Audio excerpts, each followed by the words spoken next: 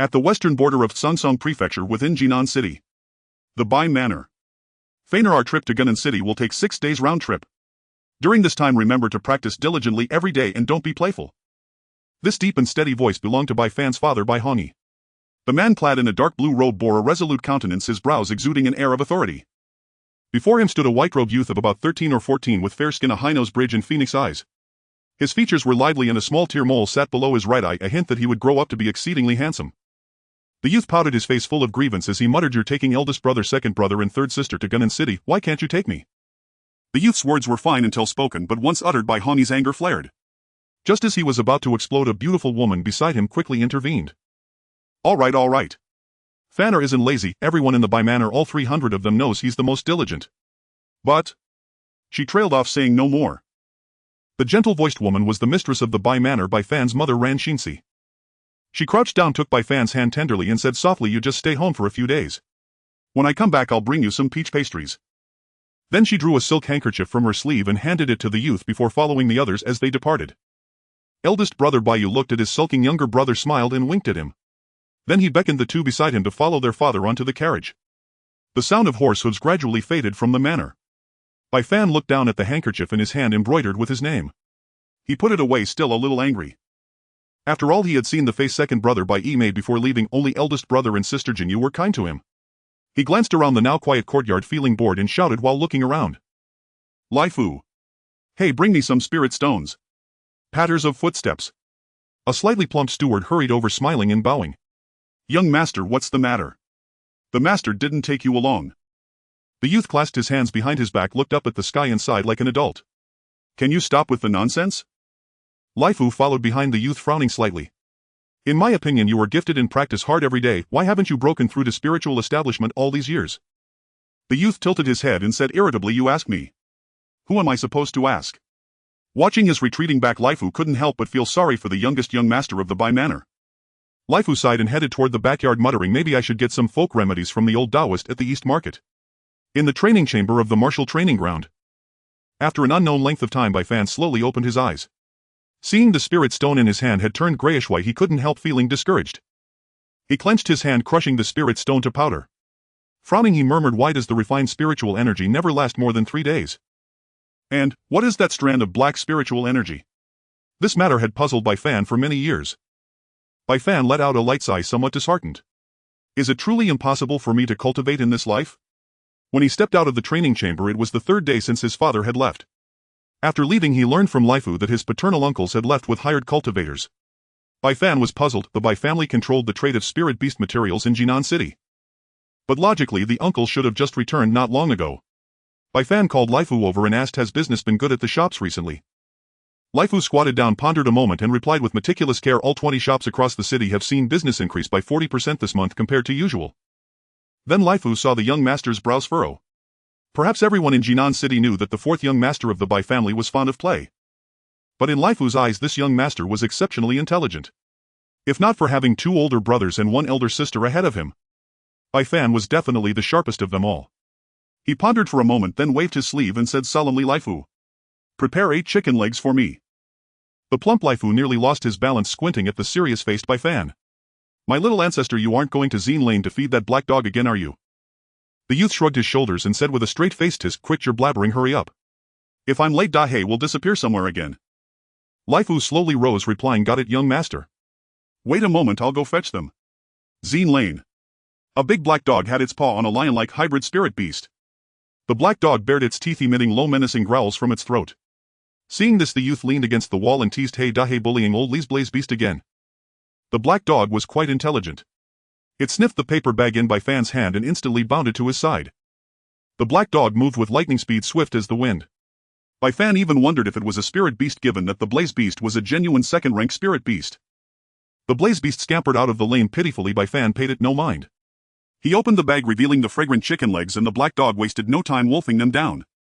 However, just as Bai Fan was watching the dog eat, a figure came running wildly towards Zine Lane. "Young master! Young master! Something terrible!" It was none other than Lai Fu, the head steward of the Bai Manor. Bai Fan suddenly stood up. Lai Fu, drenched in sweat, rushed to his side and gasped, young master. Something terrible." Bai Fan frowned. What could make Lai Fu this frantic? What happened? Fatty Lifu straightened up, took a deep breath and pointed south, his speech rapid. It's the shop, trouble. A lot of people are holding receipts from our shop claiming we sold counterfeit goods. At these words Bai Fan narrowed his eyes and murmured counterfeit. Bai Fan knew full well what consequences this would bring to the Bai family. The reason the Bai family had a foothold in Jinan City was the impeccable credibility of all their shops. As long as one had a receipt from a Bai shop, no matter how long ago the materials were purchased, they could bring the receipt back for a refund if they found problems or no longer needed the items. And all Bai shops promised a tenfold refund for counterfeit goods. If this matter wasn't handled properly, the Bai family's reputation would be ruined. Bai Fan suddenly sensed a whiff of conspiracy.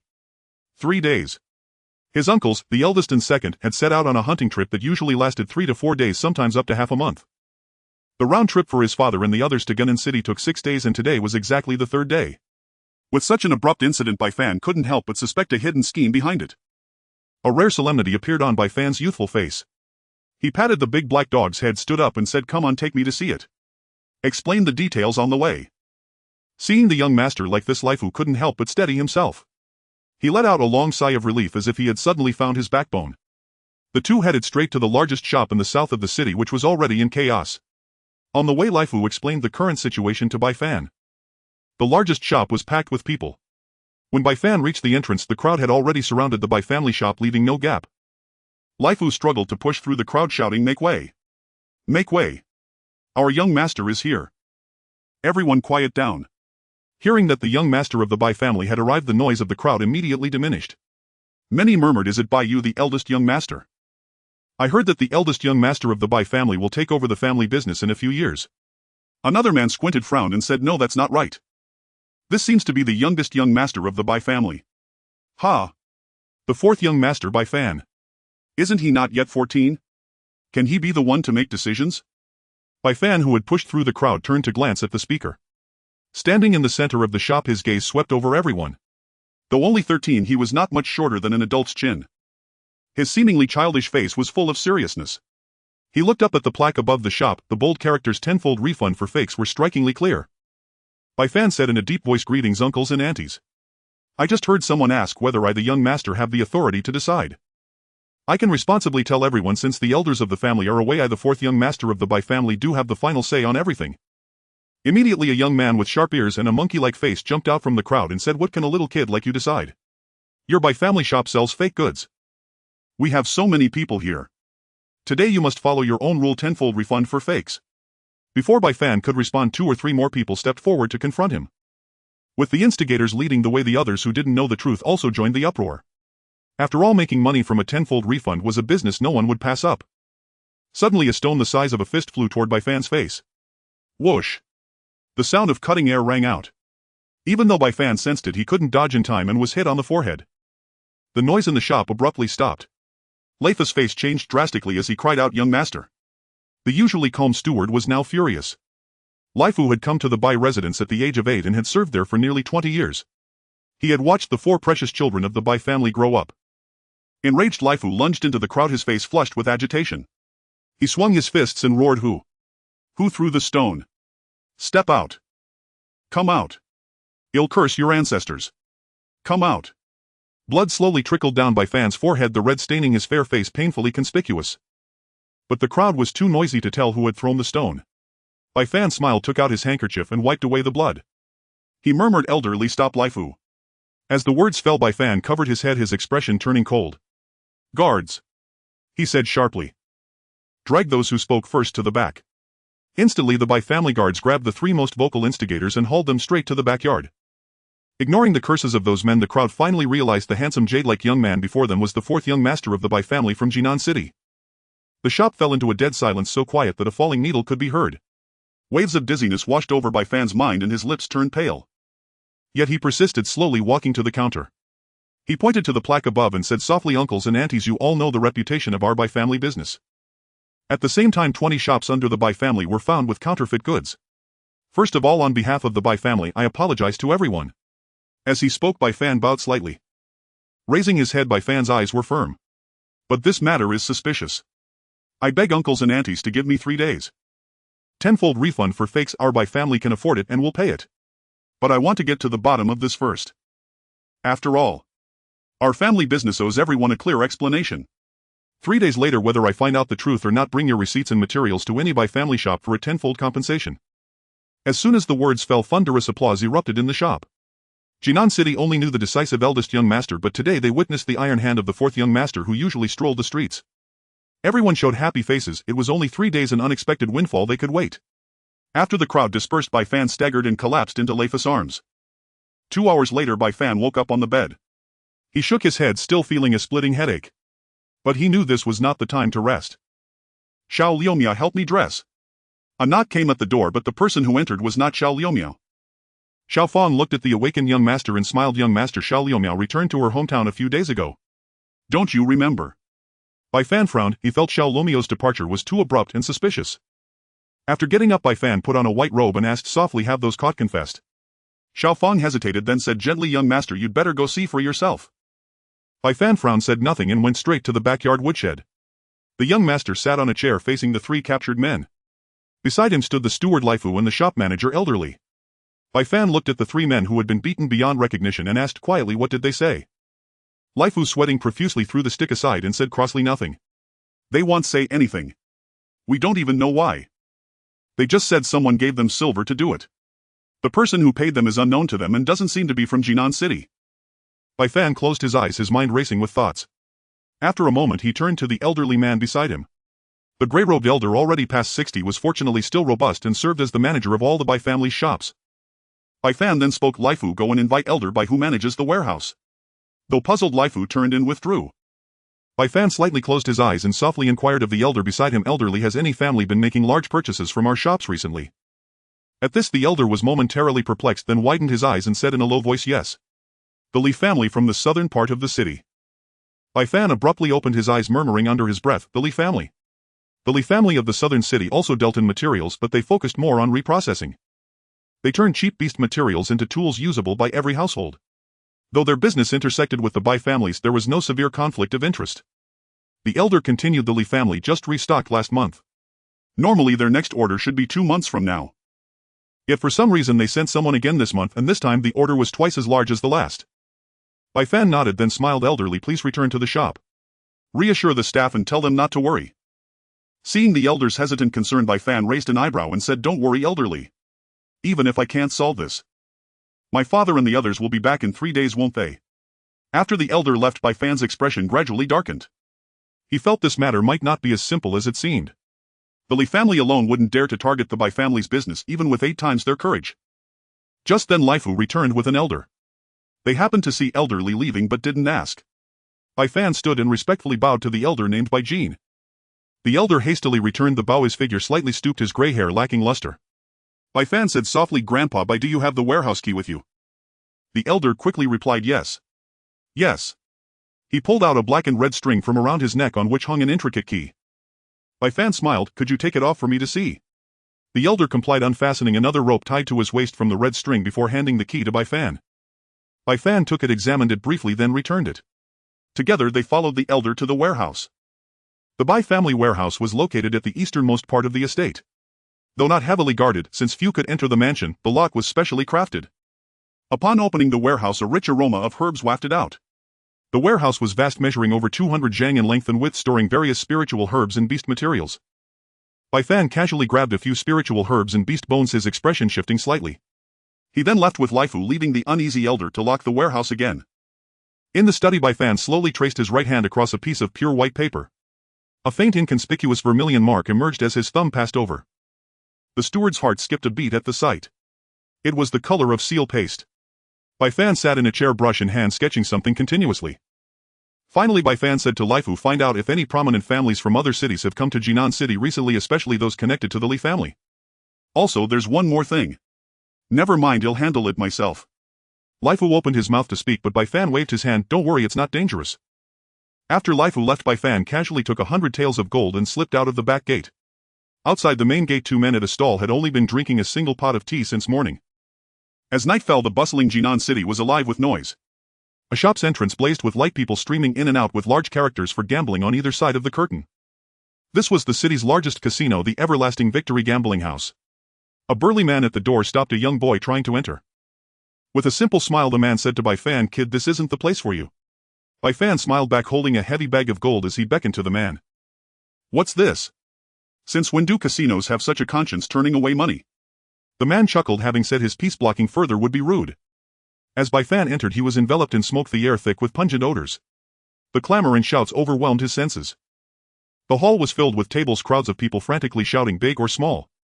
The intense atmosphere stirred a temptation to gamble himself. Bai Fan frowned, his gaze sweeping the room until it landed on a familiar figure in the corner. But before he could approach, a graceful woman blocked his path. Bai Fan looked up, bowed slightly, and said with a light smile, "And you grow more beautiful by the day." The woman was voluptuous, her hair elegantly pinned with a gold hairpin. Her fiery red lips and brows were full of allure. She held a tobacco pipe, and as her lips parted, a puff of smoke drifted out. Hiruyu, the casino's owner, had some dealings with the Bai family. She chuckled, tapping Bai Fan's shoulder with a gloved finger. "What brings you here, young master?" Bai Fan glanced at the reedied young man and pressed the gold into her hand. "And he am just bored. I wanted to ask you something. Is there a private room where we can talk?" Hiruyu's smile faded slightly, but considering the gold, she agreed. "Come with me to the back." In the relatively quiet private room, the noise from outside still filtered in. Bai Fan poured tea for both of them. With a cold expression, Bai Fan took a sip and fixed his gaze on her. "Auntie, how much did the Li family pay you to set this trap?" Hiruyu stiffened and her teacup clattered onto the table. She shook off the tea and said calmly, "Young master, don't speak nonsense. I don't know what you're talking about." Bai Fan smiled, rising slowly. "That gambling addict outside is Bai Jiwen, the grandson of Elder Bai, who manages our warehouse, isn't he? And those at his table are likely ringers you brought in. I saw the warehouse key, the seal paste wasn't cleaned off, it had been copied. What happened at our house today couldn't have escaped your notice. Whether you set this trap intentionally or not, it doesn't matter." With that, Bai Fan looked down at the woman. "Since I came here, I didn't come to verify anything. I came because you set this trap. When you allied with the Li family, did you consider the Bai family's retaliation?" Hiruyu stared at the 13-year-old boy, a chill running down her spine. She regretted ever agreeing to the Li family's scheme. As Bai Fan left the Everlasting Victory Casino, he looked up at the starry sky and took a deep breath, ignoring the stunned casino owner. He had only pieced together half of the puzzle so far. With a flicker in his eyes, Bai Fan clasped his hands behind his back and strode toward the Bai residence. However, just as Bai Fan was heading back, he heard the idle chatter of the vendors nearby. The woman selling candied chestnuts was stirring the chestnuts and whispered cautiously to the woman selling steamed buns beside her. "Did you hear Yadon's mother? The girl Gue Fun from the north of the city also went missing while shopping for groceries a few days ago." The expression of the woman selling steamed buns changed, and after looking around, she whispered to the woman next to her. "Don't say that. Last month many young women went missing in the eastern part of the city." "Yes. Keep it down, don't speak so loudly." Bai Fan listened with great interest and suddenly thought of Xiao Lu Xiao. That girl should be fine, didn't she say she was going back to her hometown? However, just as Bai Fan confidently strolled back, he caught a glimpse of a figure in a black robe disappearing at the alley's entrance out of the corner of his eye. Bai Fan maintained a calm expression as he continued on his way, though he took a detour to return to the Bai residence through the back door instead of the front. Upon returning to the Bai residence, Bai Fan leaned against the front door, gasping heavily. His knuckles were turning white from how tightly he gripped them, and his entire body was tingling with cold sweat on his forehead. If he wasn't mistaken, that black-robed figure had no feet. It was eerily floating in the air, although it had vanished in an instant. Bai Fan was absolutely certain he hadn't missed scene. Taking a few deep breaths, Bai Fan made his way straight to the study, forcefully suppressing the anxiety in his heart. After all, there were many matters awaiting his resolution. In the study, Lai Fu was waiting for Bai Fan and quickly spoke up upon seeing him enter. "Young master. Someone really has come," he stated bluntly, "from the Zhao family of Jiang City. The eldest of the Zhao family, Zhao Qinyan, arrived in Jinan City half a month ago but entered the city quietly. And he is staying directly at the Li family in the south of the city." Upon hearing this name, Bai Fan's brow furrowed at once. From Jiang City. Jinan City is the largest red light district within 100,000 miles, with brothels everywhere. You could say that aside from taverns, this area is the most abundant. Jiang City is famous for this very reason. The Zhao family is the second of the 4 great families in Jiang City, controlling over 100 brothels in the eastern part of Jiang City. Bai Fan immediately felt that everything happening recently was somewhat suspicious. Recalling the conversation he overheard from the 2 women earlier, he also thought of the maid Xiao Lu Xiao, who went back to her hometown. Bai Fan suddenly stood up and said, "You go find Hiruyu. If I remember correctly, a few years ago she bought a shadow stone from the Zhao family's shop. Buy it for me, I have use for it. Also bring me a set of night clothes." Not long after, Bai Fan, dressed in night clothes, placed the fist-sized shadow stone in his bosom. This shadow stone turned out to be 2 pieces, and Bai Fan instructed Lai Fu to send the other piece directly to the city lord's manor. Then Bai Fan quietly left the Bai residence, but in the study there was a little boy dressed similarly to Bai Fan. The boy leaned against the window and his silhouette was cast upon the window by the candlelight. Shortly after Bai Fan left, a stable boy from the Bai residence quietly approached outside the study. Seeing the study bright with lights and the shadow of someone pacing inside, he was about to step forward to check closely when he bumped into the steward Lai Fu carrying a package and quickly turned to leave. As Lai Fu exited, he looked back at the departing figure and a glint of cold light flickered in his small eyes. He then leaped over the tall wall and disappeared into the back alley. Bai Fan nimbly concealed himself in the darkness, wearing soft-soled cloth shoes that allowed him to walk on the tiles without making any sound. However, a dark shadow was following closely behind him. He quietly approached the back wall of the Li residence and after a running start of about 10 feet lightly jumped into the Li residence. After landing, Bai Fan quickly hid behind a tree. His heart raced. After all, this was his first time doing such a thing, as he usually just played around. But now that the elders of the clan were not around, he naturally had to step up. While he was secretly relieved that the fierce beast of the Li family was not in the backyard, Bai Fan did not notice. In the dark, a large black dog had the gigantic fierce beast pinned under its feet. It growled threateningly while the fierce beast resembling a calf whimpered beneath the black dog's paws. It was not until Bai Fan, dressed in night clothes, left the backyard that the black dog finally released the fierce beast and swaggered back to the courtyard. It was already midnight and the hazy moonlight was obscured by dark clouds, conveniently aiding Bai Fan's actions. At this time, the vast Li residence had only 3 groups of people patrolling, each consisting of 3 individuals. Bai Fan carefully avoided several groups as his purpose was merely to see if he could find other clues. Or perhaps to verify the suspicions in his heart. However, just as Bai Fan wandered around for half an hour without finding anything, he suddenly discovered a tightly guarded side room on his way back. Bai Fan crouched on the roof, frowning as he looked at the side room where 2 guards with knives stood at the entrance. At this moment, as Bai Fan overlooked the Li residence, he realized that the 3 groups patrolling the Li residence had never gone to the front yard and had been circling around the entrance of this side room. However, the pitch-black side room revealed nothing, but his intuition told him there must be something strange within. The only light in the entire Li residence came from a single room in the front yard. Bai Fan thought for a moment it was impossible for the Li family's residents to live there, so it was most likely Zhao Qinian. How can I lure these guards away? Suddenly, several whooshing sounds pierced the air and 3 sharp arrows instantly pierced the bodies of the guards at the side room. Thud. Thud. At the moment the 2 fell, the 3 patrol guards immediately raised their torches and looked towards the figure on the roof. Bai Fan crouched low, his eyes fixed intently on that figure. This plump figure. Why does it feel so familiar? The piercing sound of a gong rang out instantly. The guard shouted, "Capture him. Someone is attacking." Instantly the entire Li residence was thrown into chaos. Lights sprang up in several rooms and everyone was alerted. The guards rushed towards that figure. Bai Fan gritted his teeth and seized the opportunity to leap down from the roof, snatching a key from one of the guards as he slipped into the side room. The air was filled with dust and a quick glance around showed that this room had not been inhabited for a long time. But why would an empty room be so heavily guarded by the Li residence? Utilizing the faint moonlight, Bai Fan noticed that the floor near the dilapidated bed had almost no dust. Upon closer inspection, he found that the ground was actually dark red. He reached out to touch it and Bai Fan immediately frowned. It's blood. Carefully Bai Fan moved the bedboard aside and indeed discovered a wooden panel for a cellar underneath. However, what followed made Bai Fan, the usually gentle 4th young master of the Bai family, furious beyond measure. At the same time, Zhao Qinian, who had changed his clothes, hurriedly walked out of the room.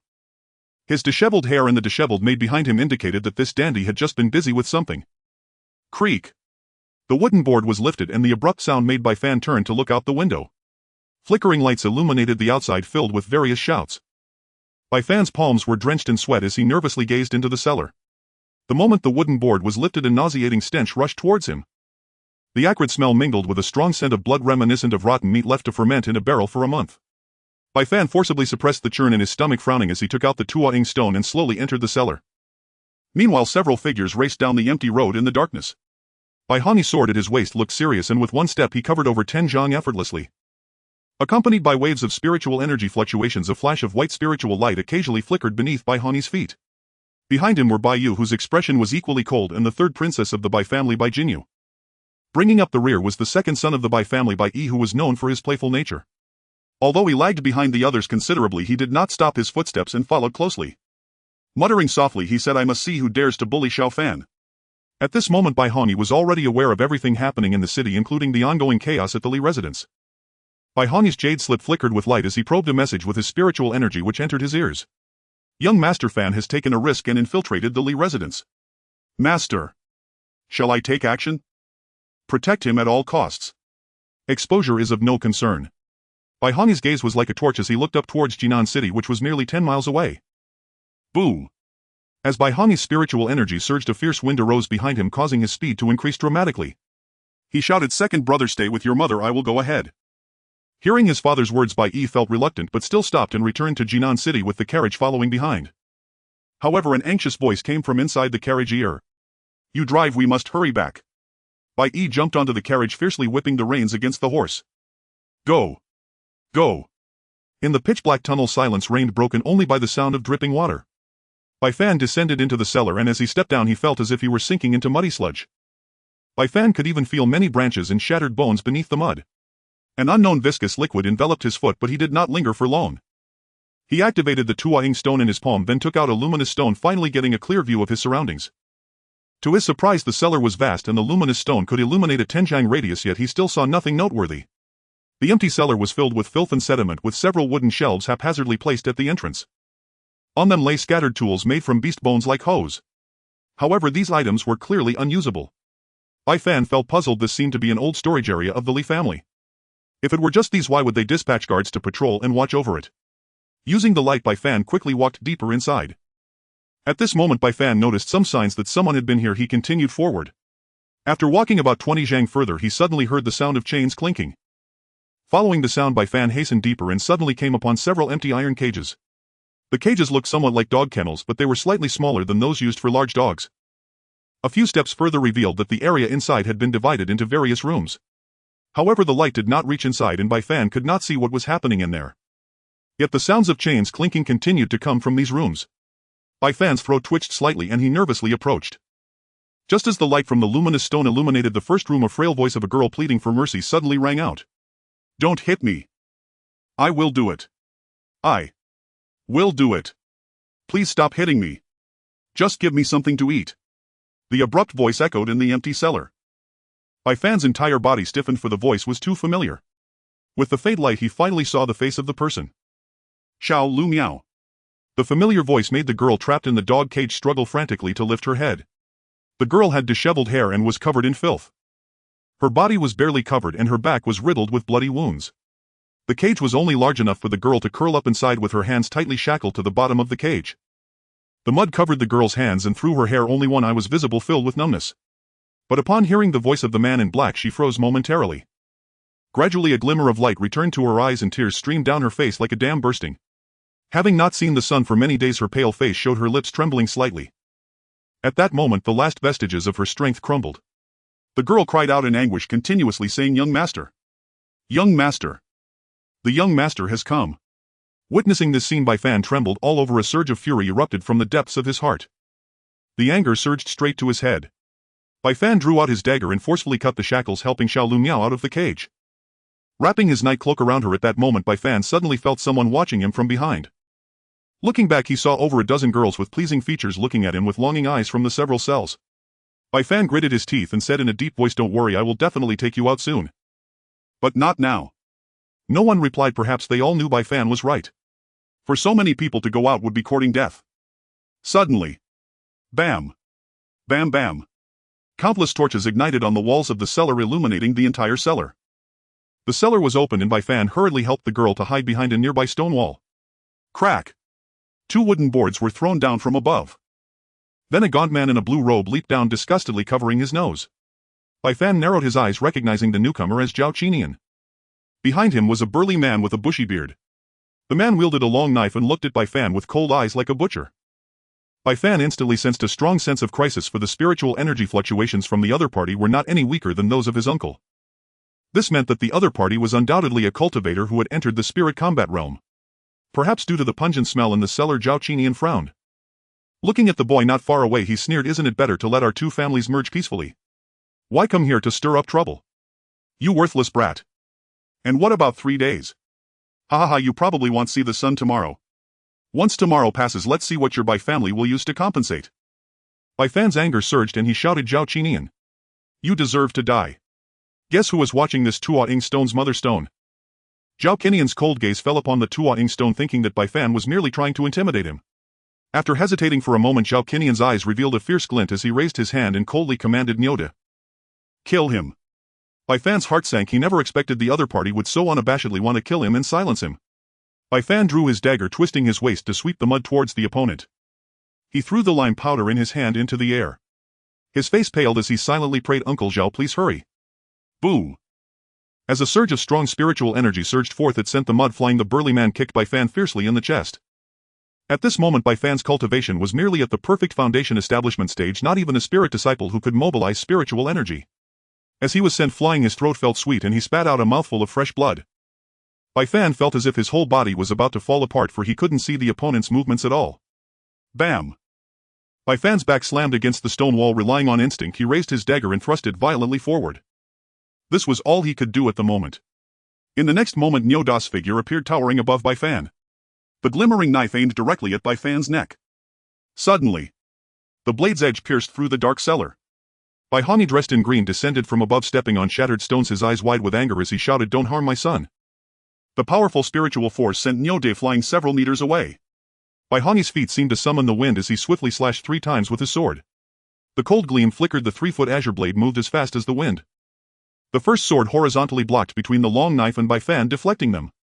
The second sword, with a twist of the wrist infused with overwhelming spiritual energy, instantly severed Niu Da's tendons, causing the long knife to fall to the ground. The third sword saw Bai Hongyi charge forward, his body shifting as the long sword suddenly descended with force. Whoosh! Niu Da's right arm flew into the air, blood spraying. Hot blood splattered across Zhao Qinian's shocked face. Before he could react, Bai Ye's figure suddenly appeared beside Bai Hongyi. The 3-foot azure blade shimmered with a chilling light as it lunged toward Zhao Qinian's throat. Startled by Bai Hongyi's aura, Zhao Qinian found himself momentarily unable to respond. By the time he reacted, the fierce-eyed Bai Yu had already thrust the sword right in front of him. Zhao Qinian could even see the bloodshot veins in her eyes and the muddy ground splattered underfoot.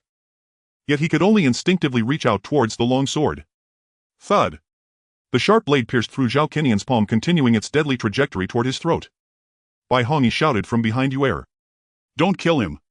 But at that moment, Bai Yu was like an enraged lion, completely ignoring her father's words. Even at that moment, Bai Yu reversed her grip on the sword hilt, pushing the long sword forward with even greater speed. The sword tip instantly pierced Zhao Qinian's throat. Suddenly, bang! The long sword in Bai Ye's hand was struck and shattered by a stone. A man dressed in a brocade robe gently placed a hand on Bai Ye's shoulder. Zhao Qinian, pale-faced, fell to the ground with half a sword tip still embedded in his palm. He hurriedly touched his neck, relieved to find that the sword tip had only grazed the skin. Ignoring the disgusting mud he loathed, Zhao Qinian crawled backward, muttering, "Crazy. You all are crazy." Bai Yu suddenly looked up, confronted by a tall man with distinct facial features and sharp eyebrows and bright eyes. Bai Yu with red eyes glared at the man and hoarsely asked, "Why does City Lord Zhao stop me?" The newcomer was none other than Zhao Ling, the Lord of Jinan City. A man who had a close relationship with Bai's father. Zhao Ling, ignoring the mud beneath him, bent down to look at Bai Yu and spoke softly, "You are rest assured. Uncle Zhao won't let him off easily, but killing him must not be your doing." After saying this, Zhao Ling swiftly moved in front of Zhao Qinian.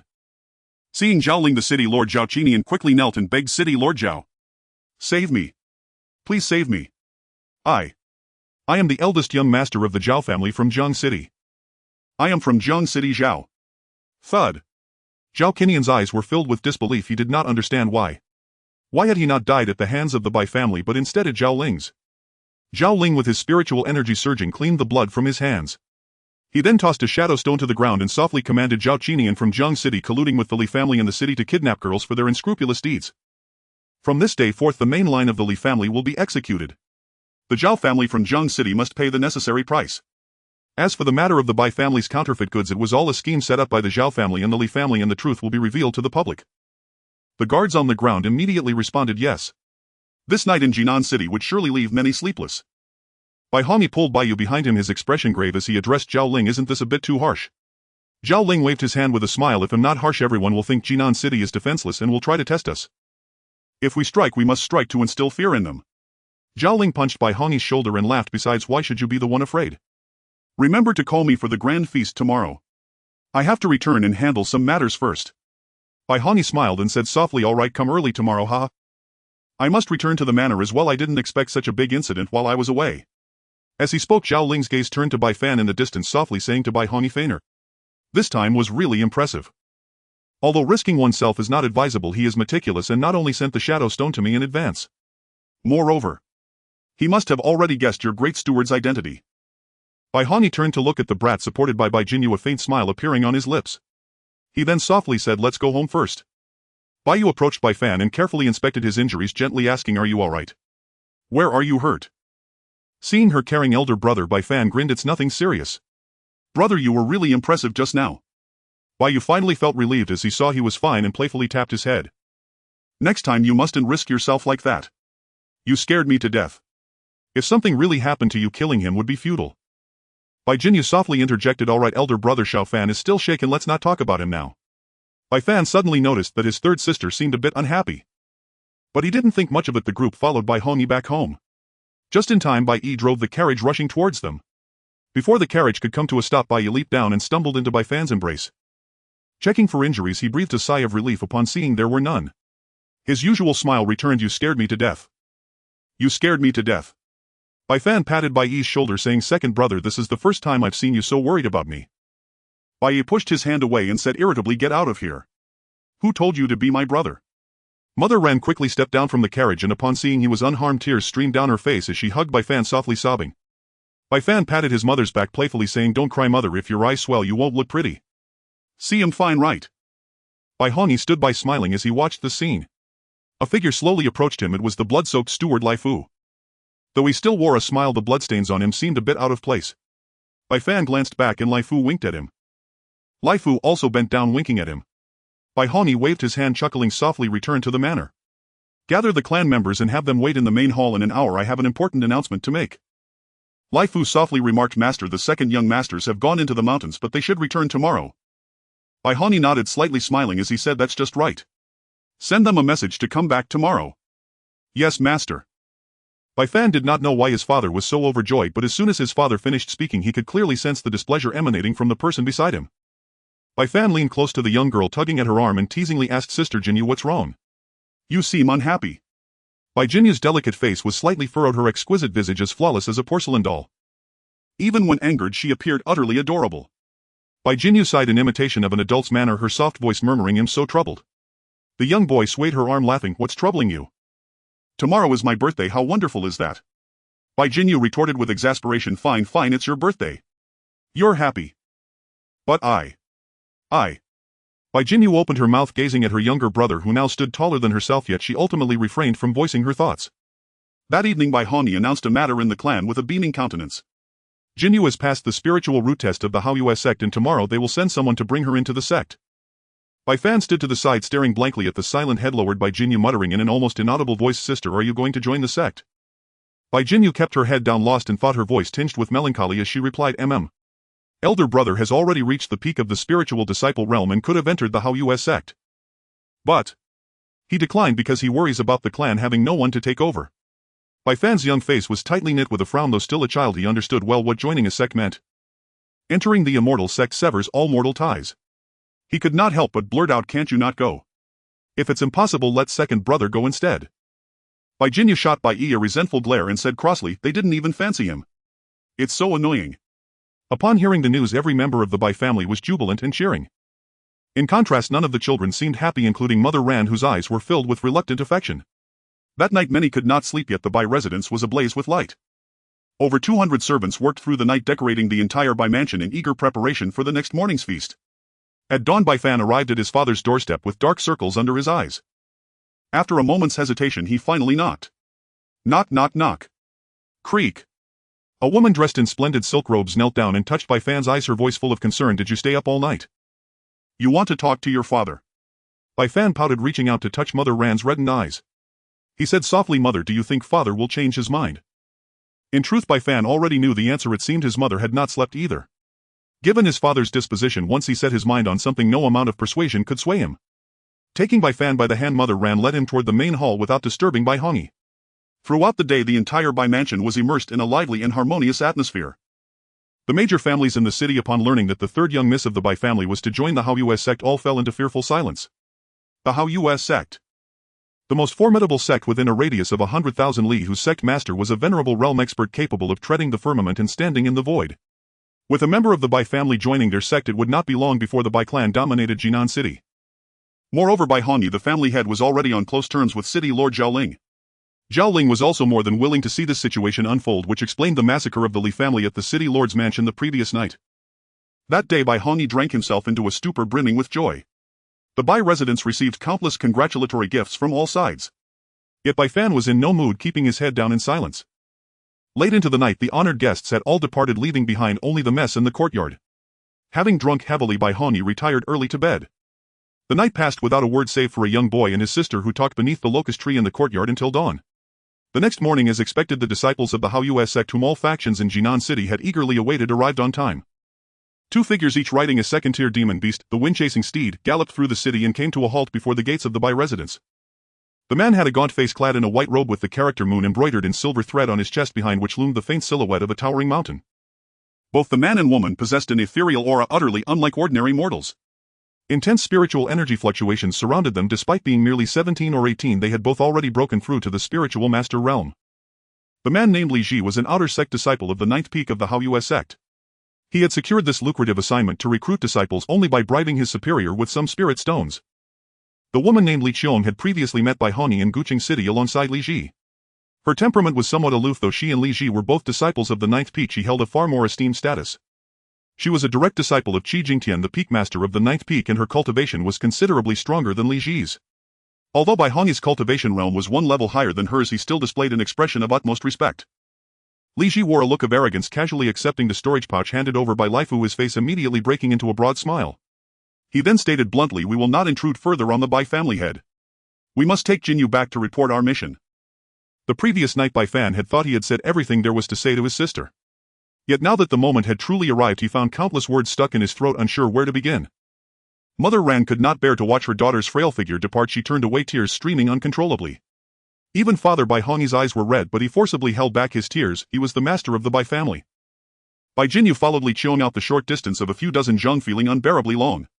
She looked back every few steps, catching a glimpse of her father's hand just leaving the corner of his eye. Only then did she notice the wrinkles beginning to form at the corners of his eyes, while her mother sobbed uncontrollably into a handkerchief. Her second brother and younger brother were also crying, tears streaming down their faces. As they stepped out of the main hall, Bai Fan chased after her and handed his sister a small storage pouch. Wiping his tears and sniffing, he said to Bai Jinyu's sister, "These are the spirit condensation pills I saved from slacking off during training. They're all for you. Sister, you must train hard. You'll also train hard at home and never slack off again. Once I reach the spiritual master realm, I'll come find you." Bai Jinyu hugged Bai Fan, her voice hoarse. "Xiao Fan, be good. Stay obedient at home and cultivate diligently. You can't be lazy anymore. Sister knows you're actually the fastest at cultivating. I'll take these things. Wait for me at home. Once I've achieved something in my cultivation, I'll definitely come back to see you. After I'm gone, spend more time with mother and don't let her be too sad." Lifting her head, she turned and followed Li Qiong outside, where the wind-chasing steeds had already been brought to the gate. Just as she was about to cross the threshold of the Bai mansion's plaque, Bai Jinyu suddenly turned and knelt down. Thud. Thud. Thud. Bai Jinyu knelt at the entrance of the Bai residence, kowtowing 3 times toward the interior, prostrating herself with her head bowed low. Her youthful voice, raspy with emotion, cried out loudly, "Daughter now enters the sect, uncertain of the years or seasons before I may return. Jinyu has grown up well and has been very happy. I can never repay the love of my father and mother. Please rest assured, father and mother. The path of cultivation is arduous and I shall strive diligently. I pray for your health and longevity, awaiting the day Jinyu returns to serve by your side." She rose and never looked back. Only 2 damp patches remained on the bluestone slabs within the Bai mansion's threshold. That night in the Bai residence, some rejoiced, some drank alone in melancholy, and some stared blankly at the moon outside their window. The next morning marked Bai Fan's 14th birthday. Faced with a feast of delicacies, he had no appetite. He simply tore off a chicken leg, set him full, and left the house. Bai Hongyi slammed down his chopsticks, about to scold him, but was stopped by Ran Xinxi, whose eyes were red-rimmed. "Let him go." On the 5th day of the 7th lunar month, Bai Fan's birthday was overshadowed by the sorrow of Bai Jinyu's departure. After leaving home, Bai Fan went straight to Xin Alley to find the big black dog. Suddenly, bang! A blood-soaked figure stumbled and crashed into the Bai residence. The figure shouted urgently, "Run! Run now! They're coming! Hurry! There's no time!" Bai Hongfu rushed in, covered in blood. Bai Hongyi's expression changed drastically as he saw the gaping wound in Bai Hongfu's abdomen and that his right arm was completely missing. Bai Hongyi quickly moved to support Bai Hongfu, and seeing the severity of his injuries, he frantically took out a precious 3rd-tier healing elixir from his storage bag and stuffed it into Bai Hongfu's mouth. He hurriedly asked, "What happened? Where is elder brother? Where are the others from the hunting team?" Bai Hongfu's complexion was pale as he tightly grasped Bai Hongyi's hand and said quickly, "Let everyone in the manor escape. Right now. If we delay any longer, it will be too late. Hurry!" Although Bai Hongyi did not understand the situation, he chose to trust Bai Hongfu. Because his second brother was a steady and prudent person, he would not say such things unless it was urgent and threatened the survival of the entire clan. Without hesitation, he informed everyone in the mansion to take their belongings and leave immediately. Bai Hongyi supported Bai Hongfu and shouted, "Go summon the alchemist from the city lord's mansion." As he looked down, he happened to see a swirling black mist emanating from Bai Hongfu's severed arm. He anxiously asked what on earth happened. Bai Hongfu, weak and struggling to maintain his strength, took out a shattered jade pendant from his storage bag. The surface of the pendant was dark with a virtual pattern resembling sparkles of starlight, looking rather ordinary without any special features. At that moment Bai Hongfu clenched the pendant with bloodshot eyes and said with intense hatred, "It's this thing. It's it. If I had known it would turn out like this, I would have never gone with elder brother to fight for this thing." Bai Hongfu, straining his body, recounted the events that transpired in the mountain range. It turned out that a spatial rift appeared right in front of them in the Beast Mountain. Occasionally light flickered from within the rift, yet it was hard to discern clearly, which excited the two of them greatly.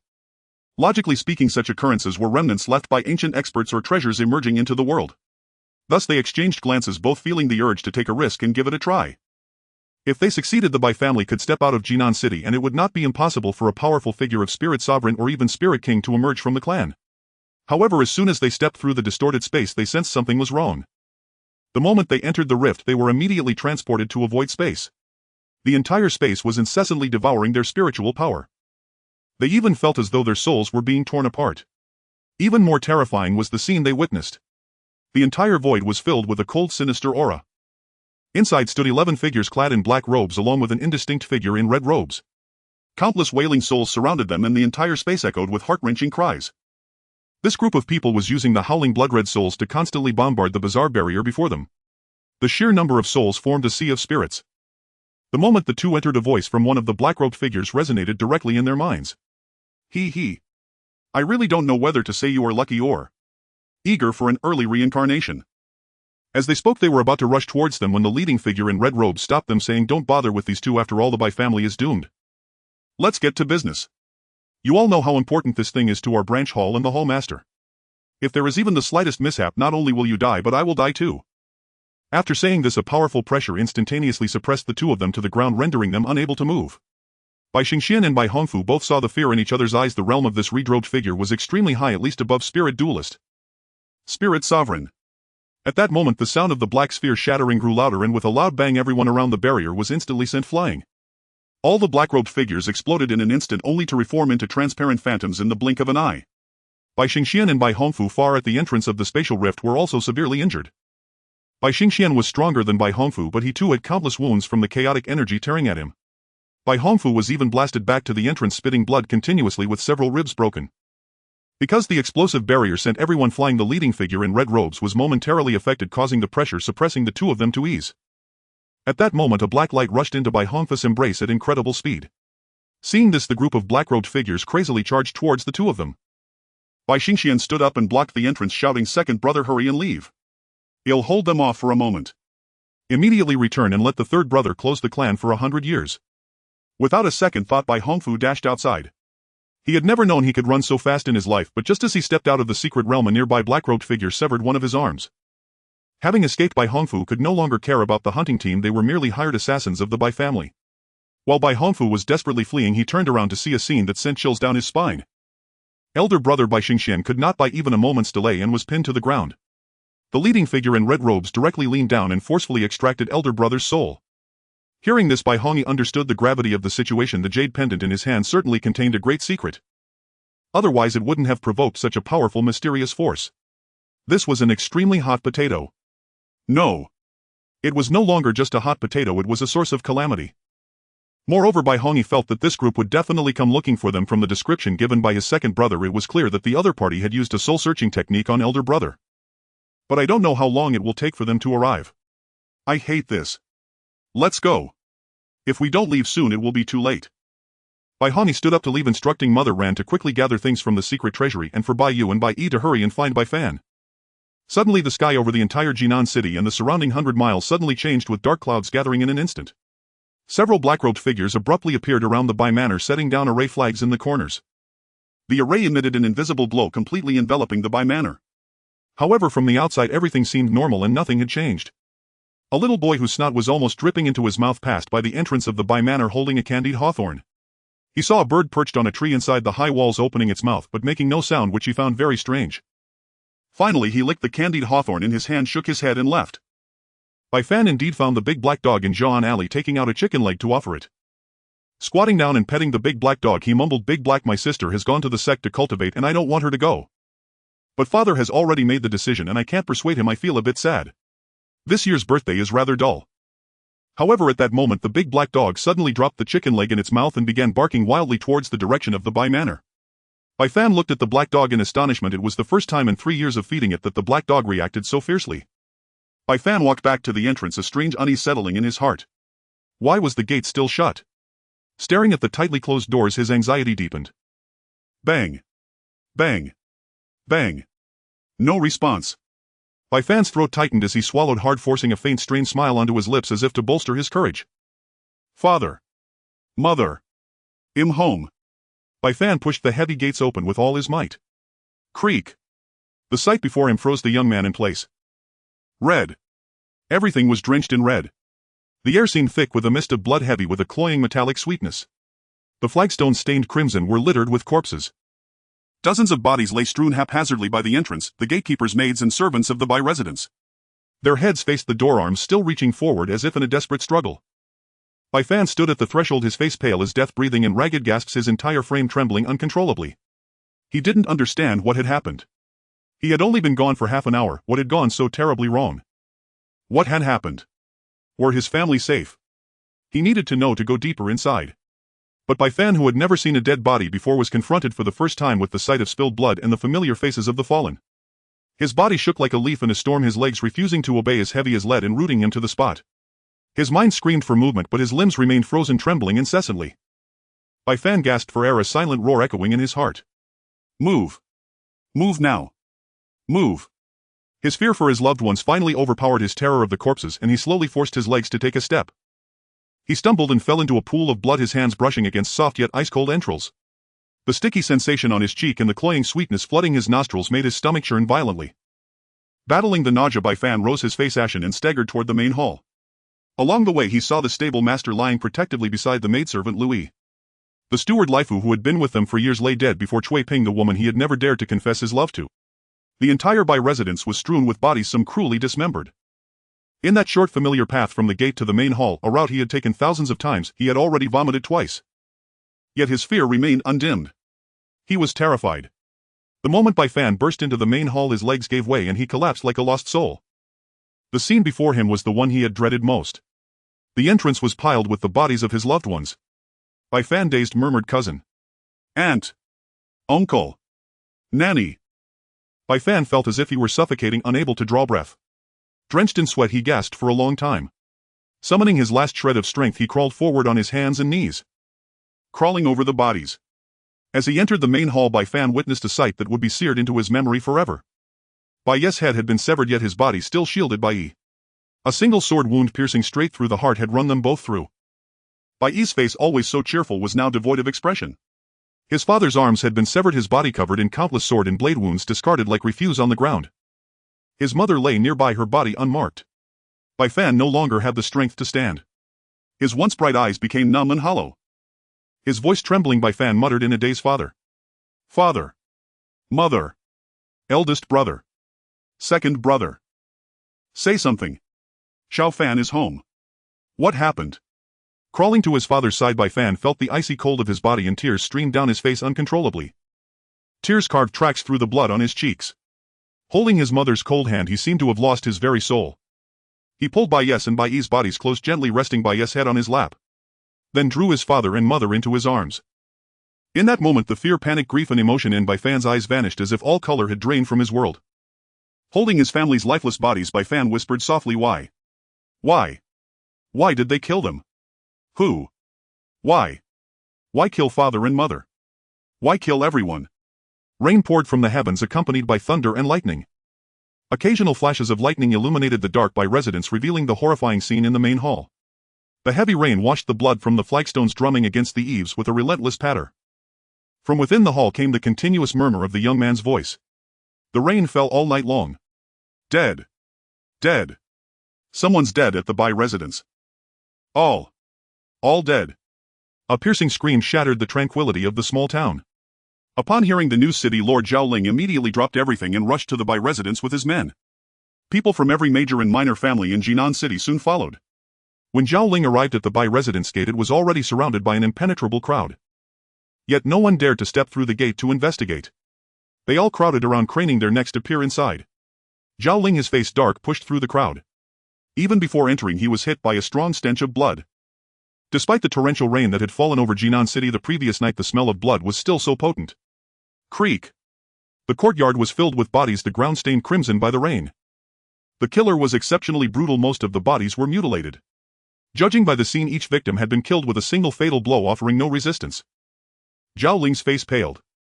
He dashed through the corridor and antechamber, the number of bodies increasing with every step. He began to see members of the Bai clan, men, women, the elderly and children. None had been spared. Zhao Ling froze as he reached the front of the main hall. Was it truly a massacre? The open space before him was covered with the bodies of the Bai clan.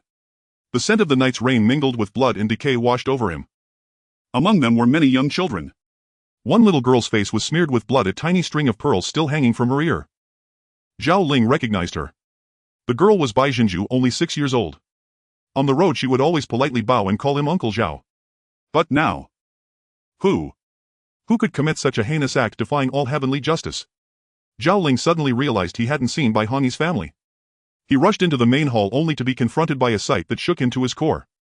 A young boy sat numbly on the ground clutching the bodies of Bai Hongyi and Ran Xinxi. Beside them lay 3 shattered jade slips from the Hao Yue sect. In his other arm he held 2 unrecognizable bodies of young men. Hearing the sound, the boy slowly turned his head, his numb lifeless eyes looking up at Zhao Ling. His lips trembled and his voice was choked with tears. Uncle Zhao. I don't have a father or mother anymore. Zhao Ling looked at the boy whose face was half hidden by disheveled hair. He opened his mouth but found no words. The sight felt like a lump in his throat, a weight pressing on his heart. He opened his arms and pulled the boy into an embrace, letting him sob unrestrainedly. At that moment he didn't know how to comfort the boy. Every word of solace seemed stuck in his throat, unable to be spoken yet impossible to swallow. The Bai family, including servants totaling 326 souls, were brutally massacred. On that day the Bai family held a desolate funeral upon learning of this news. Throughout the entire day of burying his clansmen, Bai Fan remained silent and expressionless. After it ended, only Bai Fan knelt alone in the ancestral hall, staring blankly into space. Zhao Ling walked in and handed Bai Fan a storage pouch containing some gold, silver, and spirit stones. Zhao crouched down and said, "Zhao Fan, this is all your uncle can do." Additionally, Zhao Ling told Bai Fan about the formation flags outside the mansion and the decaying death aura lingering in the bodies of the deceased. "I found this from that steward. He was clutching this piece of black cloth tightly as he died. It must have belonged to the murderer. This is your father's personal jade pendant, keep it as a memento." Bai Fan finally spoke his first words of the day. "Thank you for everything, City Lord Zhao. I accept these gifts. A drop of kindness shall be repaid like a gushing spring. If Bai Fan survives, I will repay you in the future. I won't see you out. I must observe mourning for my parents and all."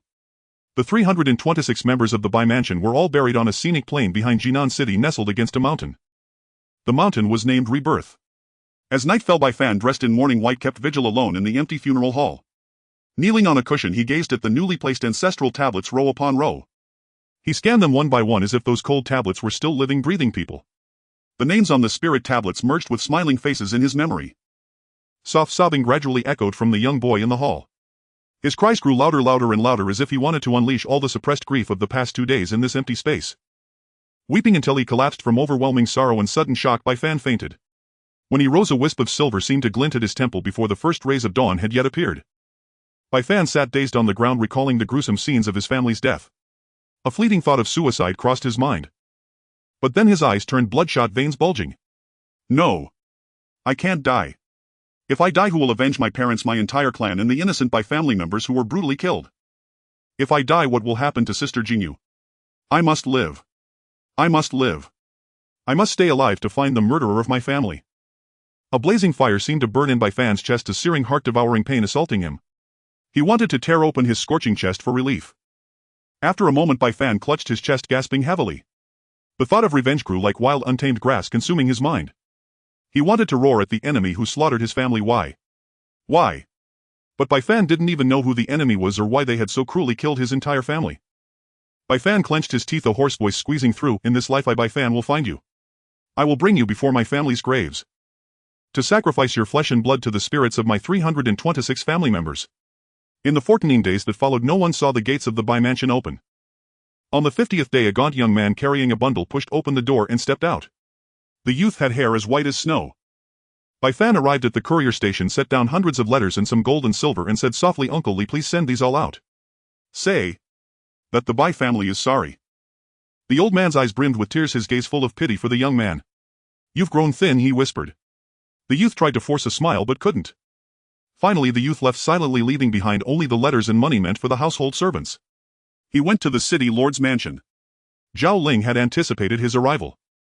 Ran Niu's body was still preserved in the mansion's ice cellar. He felt the matter was not so simple. Ran Niu's body bore no injuries, which was eerie. So he told Bai Fan to keep the body preserved for now in case a solution could be found later. Zhao Ling looked at the frail bamboo-thin youth before him. The white hair pierced his heart like needles. Bai Fan met Zhao Ling's gaze, then suddenly stepped back, dropped to his knees and kowtowed. Zhao Ling hurried to help Bai Fan up, but the young man wouldn't budge. His head thudded against the blue bricks. Bowing his head, Bai Fan said, "Thank you for the meals these days, Uncle Zhao. I have a favor to ask, I hope you can help." He knew Zhao Ling had already told him everything he could about the murderer's clues. Zhao Ling had no choice but to ask Xiao Fan, "Tell me, what do you need from your uncle? If I can do it, I will give my all to help you." Bai Fan took out a stack of prepared letters and handed them to Zhao Ling, saying, "I've decided to leave Jinan City today to track down the murderer. Revenge also requires strength. I will roam the continent. Please, Uncle Zhao, take care of the Bai mansion grounds and have someone clean it from time to time. Also, please stop any petty people from coveting the Bai family land. If my sister sends word to the mansion, please imitate my parents' handwriting and reply on my behalf." Zhao Ling sighed and nodded. "Are you sure you want to tell your sister?" Bai Fan's face showed firm resolve. "Yes. My sister has just entered a sect and hasn't begun cultivating. Her foundation is still shallow. Moreover, you said the murderer's strength is terrifying, perhaps even on par with a sect leader. I don't want to involve my sister. Besides, since the murderer didn't come back to silence me, they probably won't go after her either. As long as my sister doesn't know, let me, the only son of the Bai family, bear the burden of revenge." Zhao Ling looked at the youth who had aged so much overnight and said with a heavy heart, "Fine, I agree. As long as I am the city lord of Jinan, no family will dare to covet the Bai mansion. I will also send people to clean it regularly. If any letters come, I will temporarily reply in your stead." Bai Fan stood up and bowed deeply to Zhao Ling. "Thank you, Uncle Zhao. Your great kindness is beyond repayment. Also, Uncle Zhao, can you take me to see my mother? I want to see her one last time." Zhao Ling sighed and rose. "Alas. Come with me." Bai Fan followed Zhao Ling through the mansion to his private quarters, stopping at a side room. Inside, it looked like a storage room. After pushing aside a cabinet on the floor, a tunnel entrance was revealed. Zhao Ling stood at the entrance, his face pained. "Go down alone. I'll wait here for you." Bai Fan nodded and descended the steps. The temperature grew colder. After about 20 steps, ice crystals appeared on the walls. A chill rushed toward him. Dozens of steps further, he arrived at a vast ice chamber. Faint light emanated from a few night pearls embedded in the walls. The deeper he went, the heavier the cold. At the far end, Bai Fan saw a carved ice coffin standing there. Bai Fan slowly moved to the ice coffin. Gazing at the person inside, he whispered softly, "Mother." There was no response. He looked at her face, she seemed merely asleep. Bai Fan gently embraced the figure, murmuring, "Mother, rest for a while. Xiao Fan will return to you soon." Bai Fan stayed inside for a long time. When he emerged, frost clung to his brows. Zhao Ling had stood at the entrance the whole time without any impatience. Seeing Bai Fan come out, Zhao Ling supported his arm and channeled a wisp of gentle spiritual energy to dispel the cold from his body. Bai Fan bowed slightly but said nothing. They walked in silence to the gate. Bai Fan bowed once more and turned to leave. Zhao Ling watched the gaunt figure and couldn't help calling out, "Xiao Fan, remember, live to take revenge. If you die, everything ends." Bai Fan turned back, his face expressionless. "Don't worry, Uncle Zhao. I know. I've thought it all through. I won't die, at least I don't want to. I won't seek death. As long as I haven't avenged them, no matter what happens, I will strive to live on."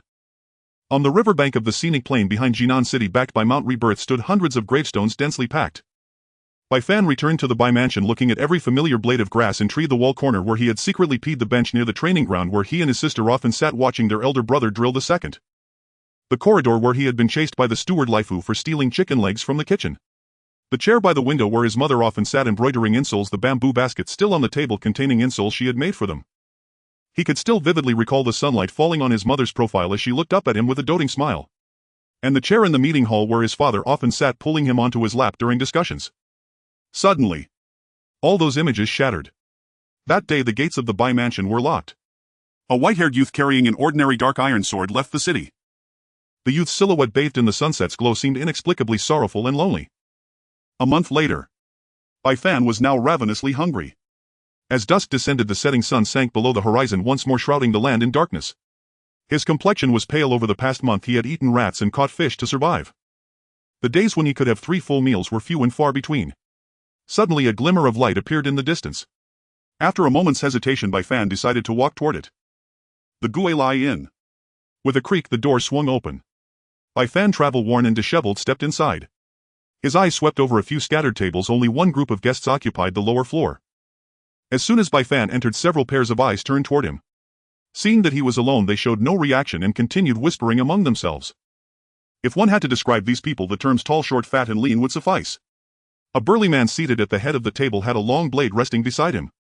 The fat man wore a perpetual smile. The lean one was as gaunt as a skeleton, and the short man, though small and thin, kept his eyes fixed on Bai Fan, scanning him up and down. A waiter, the only attendant in the inn, hurried over and expertly pulled out a stool. He showed no surprise at the young man's age and asked, "Honored guest, will you be dining or lodging?" Bai Fan replied, "Lodging for 3 days to start. Also have the kitchen prepare some dishes." The waiter acknowledged and turned to relay the order. Before long the food arrived. Though travel-worn, Bai Fan's upbringing subtly manifested itself as he sat at the table. He called for a clean cloth to wipe his hands and, despite his gnawing hunger, ate slowly and deliberately. After his meal, Bai Fan went upstairs to his room. It was small and modest, but clean and tidy. Placing his bundle on the table, he collapsed onto the bed, finally free from sleeping in the wilderness. Bai Fan rose to ask the waiter for bathwater, but as he opened the door he saw the fat man from the group downstairs closing his own door. His room was at the easternmost end, while the fat man's room was 2 doors away. The 4 men seemed like a beast hunting squad, their attire and aura reminiscent of the hunting teams from his clan. Thinking this, Bai Fan specifically asked the waiter to bring some shelled nuts when preparing his bathwater. Before bathing he scattered a few nutshells loosely at his doorstep. Then he entered a meditative state, a habit he had developed since leaving Jinan City. At the hour of the tiger, Bai Fan suddenly heard a faint sound outside his door. He immediately rolled off the bed, gripping a dagger. As he approached the door, the footsteps outside seemed to retreat. A chill ran through Bai Fan's heart. It must not be the murderer he was tracking. If it were, there would be no need for such caution given the killer's strength. Recalling the gaze he had felt earlier, Bai Fan suspected it was the hunting squad. A deep unease settled in his heart. After much deliberation he realized his current strength was far too weak. If anyone wished him harm, he would have no chance to resist. With this thought, Bai Fan decided to leave immediately. Even without prepared provisions he no longer cared. He would manage on the way. Quickly gathering his bundle and tucking the dagger into his belt, he quietly opened the window and climbed out. Just as Bai Fan prepared to head east, he noticed the horses outside the inn. Fearing that the group might be after him and would give chase, Bai Fan gathered some common grass nearby. This grass, called Roland grass, causes diarrhea in both humans and animals. After finishing, Bai Fan led a horse a great distance before mounting and galloping away.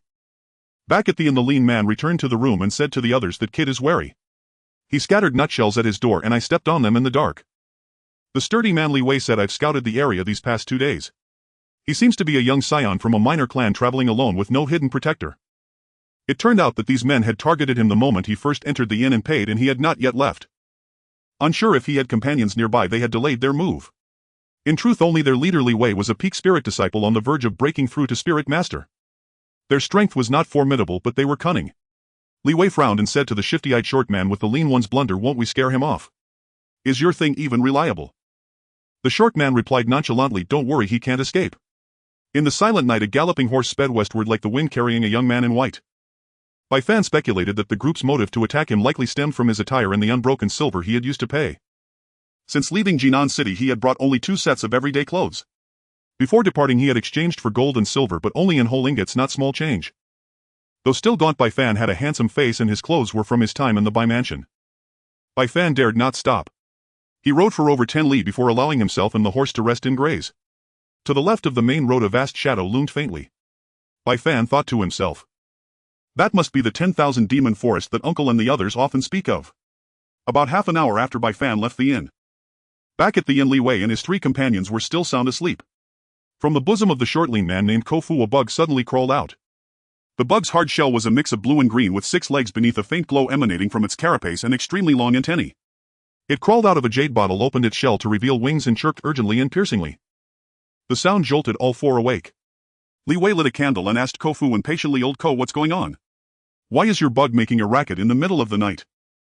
Kofu was instantly wide awake. "Not good. That kid didn't wait until tomorrow, he's already gone. I secretly smeared a bit of nectar on his clothes. The honey-seeking bug can barely smell it anymore, that's why it's chirping." Hearing this, Li Wei kicked the snoring Pang San awake. "Damn it, still sleeping like a dead pig. Get up and pack up." The men quickly dressed and gathered their things, then ran to the stable. As they reached the stable door, a foul stench nearly knocked them over. Li Wei held his nose and looked inside. Good heavens! Over 20 horses in the stable with dung scattered everywhere. On the ground, on the walls. Li Wei cursed, "What the hell is this? Why are they all having diarrhea?" The short man Kofu picked up some grass from the trough and examined it. It's Roland grass, the most common laxative for humans and animals. Looks like the kid sensed something and decided to flee tonight.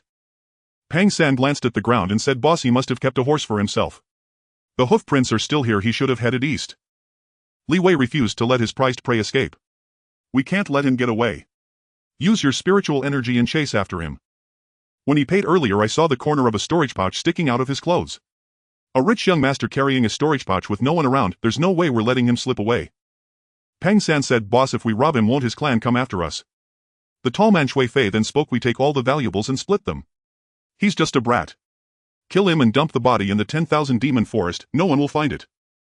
This tall man was a spirit disciple array master, quiet but ruthless. The burly Li Wei, the tall array master Shui Fei, the fat Pang San, and the short poison master Kofu. These four were notorious within 100 li radius. Soon they channeled their spiritual energy and, led by the honey-seeking bug, raced eastward. Just as Bai Fan had taken a moment to rest, he suddenly spotted 4 figures racing towards him from about 100 yards behind, illuminated by the moonlight. Seeing this, Bai Fan tightened his grip on the reins and spurred the horse forward like the wind. While riding, his mind raced with thoughts, wondering why this group of people knew he had already left. Moreover, he had already run so far, how could they find him with such precision?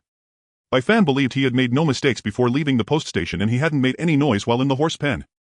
Additionally, it was the dead of night, and even if they were tracking his horse's tracks, they should not have been able to catch up to him so quickly. At this thought, Bai Fan glanced back to see a glowing point swaying in front of the group. It was the shell of a honey-seeking insect shining brightly in the moonlight. So it was a honey-seeking insect. Bai Fan recognized this creature. His second brother Bai Yi had always been able to find him during their hide-and-seek games. Later he learned that Bai Yi had caught one of these little insects and secretly smeared a bit of honey on his shoes every time they played. Bai Fan began to search every corner of his clothing while on horseback. Finally he found a hardened spot on the edge of his garment. He had confirmed this was where the special honey had been applied. He drew his dagger and swiftly cut off the corner of the cloth. Li Wei, along with a few others, shouted at their companions without a moment's hesitation, "It looks like he's truly the young master of a big family, quite knowledgeable." "Split up. Pang San, slow down and go left. Lao Ko, your fast, head right and push him towards the outer edge of the Wanya forest.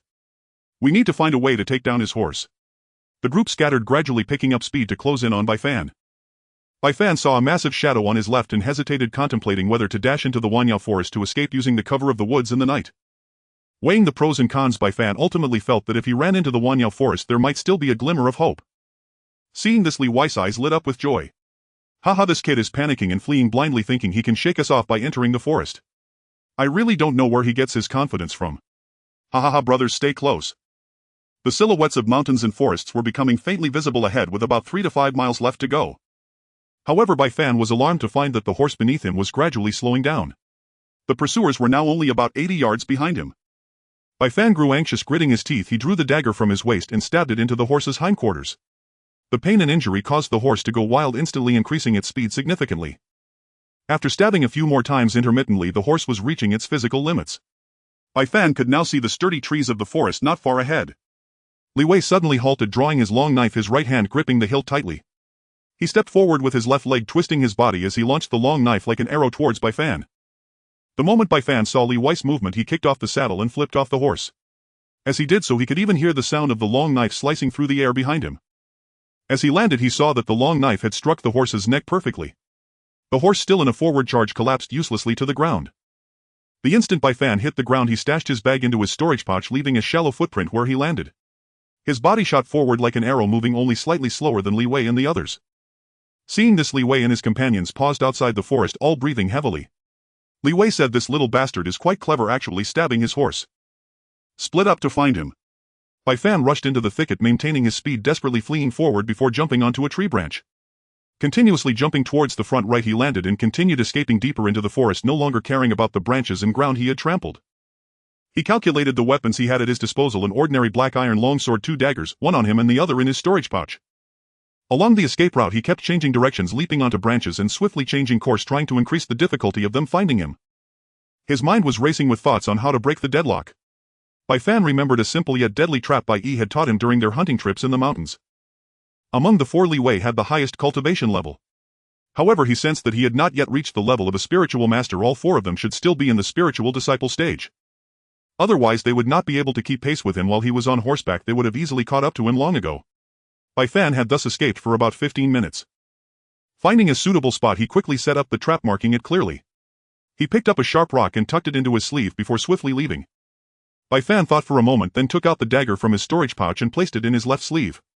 Suddenly, just as he was leaping between tree branches preparing to jump to another tree, a massive shadow collided with him. Bai Fan suddenly exerted himself, darting away at high speed, narrowly avoiding the collision. The impact left a dent in the sturdy tree. At this moment Bai Fan felt a chill run down his spine. It was the fat man behind him. Although this fat man had broken one arm for some unknown reason earlier, he was not slow. Bai Fan gritted his teeth and led the fat man towards the trap he had just set up. After a brief chase, he saw the marks he had made earlier. At this point Pang San was only about a yard away from Bai Fan. His patience had reached its limit and he pulled out an axe from behind him, hurling it towards Bai Fan. The axe whistled through the air, and just as Bai Fan was leaping up, he had no time to change his posture. He could only awkwardly twist his body to dodge, but still suffered a cut on his waist from the axe. Just then Pang San, who had caught up from behind, struck him in the back with a punch. Bai Fan took a heavy blow, falling from the air and crashing heavily onto the ground. At that moment Bai Fan spat a mouthful of fresh blood, his vision going dark, and could only instinctively crawl forward. Pang San retrieved the axe lodged in the tree trunk and approached step by step, grinning maliciously. "Damn it, you little brat, making so many of us go through such trouble. I wonder where you think you can run to now." He directly walked over to Bai Fan and punched his leg. Crack! The immense force shattered Bai Fan's left leg, causing him to break out in cold sweat, yet he could not let out a sound. He feared that a scream would attract the others. Bai Fan instinctively continued to crawl forward while Pang San observed him with a mocking gaze, as if playing with a mouse. Pang San bent down, gripping Bai Fan's neck to lift him up. Suspended in midair, Bai Fan struggled desperately against the hand around his throat. His waist was already stained with a large patch of blood and his right calf dangled limply. Pang San turned Bai Fan around, glancing at the faint movements around, realizing that the others were coming soon. At that moment Bai Fan heard a crisp sound. Crick! Just as he heard this sound, although the position was not ideal, he could no longer afford to delay. With a mouthful of blood he spat at the fat man, using all his strength to throw the sharp stone shard. The stone shard severed the vine binding the stone, causing it to fall to the ground with a thud. The vine snapped instantly and the sharp sword shot towards the fat man's head at incredible speed. Even though the blood obscured the fat man's vision, his left hand gripping Bai Fan's throat did not loosen. In fact, he tightened his grip further. At that moment the fat man sensed the rush of wind behind him and hastily shifted to the right. The sharp sword sliced off one of the fat man's ears and flew forward, embedding itself in Bai Fan's shoulder. The moment the sword grazed past Pang San's ear, a dagger shot towards him at an even faster speed.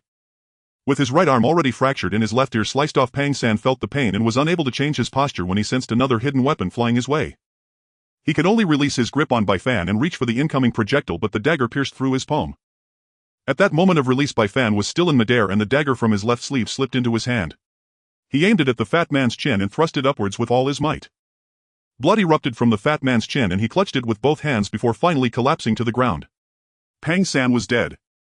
Bai Fan, lying on the ground, took a deep breath of fresh air, pulled out the sword embedded in his right shoulder, hurriedly retrieved the dagger from the fat man's hand and propped himself against a nearby tree. At this point sounds were already echoing around him. It seemed the ruckus from the fight had alerted the other pursuers. He thought to himself, am I really unable to escape? Am I really going to die here? How frustrating. Just then 3 figures dashed into the scene, and when Li Wei saw Pang San lying on the ground, he felt a surge of dread. When he approached and discovered that the fat man was unmistakably dead, he roared, "You little bastard, you actually killed my cousin. I will kill you." As he spoke, he charged at Bai Fan with his long knife drawn. Bai Fan reached into his clothes and threw out several gold ingots along with 2 storage bags. Facing the furious Li Wei, he said, "If you take one more step forward, I will blow up the storage bags with my spiritual energy. Aren't you all just after wealth?" Li Wei immediately halted his advance. Despite his loud shouts, Bai Fan could not see any anger or sadness in his eyes. It seemed this man truly only cared about money. Li Wei narrowed his eyes and threatened, "Kid, you can hardly move now. Hand over the storage bags and I promise to give you a quick death." Seeing this, Bai Fan understood that a quick death was nothing but nonsense. He was certain that if he tossed the storage bags away, his life would no longer be in his hands. Moreover, until the moment he was killed, he did not want to die. So he replied, "Sure, but what if I hand the stuff over to you? Or that skinny guy over there? Or that short one? To tell you the truth, I have 1,000 low-grade spirit stones and 10 mid-grade spirit stones in these 2 storage bags.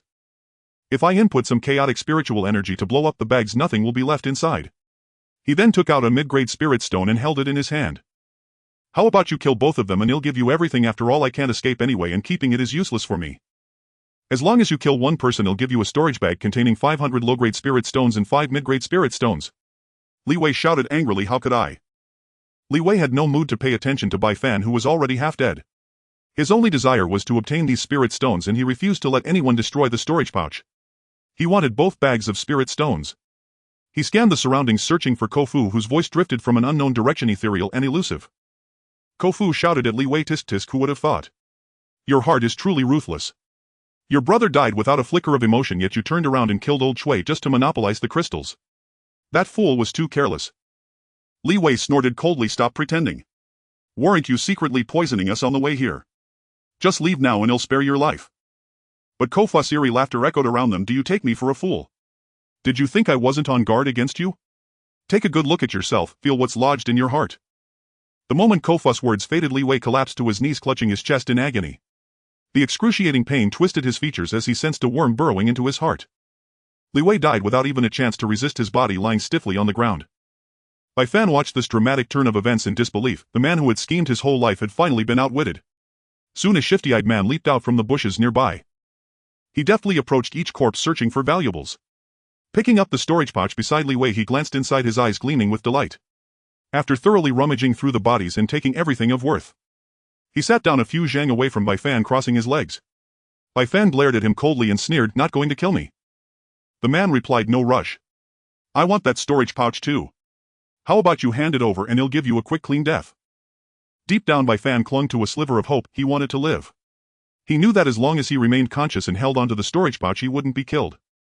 He recalled how he had used the trap to kill the fat man and then exploited greed to incite infighting, resulting in Shui Fei's death. Li Wei, the strongest of them, had fallen to this man called Old Ko. Bai Fan tightened his grip on the dagger hidden in his sleeve. Only one remained, just one. This Old Ko was likely the weakest of the group, yet also the most cunning.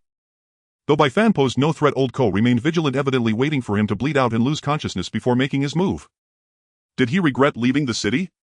No. He simply refused to die like this. After a while, he could no longer hold on. The multiple wounds and searing pain weighed heavily on his eyelids. It felt as if he would fall asleep at any moment. Across from him, the man sensed the time was right and slowly approached Bai Fan. Bai Fan resolved to fight to the death. If his assassination attempt failed, destroying the storage pouch would no longer matter. As Kofu closed within a zhang, Bai Fan bided his time. His left leg was broken, leaving only his right leg for leverage. He had only one chance to strike. He feigned heavy eyelids on the verge of closing. Kofu drew nearer. Bai Fan shut his eyes, sensing the approaching figure, and gathered the last of his strength. Suddenly his eyes flew open. His right leg and arm propelled him forward in a lunge. His left hand flung a handful of dirt forward while his right hand drove the dagger fiercely ahead. But the man before him seemed to have anticipated the move. As Bai Fan's right leg bent to spring, Kofu had already retreated several steps. The attack missed. Bai Fan crashed heavily to the ground, unable to rise again. The man walked to the tree, picked up the storage pouch, and burst into triumphant laughter. He approached Bai Fan, crouched down, and said, "Kid, you've got some cleverness, but you're still too green. Time to send you on your way." Bai Fan lay face down on the earth. A single tear traced down his cheek as he felt the pain racking his body and smelled the rotting leaves. Slowly he closed his eyes. But in that instant he glimpsed a familiar dark shadow flashing by. It moved with incredible speed, darting straight to the throat of the man, raising his blade. It tackled him to the ground and tore at him savagely. Soon the man ceased to breathe. Bai Fan felt a moist tongue licking his face, and then he lost consciousness. Unbeknownst to him, the strange jade pendant hidden in his bosom began to emit a faint dark glow after being stained with his blood. This pendant came from a peculiar stone he had discovered while cleaning the ancestral hall.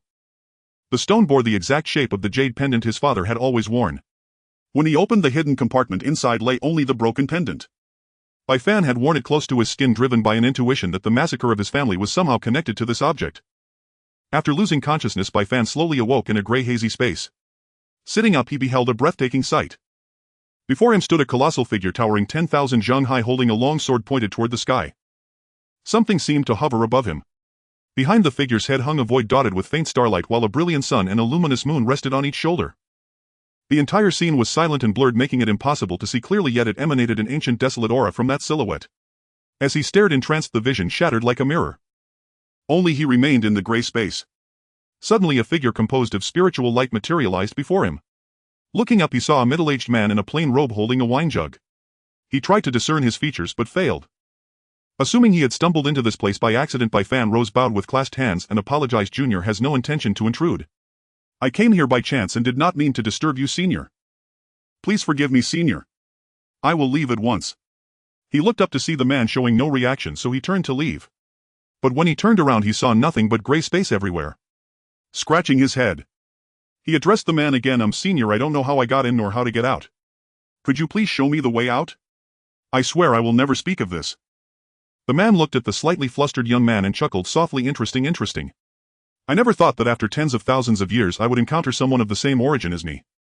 Kid, meeting you is fate. I shall grant you a tremendous fortune. As for repayment, you are still too weak. Grow stronger. When you become strong enough, you will see me again. Bai Fan could hardly believe it.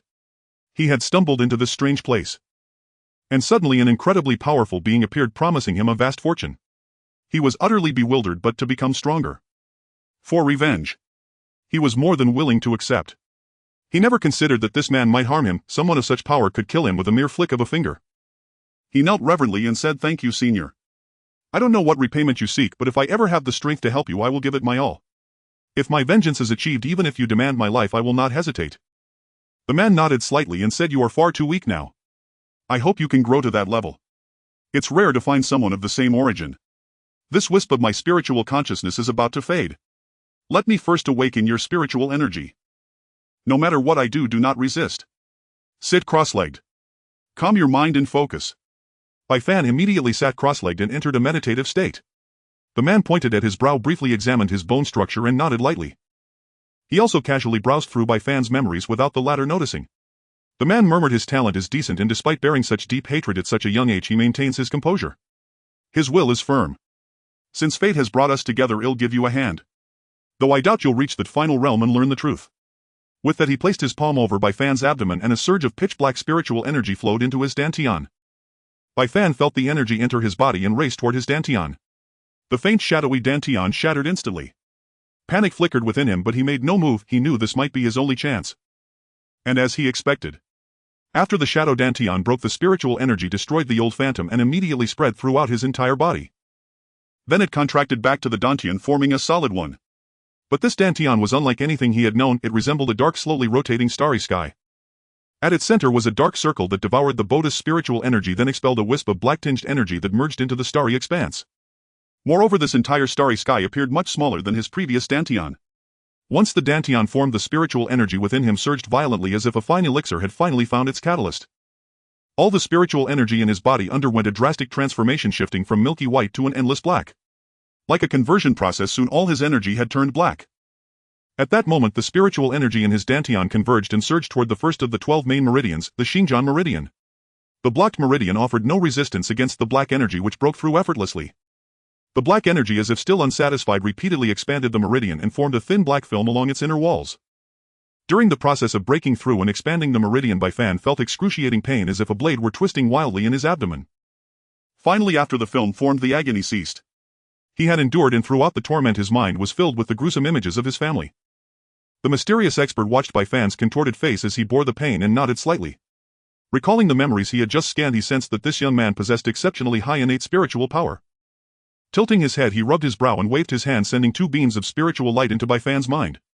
He muttered uncertainly, This technique, I recall it, should be able to cultivate spiritual sense right. When Bai Fan regained consciousness, he collapsed to the ground, gasping heavily.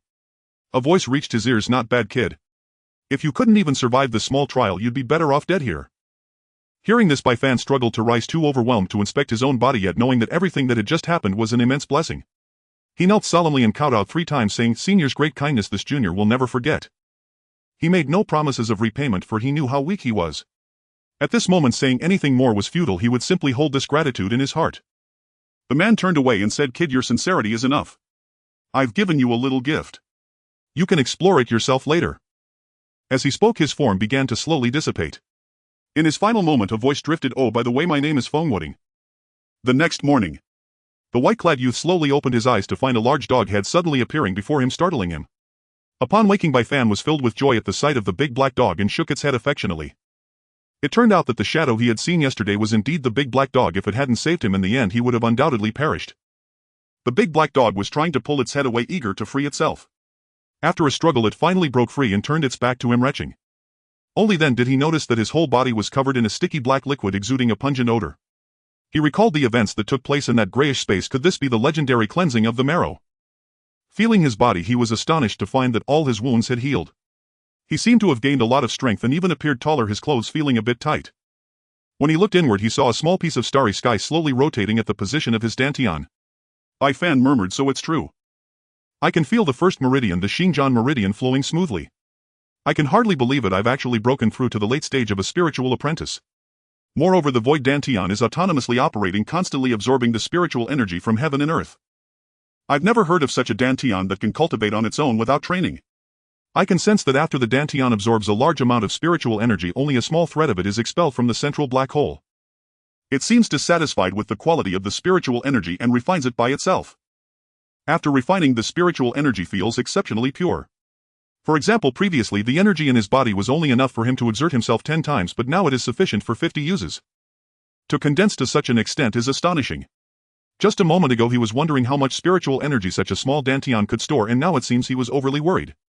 His spiritual energy reserve could be several times that of others at the same level. His eyes sparkled with joy as he recalled what Senior Fong had said about leaving him a gift. He wondered where it was but decided not to think about it for now. He reached into his pocket and discovered that the jade pendant was missing.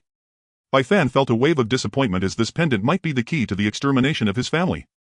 Recalling the events of yesterday, Fan formed a rough outline in his mind, but he still did not understand and felt he was missing many pieces. He believed that the jade pendant was the key to the space where he could meet Senior Fong. Since he had already obtained the opportunity, it naturally disappeared. Seeing the big black dog staring at him with a foolish expression, he felt a bit embarrassed. He wondered how the big black dog ended up here and said, "Big Black, how did you get here?" He remembered that although the big black dog could understand him, it couldn't speak. To his surprise, after hearing his words, the big black dog humanizedly pawed its belly, then lowered its head to sniff the ground while walking towards him. Fan observed and cautiously said, "Are you saying that after I left you got hungry and followed my scent here?" The big black dog lowered its head as if nodding. Fan didn't know what to say. It turned out he was being treated as a meal ticket. Yet he felt immensely happy and said, "All right, Big Black, thank you for saving me.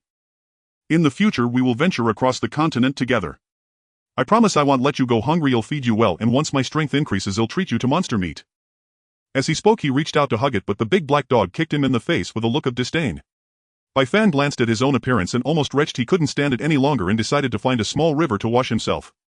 As he stood up, he saw several corpses lying around, especially the dwarf whose neck had been bitten off by the big black dog and the fat man whom he had killed himself. In the end, he couldn't help but squat down and vomit. Last night it had been too dark for him to see clearly, and with his life hanging by a thread he couldn't think too much. It was either the other party dying or him.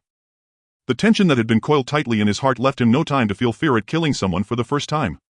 Now, seeing the condition of the few people, though he had killed evildoers, he still felt a bit of pallor on his face. However, after vomiting, Fan stood up and returned to his expressionless demeanor.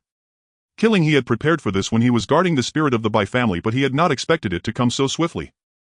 After a thorough wash, Fan noticed that he seemed to have become a bit fairer and his skin looked as smooth as a young girl's. He couldn't help but say angrily, "Why do I look more and more like a girl?"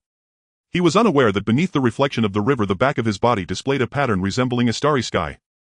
After staring for a while, he noticed that the starry sky seemed to be slowly rotating. After washing, his stomach growled and the big black dog looked at him with eager eyes. Then the man and dog set off with their long sword to search for prey at the edge of the forest of 10,000 beasts. By midnight they finally spotted a first-tier monster, the bloodthirsty porcupine. After his breakthrough, Fan felt particularly hungry, not to mention that the big black dog had been enduring hardships for him. Both of them turned green with hunger at the sight of the porcupine. Saliva dripped from the big black dog's mouth uncontrollably.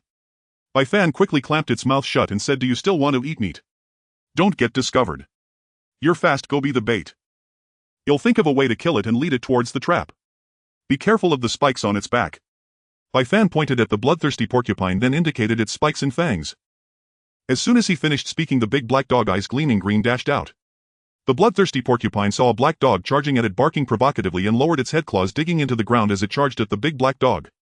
The big black dog, seeing this, turned tail and ran, leading the porcupine on a wild chase. Fan watched the big black dog being chased by the porcupine and felt speechless. It seemed that despite talking for so long it hadn't understood a word. Panicking, he pointed to the trap beside the fleeing big black dog. The big black dog suddenly skidded to a halt and turned towards the trap. It leaped in front of the trap, causing the porcupine to fall into the trap, its hind legs getting caught. However, it seemed the stones were not heavy enough. He hadn't expected to catch a monster as large as the bloodthirsty porcupine, and its front legs were still scratching the ground. The porcupine sensed danger, grunted, and its eyes turned even redder. It arched its body, ready to shoot out the spikes on its back. Fan, seeing this, quickly grabbed the big black dog and took cover behind a rock. Suddenly, a series of whistling sounds rang out as long, sharp quills shot into the trees, producing dull thuds. Fan noticed a quill embedded in the stone above his head, causing sparks to fly. After a while, the sound ceased, and he cautiously peered out to see that the porcupine had managed to escape the vines and was trying to flee. Fan would never allow the roasted pig slipping from his grasp. The big black dog had already darted out, while its speed was almost on par with a junior spiritual master. Was this an ordinary big black dog? He had no time to dwell on it. Fan drew his long sword, feeling eager to try out his skills just as the big black dog charged at the porcupine. Fan mobilized his spiritual energy, and from his dantian a torrent of energy surged forth as he executed the second form of the whirlwind sword technique, whirlwind thrust. At the moment the porcupine's fangs were about to collide with him, he executed a swift horizontal thrust, piercing through the entire head of the porcupine. Fan intended to deliver a second strike, but found the porcupine already dead, perplexed by how easy it had been. Had he known it would be so simple, he wouldn't have gone through the trouble of setting a trap. Were first-tier monsters really this weak? Moreover, Fan felt a residual energy circulating within the porcupine's body, returning to his own. Though it was significantly less, he had indeed reclaimed some spiritual energy. Fan didn't dwell on it too much, thinking he could ponder it later. Dragging the porcupine's corpse to the riverside, he began to process it. Upon breaking open the porcupine's skull, he discovered a small rhomboid purple crystal inside. After taking it out, he found that the crystal was quite small, about the size of his thumb. Just as he was about to put it into his storage bag, the big black dog sprang out from the side and swallowed it whole. Startled, he quickly grabbed the dog's head, trying to pry it open. He had never heard of anything that could be eaten. But he was too late. The big black dog swallowed it with a gulp. Seeing the big black dog lick its lips as if nothing had happened, he finally felt relieved. They then enjoyed a delicious meal of roasted porcupine meat, saving the leftovers in the storage bag. As night fell, Fan found a cave for himself and the big black dog. As soon as the big black dog entered, it lay down and fell asleep. Using dry branches to create a camouflage, he prepared to cultivate. Having just broken through to the late stage of a spiritual apprentice, he felt uneasy and planned to stabilize his realm and cultivation. Determined, he took out 30 low-grade spirit stones from his storage bag and placed them around him. Once in a meditative state, he couldn't help but marvel at the starry sea dantian. Entering a state of introspection, he suddenly noticed 2 stars twinkling in his mind. He had never tried to peek into his own head and couldn't resist his curiosity. Controlling his consciousness, he slowly approached the 2 twinkling stars, and abruptly his awareness was transported to a void space. Inside this space was a silver gas cloud that resembled a cloud. He had no idea what it was. He wondered why it existed in his mind, and to his astonishment he found that he had a phantom body in this space. Turning his head, he saw 2 glowing spheres floating in the air, one shimmering silver white and the other giving off a feeling of familiarity. As he approached, he realized they were 2 jade slips. The silver-white jade slip transformed into a myriad of spiritual lights as he reached out to touch it. The spiritual light formed 4 large characters: Heavenly Transformation Sword Record, floating in the air. Next, a set of incantations materialized, somewhat obscure and difficult to comprehend, but fortunately his memory was excellent and he managed to memorize a few lines after several attempts. The spiritual characters in the sky shattered and transformed into dots of spiritual light that merged into those silver gas clouds. The space immediately seemed to boil, as if all the gas clouds had received some great supplement, increasing in number by more than double. The sudden increase in gas clouds did not make him feel uncomfortable, rather it was like drinking a glass of ice water in the summer, invigorating and refreshing. He seemed to understand something. Could this space be his spiritual consciousness space? He had never heard of anyone else being able to do this. So does this mean that the Heavenly Transformation Divine Record is a technique for cultivating spiritual consciousness? He had no idea how precious a technique without a rank for cultivating spiritual consciousness could be. He felt that it was probably just that he was too inexperienced and had never heard of it before. He then looked at the black jade slip that emitted a faint glow and reached out to touch it. The jade slip transformed into spiritual light as well, revealing another technique called Devour Heaven and Earth technique. It seemed to be the technique of some predecessor. Preparing to memorize the incantation like before, he felt the spiritual light rush into his body, transforming into a gentle spiritual energy that began to circulate within him. It directly presented the operation method of the technique to him. The spiritual energy circulated slowly through various meridians in his body, many of which he had never even known about. Thus he also mobilized his Bodhi's spiritual energy to follow along and circulate slowly. After cycling through 7 complete rounds, just as he fully memorized the method, the spiritual energy suddenly changed direction, rushing towards the Xingjian meridian and slowly guiding him to the locations of 5 meridians. Xingjian, Shangming, Xuanli, Xuanzhong, Zhongzhong, Tianjing. Every time he passed by a meridian, the corresponding meridian name appeared in his mind. He had heard his father mention the Xingjian and Shangming meridians. Moreover, everyone's meridian positions differed. As for the later meridians, his father knew none. He only said that one would sense something when reaching a bottleneck. He had never imagined that the technique left by the predecessor would help him so much. It seemed the predecessor had put a lot of thought into it. If he had to find these meridians by himself, who knows how long it would take. As the spiritual light dissipated, the voice of Senior Feng echoed in his mind, "Little one, work hard on your cultivation and don't die easily. I have great expectations for you. The Devour Heaven and Earth technique is far from just this. Do your best to find the other parts of the Jade Pendant." And so throughout the night he cautiously operated the technique, fearful of making even the slightest mistake. By the end he could operate it skillfully, noticing that his cultivation speed was vastly different from when he practiced the whirlwind technique. The rate of absorbing spiritual energy was like a whale swallowing, yet within his starry sea there remained a black hole, and the absorbed spiritual energy transformed into wisps of energy merging into the starry sea. After a whole night's cultivation he distinctly felt that most of the spiritual energy had been transformed for stabilizing the starry sea.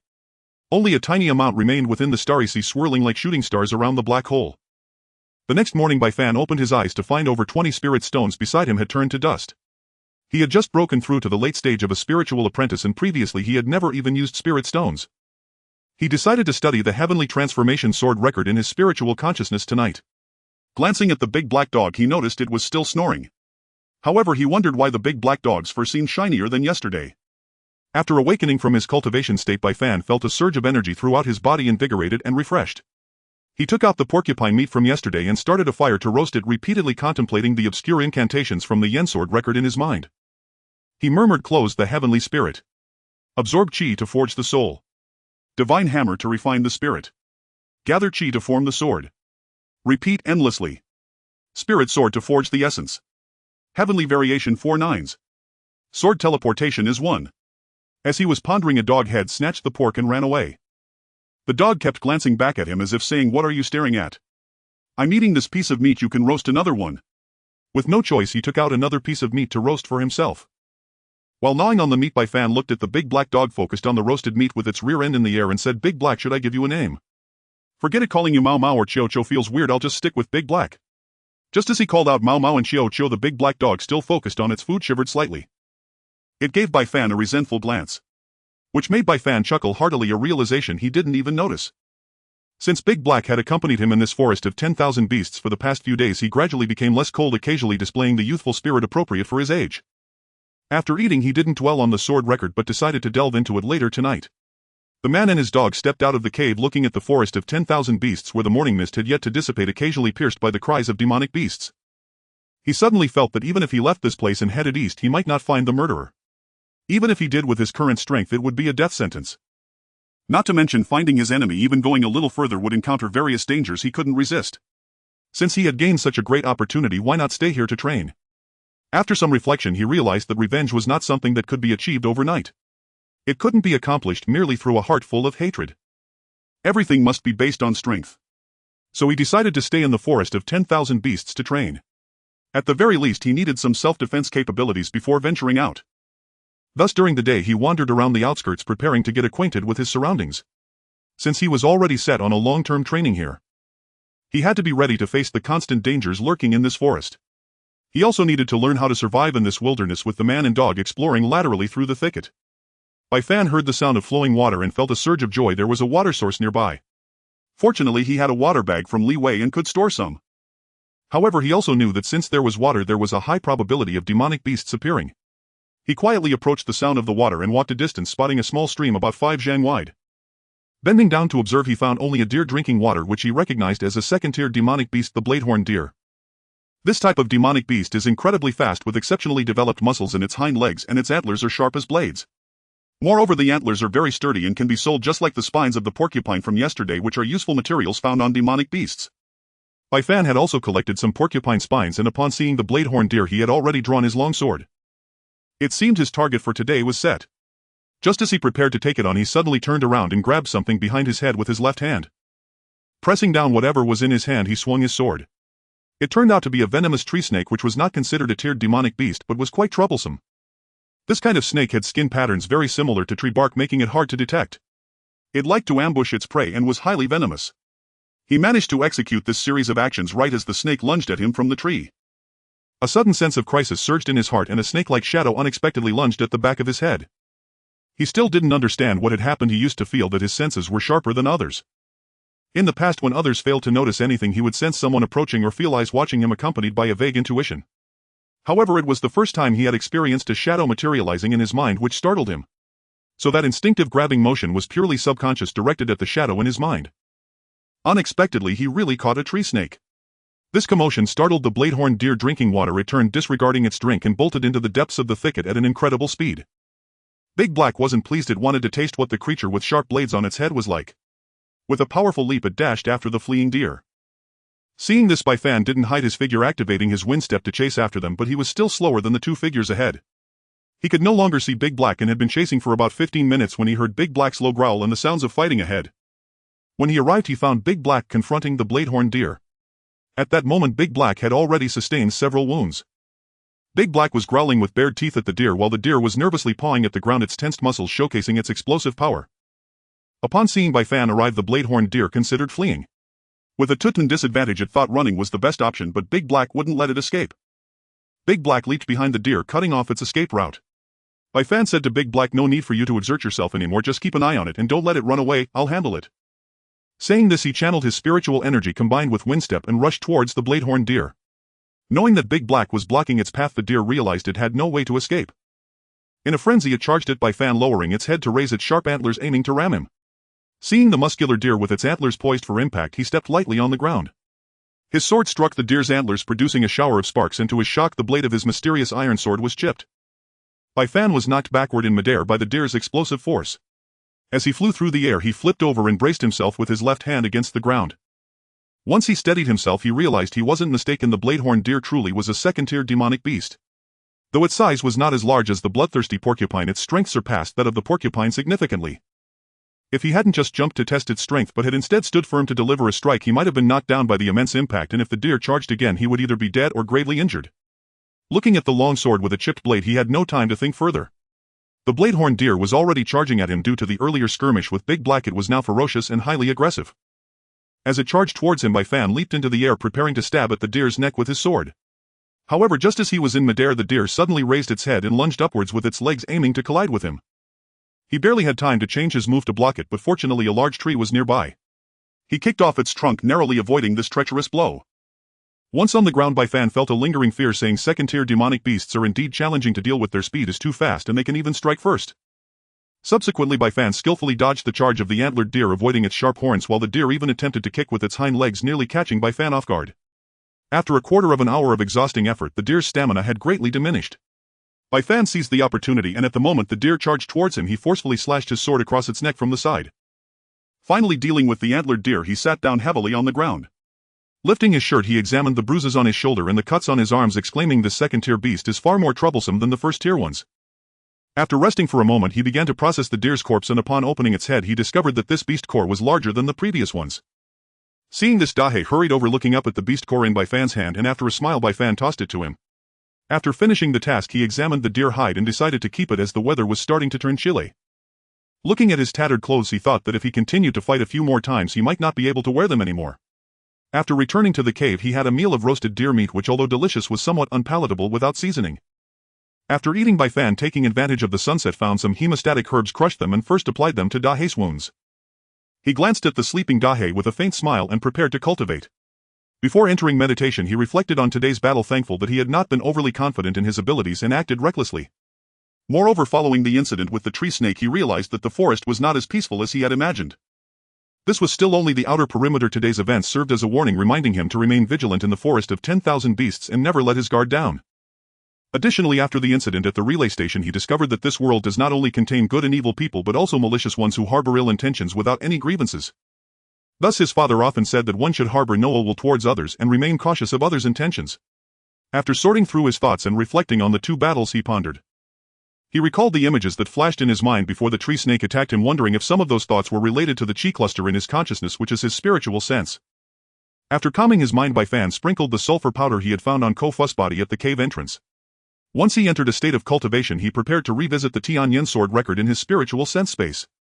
As his consciousness sank into his mind, a vague figure appeared once again in the grayish space. Since it was a place of spiritual power, let's call it the Sea of Consciousness. Completely at a loss, he sat cross-legged in the Sea of Consciousness, continually pondering the mantra's words: close the heavenly spirit, absorb chi, and refine the soul. After much contemplation, he felt that everyone possesses a fixed amount of spiritual power from birth. However, the strength varies, and when it comes to closing the heavenly spirit, could it be that if one cannot control it, the existing spiritual sense will gradually dissipate? Only special cultivation methods can suppress this dissipation or even gradually increase spiritual power through practice. Absorb chi and refine the soul likely refers to extracting spiritual power from the chi present. To gather chi into a sword, does it mean to shape the chi cluster into the form of a sword? Is that even possible? After much thought, he decided to give it a try. He looked up carefully at his Sea of Consciousness space and noticed what seemed to be a gap at the top of the space.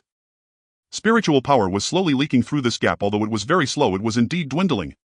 Recalling a segment of complex hand seals from the Tianyin sword record, he subconsciously began to mimic them.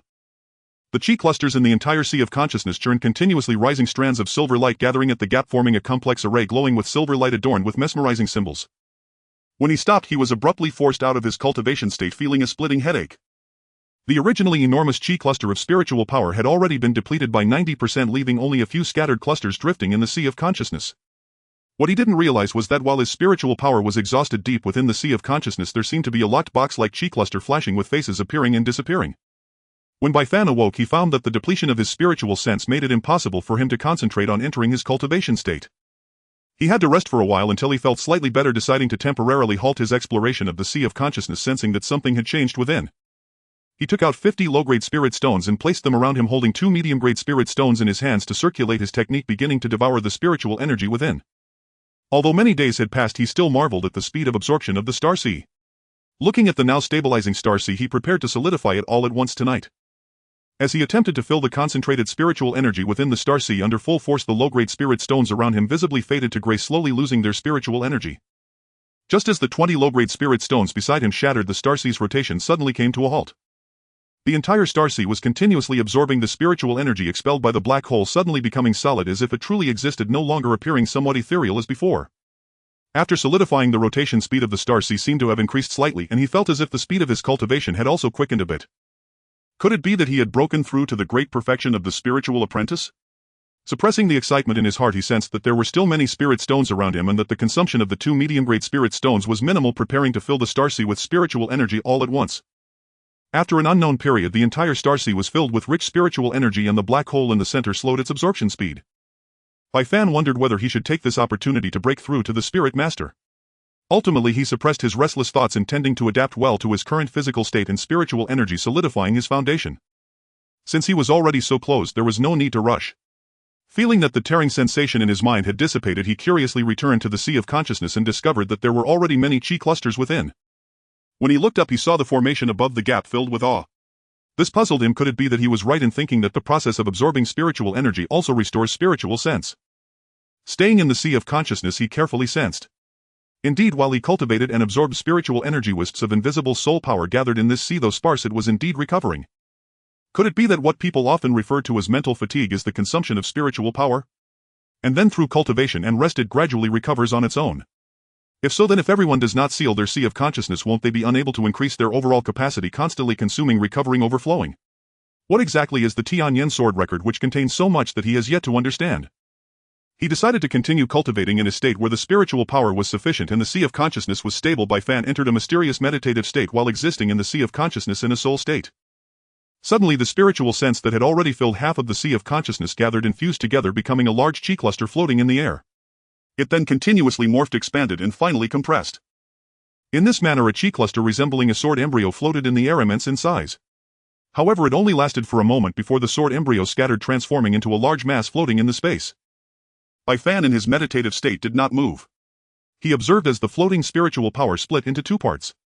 One transformed into the shape of a sword embryo, while the other became a massive iron hammer. The sword embryo hovered in the air while the iron hammer-shaped spiritual sense followed the strange trajectory outlined in the Tianyin sword record and struck down upon the sword embryo.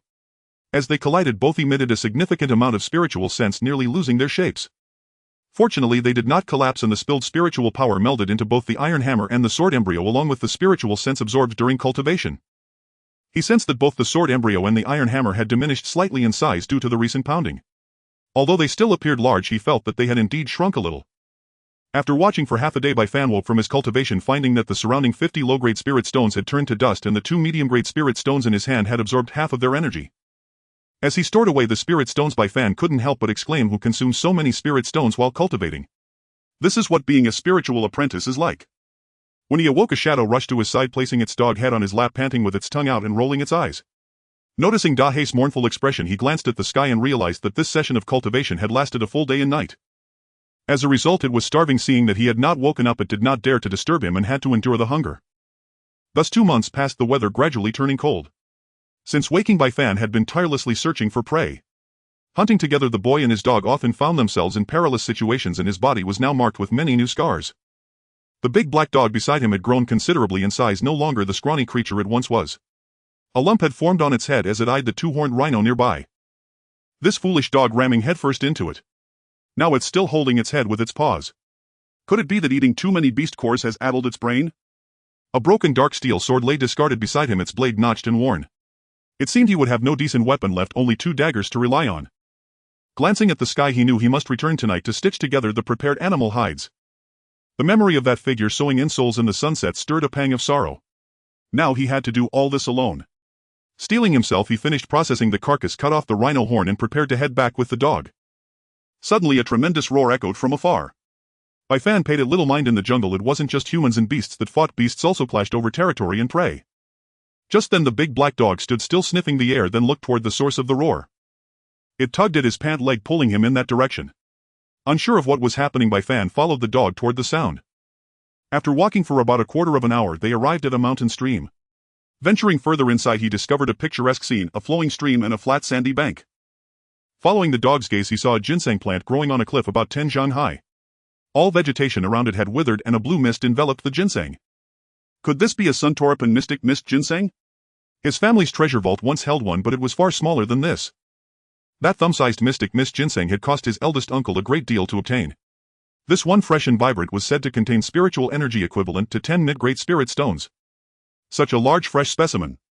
Both the boy and the dog had eyes gleaming with greed, though he wondered why the dog was so excited. Good heavens, could it be craving spirit herbs too? Beast cores aren't enough. Since arriving at the forest of 10,000 beasts, he hadn't encountered a single spirit herb. Most low-grade ones were devoured by beasts before they could mature. This ginseng appeared not yet ripe, but it was close. The blue mist enveloping it was being absorbed bit by bit. Fan knew it would mature soon. But such a spirit herb was sure to be guarded by a powerful beast. Fan began searching the area. Sure enough, a massive beast slowly emerged from the stream ahead. Fan swallowed hard. This was a 3rd-rank saber-toothed demon tiger. Its 2 fangs were nearly as long as his legs as it stepped out from the depths. Cold sweat trickled down his forehead. Even the big black dog cowered behind him, afraid of the colossal creature before them. This was no match. A 3rd-rank saber-toothed demon tiger rivaled a mid-stage or even later-stage human spirit master, far beyond their ability to handle. Glancing at the Suntorapan mystic mist ginseng, Fan felt a pang of reluctance but had no intention of throwing his life away. Before the tiger noticed him, he prepared to flee with the dog. Just as he turned to leave, he saw the saber-toothed demon tiger under the moonlight, its body covered in wounds. Its hind paws were a bloody mess. From this distance he could even see the white bone. One eye seemed to have been clawed out by another beast. His mind raced. Could the roar from earlier have come from here? This tiger must have just fought another powerful beast over the ripening mystic mist ginseng. What to do? What to do? The ginseng was nearly done absorbing the mist. Fan steeled himself. Do it! Fortune favors the bold. Besides, the tiger was gravely wounded. Such a golden opportunity might never come again. He glanced at the big black dog tugging at his pant leg behind him and couldn't help but feel irritated. So you're just a coward, always the first to eat but the last to fight. Kneeling down, he tied back his hair, drew his dagger and a deer antler. Since he had no sword, this would have to do. At least it's longer than the dagger. The more he looked at the dog, the angrier he got. He smacked it on the head and said, "All you do is eat and sleep. Today we're going big. See that? Today we kill it. See that ginseng? Grab it and run if you get the chance. You're fast." With that he tucked the dagger into his belt, held the antler in one hand and a handful of porcupine quills in the other, and charged forward. The big black dog watched the fool rush out, hesitated, then circled toward the cliff. It didn't want this kind-hearted boy to become food for other beasts, it was still afraid of losing its meal ticket. The saber-toothed demon tiger, enraged at the charging figure, roared in fury. Could this human be trying to kill me while I'm wounded? It thought. With a furious roar it charged. Third-rank beasts possessed a glimmer of intelligence. Bai Fan watched the tiger rush toward him. Even before it got close, an immense pressure washed over him. Standing upright, he couldn't even reach the tiger's chin. Seeing its thick limbs, he abandoned any thought of a direct clash. One strike from those saber-like fangs would impale him clean through. He channeled all his spiritual energy into his feet, putting distance between them. He noticed that the wounded tiger's speed matched his own, which relieved him somewhat. He began circling it. The tiger, enraged by this weakling's provocation, lunged, swiping its claws down in midair. Boom! Bai Fan rolled aside, barely dodging the blow. The claws struck where he had stood, leaving a deep crater and several furrows. The sight made his scalp tingle. One hit from those claws would tear him apart. He ran with renewed vigor, hurling porcupine quills at the tiger, but they couldn't even pierce its hide, let alone wound it. As Bai Fan led the tiger in circles, he finally spotted a sneaky black figure slowly climbing toward the cliff. Bai Fan thought, I can't let the tiger realize our target is the ginseng. He began throwing quills while running, suddenly wondering if he could infuse them with spiritual energy. Without hesitation, he tried channeling spiritual energy into his hand, but found he couldn't release it externally. He sensed some energy gathering near the upper bright meridian. With no time to think, he threw all the quills and ran for his life. Big Black, hurry up. I can't outlast this beast's stamina. As he charged at the tiger, a large cloud drifted across the sky, gradually obscuring the moonlight. Seeing the darkness closing in, Bai Fan shouted in alarm, Big Black, hurry up. It's getting dark, I can't hold on much longer. It turned out that Dehei had been waiting atop the cliff for the final ripening of the mystic mist ginseng. Upon spotting the dark silhouette on the cliff, the saber-toothed demon tiger realized that the despicable human's target was the spiritual herb. The tiger charged back in a frenzy, but Bai Fan had led it this far precisely for this moment. Dehei, seeing the saber-toothed demon tiger racing toward him like a mad beast, bristled with terror. It snatched the just-ripened mystic mist ginseng and fled. Realizing it could not catch the wretched shadow, the saber-toothed demon tiger turned and charged at the nearest human. In its fury, the tiger swatted rocks from the ground, hurling them at Bai Fan with a thunderous roar. In the pitch-black darkness, Bai Fan could not see the incoming projectiles but heard the deafening whoosh of air. Relying on instinct, he rolled to the right. A rock grazed his left shoulder, but before he could react, the saber-toothed demon tiger was upon him, its right claw swiping down. Suddenly, within his sea of consciousness, the embryonic sword hummed and divine sense surged forth, projecting the entire scene within 10 zhang into his mind. The soil rocks flora, the saber-toothed demon tiger swinging its right claw, the texture of the stones, the dirt on the plants, the fur of the tiger, every detail within that 10 zhang radius appeared in his mind. He could even shift his perspective to view himself from behind the tiger. The scene in his mind seemed frozen as he watched the tiger's claw slowly descending toward him. Though he did not understand why this vision appeared, he instinctively crouched, narrowly dodging the claw that swept over his head. With eyes closed, he relied on the mental image to nimbly evade the relentless attacks. At some point, Dehei, seeing the tiger attacking Bai Fan, had turned and run back. A roar snapped Bai Fan out of his state, and he awkwardly dodged another tiger claw. He looked at Dehei, touched, but why was this foolish dog still carrying the ginseng in its mouth as it ran back? Spotting the mystic mist ginseng in the black dog's mouth, the saber-toothed demon tiger shifted its target and charged at Dehei. Dehei sprinted away, but after a few steps had tossed the ginseng to Bai Fan. Enraged, Bai Fan thought, you idiot, it couldn't catch you anyway, why throw it to me? The tiger leaped high, nearly snatching the ginseng. The mystic mist ginseng arced gracefully through the air and landed in Bai Fan's hand. Just as Bai Fan turned to flee, his foot caught in a deep pit, tripping him. It's over, he thought. The tiger, already upon him, pinned him down and slammed a claw onto his chest. Bai Fan spat a mouthful of blood. The blow had dislocated his internal organs. The tiger stood over him, opened its maw and bared its fangs, aiming for his head. Suddenly, the saber-toothed demon tiger let out a heart-wrenching roar, frantically clawing at its own rear. Bai Fan found the cries horrifically shrill. By the faint moonlight, he saw Dehei with its entire head buried under the tiger's hindquarters, tearing wildly. As the tiger thrashed more violently in agony, Bai Fan saw Dehei pause slightly, then fall back from inertia, its mouth holding 2 lumps.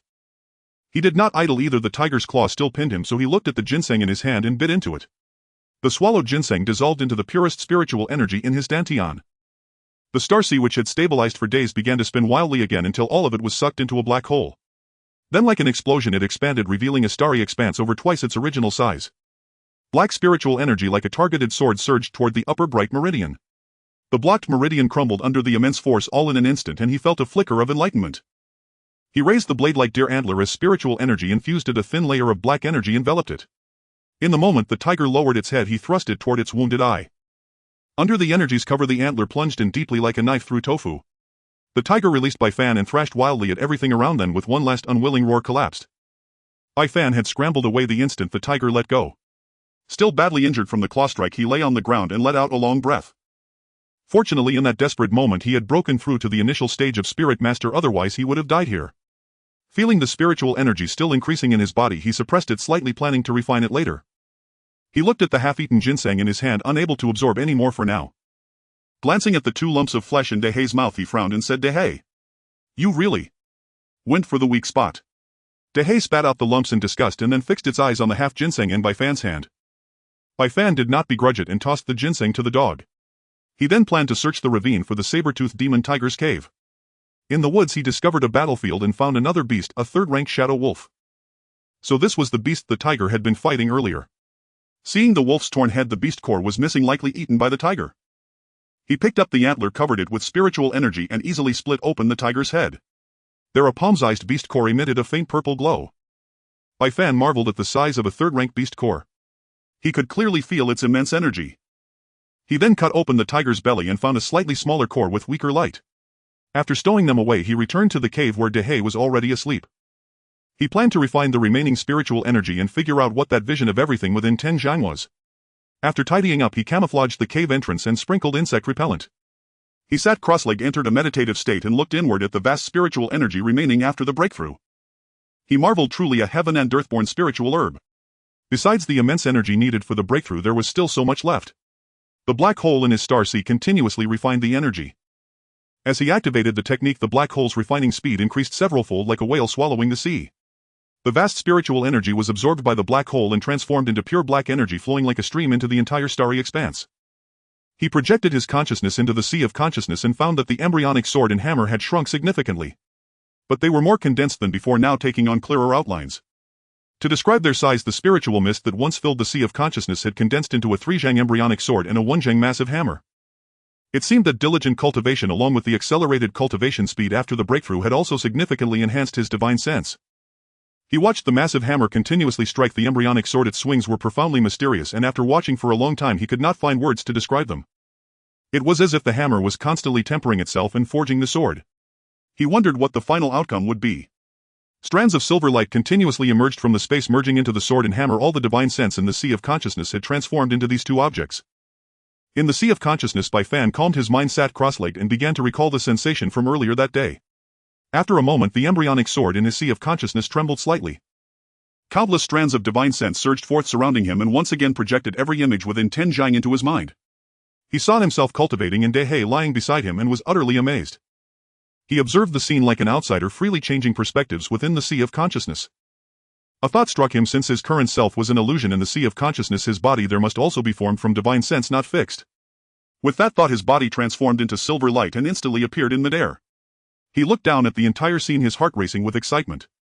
He was right, he saw a fly buzzing above Dehei's head. Focusing on the fly, the scene in his mind suddenly zoomed in and he could even see the veins on its wings. The fly's movements were incredibly slow, allowing him to trace the trajectory of its wing beats. So this was how divine sense could be used. Or perhaps this was how it should be used. This discovery thrilled him. With divine sense, his survival odds in the 10,000 demon forest would greatly increase. He could also use it for reconnaissance and early warning. After about a quarter of an hour, the images in his sea of consciousness began to blur slightly, showing signs of instability. A slight dizziness set in and he saw that the divine sense returned to the embryonic sword had diminished by more than half. He felt a pang of regret. It seemed this technique could not be used frequently. He roughly estimated that the limit was about a quarter of an hour within a Tenjiang range. In an emergency he might hold out for half an hour, but the consequences would be severe. After this long observation, he noticed that with normal daily cultivation the recovery rate of divine sense was very slow. It would take at least 7 days. To fully replenish his divine sense he would need to cultivate with low-grade spirit stones for 3 days to reach a satiated state. He withdrew from the sea of consciousness, focused on running the technique to refine the spiritual energy, stabilize his realm, and carefully sensed the upper bright meridian. Feeling the surging power within his body and the spiritual energy reserves in his Danshan starry sea, he exclaimed inwardly, so this is what it means to be a spirit master. The spiritual energy in the entire starry sea, as far as he could perceive, was at least more than double what it had been during the spirit apprentice stage. Moreover, having unblocked the upper Ming meridian, he could now release his spiritual energy outward. Although it could not leave his body when facing an enemy, channeling spiritual energy into his weapons or fists and feet made a world of difference in lethality compared to the Spirit Apprentice stage where he had to rely solely on brute physical strength. The Spirit Apprentice stage was merely about sensing the spiritual energy of heaven and earth and laying the foundation in the Dantian. The application of spiritual energy was very crude.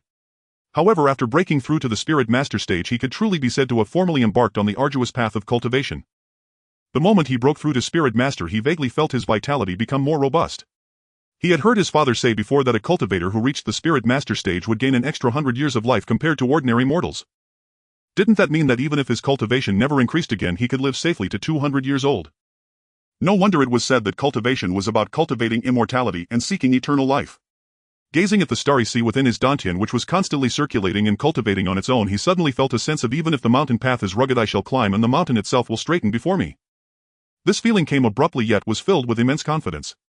Unfortunately, he only had the yellow-grade mid-quality Gale sword art to practice, and he had found it somewhat strenuous in several real battles. Some moves were even quite cumbersome and the sword techniques were rather shallow. He hadn't noticed this during previous practice drills, thinking them quite formidable. It was only after constant fighting in the 10,000 demon forest that he developed this feeling. After breaking through to Spirit Master, he felt that this technique did not suit his spiritual energy, and using its sword forms prevented him from leveraging his spiritual energy's advantages. He could only hope to encounter a suitable technique manual in the future. Walking out of the cave, he looked at Dahe, who was still sleeping, and found it somewhat astonishing. How did Dahe look a size larger than yesterday? Could it be that eating too many beast cores had caused it to start cultivating like a demon beast? He had never heard of ordinary animals being able to cultivate before. But he didn't dwell on it. It seemed Dahe could indeed cultivate like a demon beast, otherwise it would have exploded with a bang when it first ate the beast core. This was good too. From now on he and his dog would roam the continent. Stepping out of the cave, he felt the startling bird calls and roars unique to the early morning in the 10,000 demon forest and smiled faintly.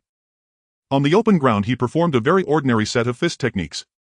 Sensing the changes in his body, moved by inspiration, he channeled his spiritual energy and leaped, jumping onto a tree trunk 10 zhang high, and then continuously leaped 100 zhang. Finally he stood atop the crown of the tallest nearby tree, gathering spiritual energy at his feet to stabilize his form. Gazing at the endless forest and towering mountains, he felt an urge to roar at the sky, but in the end he restrained himself. Returning to the mountain stream, he saw the boulder weighing at least 1,000 June that the saber-toothed demon tiger had sent flying that day. He stood firm, embraced the boulder, channeled his spiritual energy, and with a light shot the boulder rose with the sound, lifted high above his head and thrown dozens of zhang away.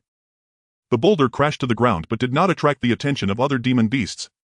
Because the nearby demon beasts knew that this mountain stream was the territory of a mid-third stage saber-toothed demon tiger, they would not approach easily, fearing to provoke an unnecessary fight. Bai Fan marveled at the immense changes in his body after breaking through to Spirit Master, and he decided to reduce the number of hunting trips over the next half-month or so. He needed time to adapt to the surge in speed and strength, and also to recover from the meridian damage caused by his hasty breakthrough. Returning to the cave, he saw Dahe still in deep sleep, so he did not wake him. It was probably that the dog had eaten half a profound mist ginseng and couldn't digest it all at once. Looking at the carcass of the saber-toothed demon tiger outside, he prepared to deal with it. Bai Fan drew his dagger and channeled spiritual energy into it. Instantly the entire dagger turned pitch black, as if even light was devoured and vanished. He had thought that even with spiritual energy the dagger would struggle to cut through the tiger hide, but he found his worry unnecessary. The dagger coated with black spiritual energy sliced through the tiger hide as easily as a knife cutting through tofu without any hindrance. Bai Fan was curious. He had seen his father channel spiritual energy into a sword before. At most it could cleave a tree as thick as a waist, just making it sharper. It was nowhere near as effortless as cutting through a third-stage demon beast's corpse. Could the difference lie in his black spiritual energy? He tried releasing his spiritual sense to see if he could investigate. Indeed. On the blade edge infused with spiritual energy, it seemed that whenever it encountered something, an invisible force would devour something. Thus when cutting along the blade's edge, whether it was the tiger hide, the flesh and blood within, or even the tiger bones, there was only a slight resistance before everything was cut cleanly and neatly. Withdrawing his spiritual sense, Bai Fan marveled that his spiritual energy actually had such an effect. If he were to fight someone of the same cultivation level, could it be that his spiritual energy attribute also had the ability to suppress others' spiritual energy?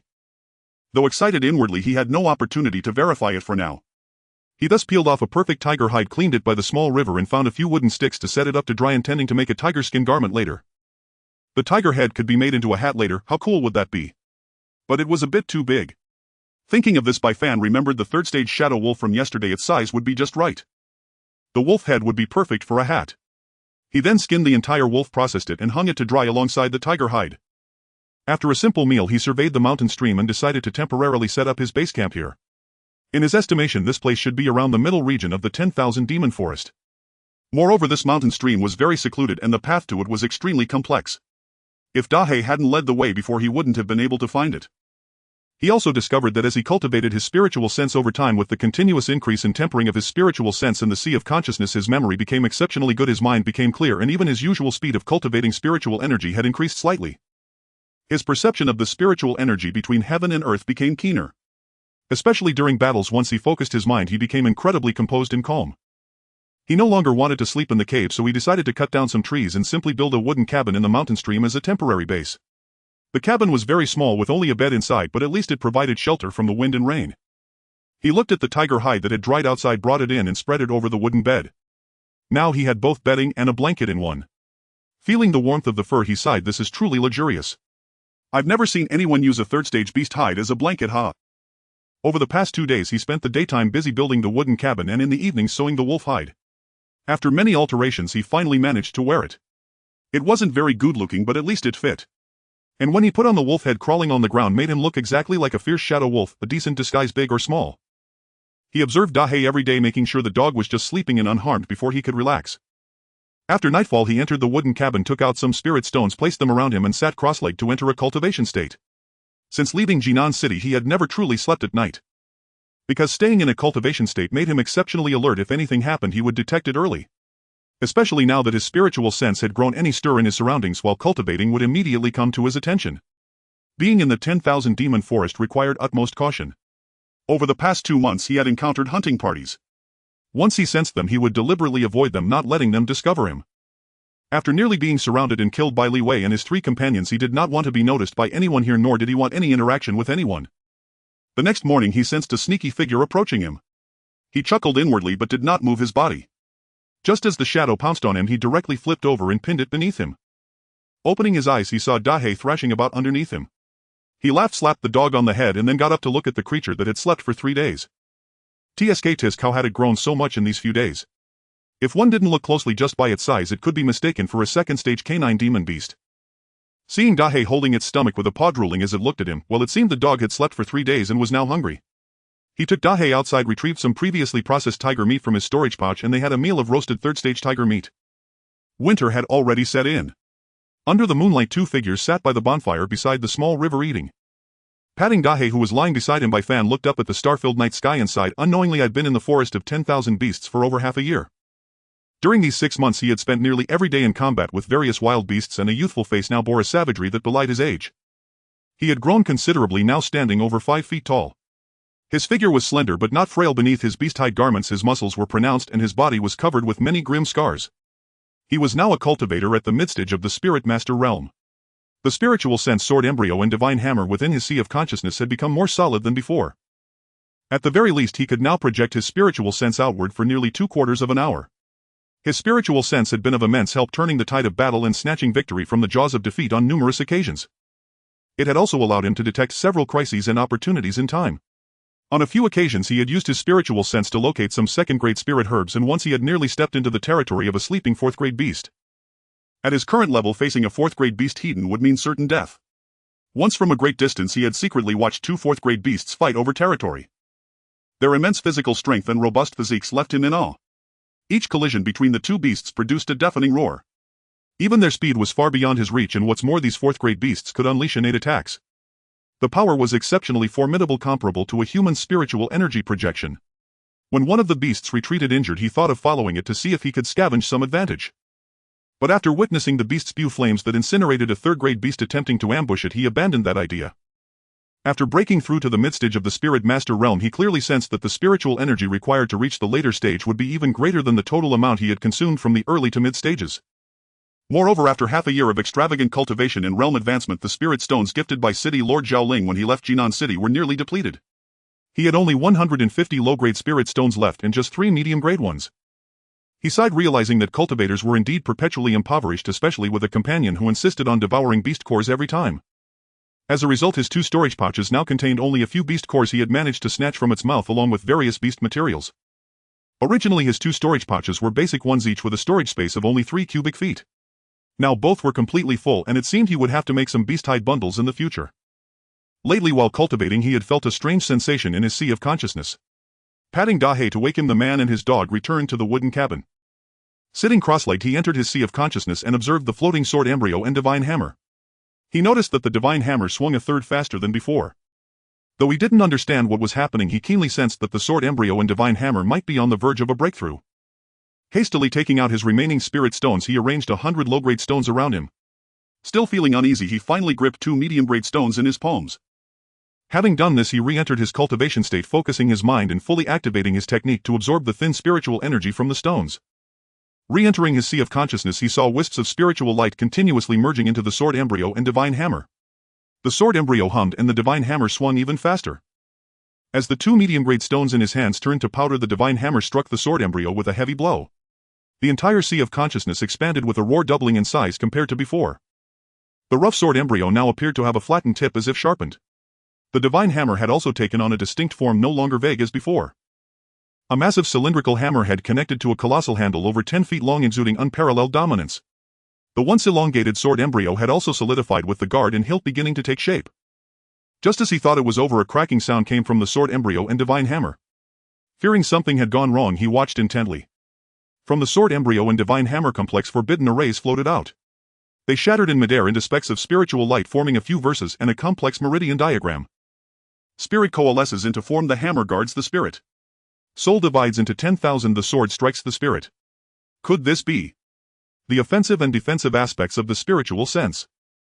The senior had truly gone to great lengths setting up forbidden arrays within them without my noticing. But then again, if I could sense it, it wouldn't be the senior's handiwork.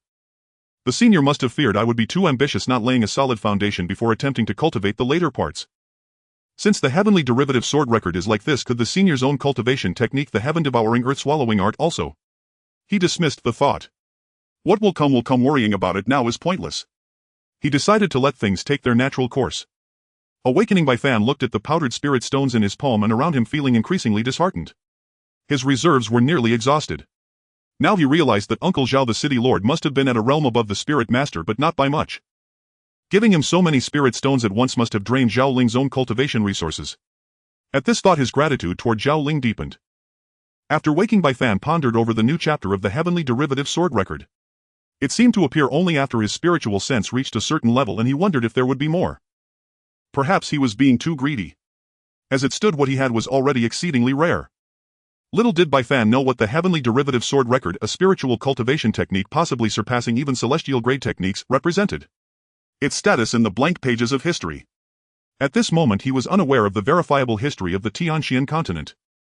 According to the records of the Xuanfu Merchant Guild, the auction of a mid-grade terrestrial spiritual cultivation technique had caused such a sensation that it even surpassed a 7th-grade supreme obstacle-breaking pill.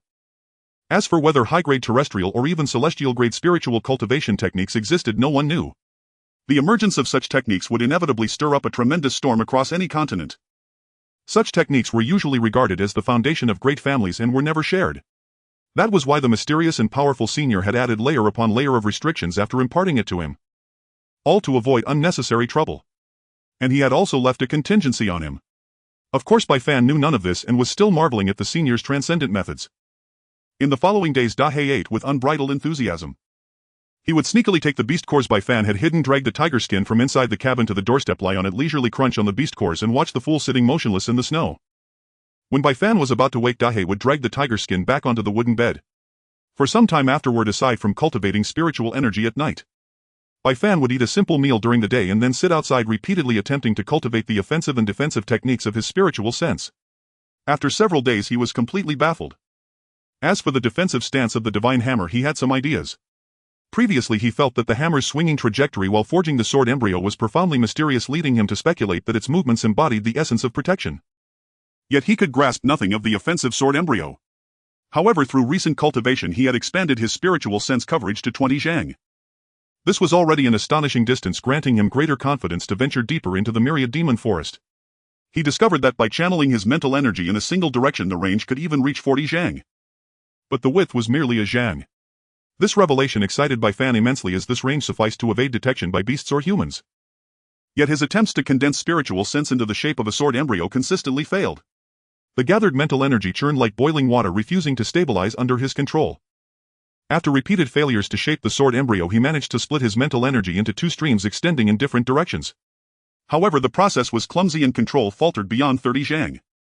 One day, as Bai Fan tossed out the water from his stone pot after a meal, a flash of insight struck him. Had he been trapped in a cognitive rut fixated on externalizing mental energy into a blade? Was there not already one within his sea of consciousness? His mind entered that realm gazing at the sword embryo, and he realized he had never attempted to sense the divine hammer and the sword embryo with his mental energy. The moment he made contact, he grasped their essence. The divine hammer seemed capable of autonomously guarding the sea of consciousness, attacking any invading mental energy while possessing formidable defensive power. The sword embryo, in contrast, was a potent spiritual attack weapon controllable to leave the body as a means of assault. But spiritual attacks were perilous. Failure to retrieve it or sustaining damage would gravely wound him. Moreover, his entire sea of consciousness mental energy was split into the divine hammer and sword embryo, amplifying the danger. Injury could have severe consequences, even harming the very foundation of his sea of consciousness. Upon this realization, Bai Fan resolved to cultivate diligently, striving to avoid using the sword embryo within his sea of consciousness and instead relying on partial mental energy to form blades for offense. Yet he never considered that if someone attacked his sea of consciousness, they would face not a sea of mental energy but a divine hammer and a sword embryo in the empty void. Since controlling massive mental energy proved impossible, he decided to release only a small portion to shape it. Bai Fan found this feasible. If he couldn't command all, he could manage a little. The following days confirmed this approach. Finally, on the fourth day at noon, a faint crooked spiritual sword flew forth. Bai Fan leaped up, pumping his fist in excitement, but lost control and that wisp of mental energy slipped away. Though he sacrificed a bit of spiritual sense, he now had a self-devised trump card. As for why he needed to shape mental energy, he sensed that in its mist-like form it lacked offensive power. A surge would only cause dizziness in his opponent. But once condensed into form, the compressed mental energy gained penetrative force, becoming lethally destructive. He decided that in his daily cultivation, besides practicing with the saber-tooth, he would multitask during spiritual energy training to increase the number of compressed spiritual swords under his control. Moreover, after days of fine-tuning mental energy into swords, his mastery over it had elevated to a new level. Now he could flexibly control the release of his mental energy as well as vary its range and direction. Thus Bai Fan began his first period of peaceful cultivation, spending each day refining his swordplay, tempering mental energy and honing his body. The benefits of fine mental control extended beyond just mental energy itself. He discovered that by enveloping himself with mental energy, he could clearly perceive the muscle exertion in every movement, enhancing his bodily control. Bai Fan found this sensation of mastering his own body delightful. Moves that once required full force could now be executed with only 70% effort by coordinating muscles through bodily awareness. When focused, Bai Fan was remarkably astute. He began daily sessions of using mental energy to shroud himself in various postures, even during sword practice. Practice makes perfect. Eventually he would achieve this without relying on mental energy. The only shortcoming now was the waning effectiveness of the Gale sword arts techniques. They could no longer keep pace with his burgeoning strength, sometimes falling short of the simple direct moves he had gleaned from combat. His movement technique also proved inadequate. In unavoidable battles with high-level beasts, his speed became a major liability, far slower than even Dehe. Dehe, when sprinting at full speed, was like lightning, leaving only a black blur. The Gale step offered agility but lacked speed, leaving Bai Fan frustrated by his lack of powerful finishing moves. Thus, in recent days after cultivation, he often sat in a daze contemplating whether he could create his own sword techniques by leveraging his spiritual energy's properties. Tonight Bai Fan meditated as usual, his gaze lost in the starry sea. Unbeknownst to him, he had entered a state of enlightenment, a coveted trance for all cultivators. In this state, a cultivator's thoughts raced 100 times faster, and the mysteries of their doubts would be divinely revealed. Bai Fan had no room for other thoughts as visions cascaded through his mind, shadows of himself wielding a longsword, each shattering in turn. When the notion of spiritual energy arose, the shadows began to infuse their swords with it. Images overlapped, fragmented, and new ones emerged. This cycle repeated.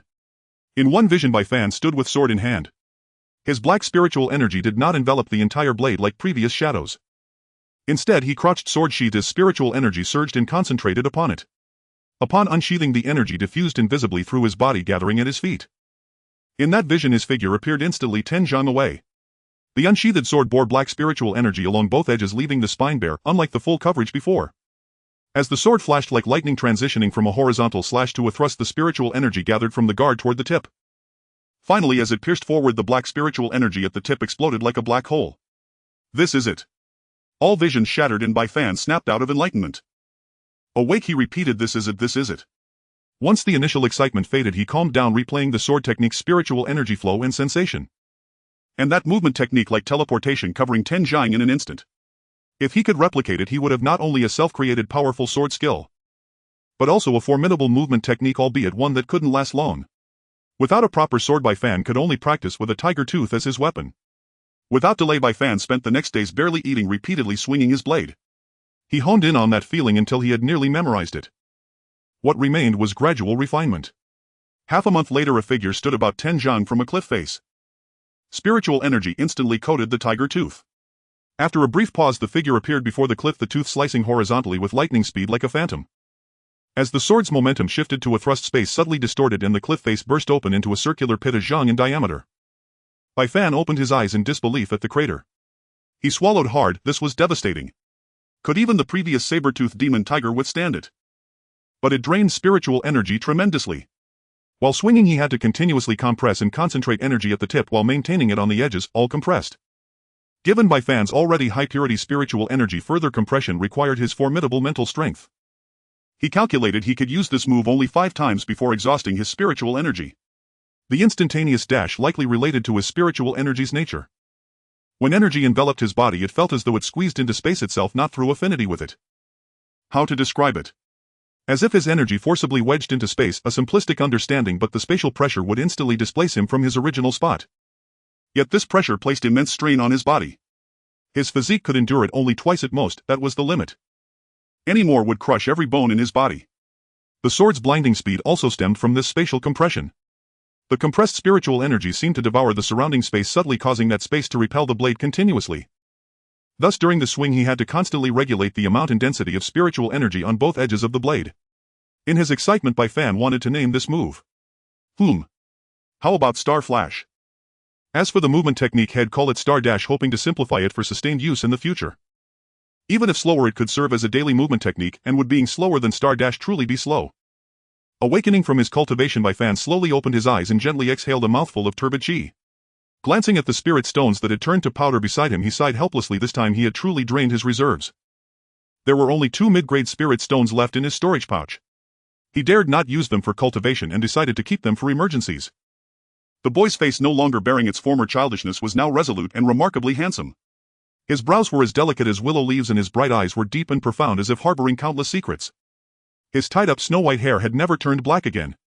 A teardrop mole beneath his eye added a unique charm to his appearance, yet it seemed as if he had shed all his tears. Rising, Bai Fan looked at his exposed wrist and said irritably, "Have I grown taller again? Why are the sleeves shorter?" At this moment Bai Fan's height had nearly reached 5.5 feet, almost matching that of an ordinary 18 or 19-year-old youth. Unknowingly 7 months had passed. He woke Dehei ready to venture deeper into the myriad demon forest today. Carrying a beast-hide bundle he prepared to set off. After waking, Dehei shot him a glare, lounged on the tiger skin for a long while and only then reluctantly got up. As for why he had gotten up from a tiger skin, that story traced back to Bai Fan's seclusion for cultivation. Ever since Dehei had lain down to sleep on the tiger skin he refused to rest on the ground anymore. In the end it was Dehei, not Bai Fan, who spent the most time on the wooden bed. After a simple meal Bai Fan walked out of the mountain stream and looked at the canopy of the trees. Having determined the direction he blurred and dashed forward with incredible speed. Dehei followed behind but could never catch up to the figure ahead. Over the past month, besides repeatedly honing the devouring Star Flash, he had been working on his movement technique. Finally he found a balance, simplifying the Star Flash using the unique properties of spiritual energy to create a new technique he called the Star Step. If anyone were nearby they would only see a blurry figure darting through the forest with shallow footprints appearing every few dozen zhan on the snow. Bai Fan was very satisfied with this movement technique. It was incredibly agile and fast. After comprehending it he challenged Dehei to a race. That time Dehei gave it his all but still couldn't catch up to the boy he usually left far behind. From then on, whenever Bai Fan called Dehei for a race, Dehei would turn his back to him and refuse to move no matter how much he called. He imagined Dehei saying to him, "Which fool would race you again?" Thinking of this the boy laughed heartily. By evening, after an entire day of slowly venturing deeper into the myriad demon forest, Bai Fan and Dehei hadn't encountered a single demon beast, which left him deeply frustrated. With winter setting in, many demon beasts in the myriad demon forest had gone into hiding. Though they occasionally spotted some tracks, they would disappear after a short pursuit. Gathering some dry branches he lit a small campfire and took out dried meat from his bundle. The man and the dog sat side by side, planning to find a sheltered spot to rest after eating. Just as he was lowering his head to eat, Dehei suddenly stood up. Sensing something amiss, Bai Fan immediately extended his spiritual sense in the direction Dehei was staring. Extending it to its limit he saw a small hunting party 50 zhang away. Among them were 3 men and 2 women, apparently heading in his direction. In his sea of consciousness the fluctuations of spiritual energy within these figures varied. The leading man had the strongest spiritual energy while the other 2 were slightly weaker and on par. As for the 2 women, the younger-looking girl was noticeably stronger than the older one. But he was puzzled. Why do they seem so weak? How dare they venture this deep? This was his first time using his spiritual sense to gauge another's strength and he had no frame of reference. Not everyone had such an abnormally vast reserve of spiritual energy like him. Just as he was about to extinguish the fire and leave to avoid any interaction, he hesitated.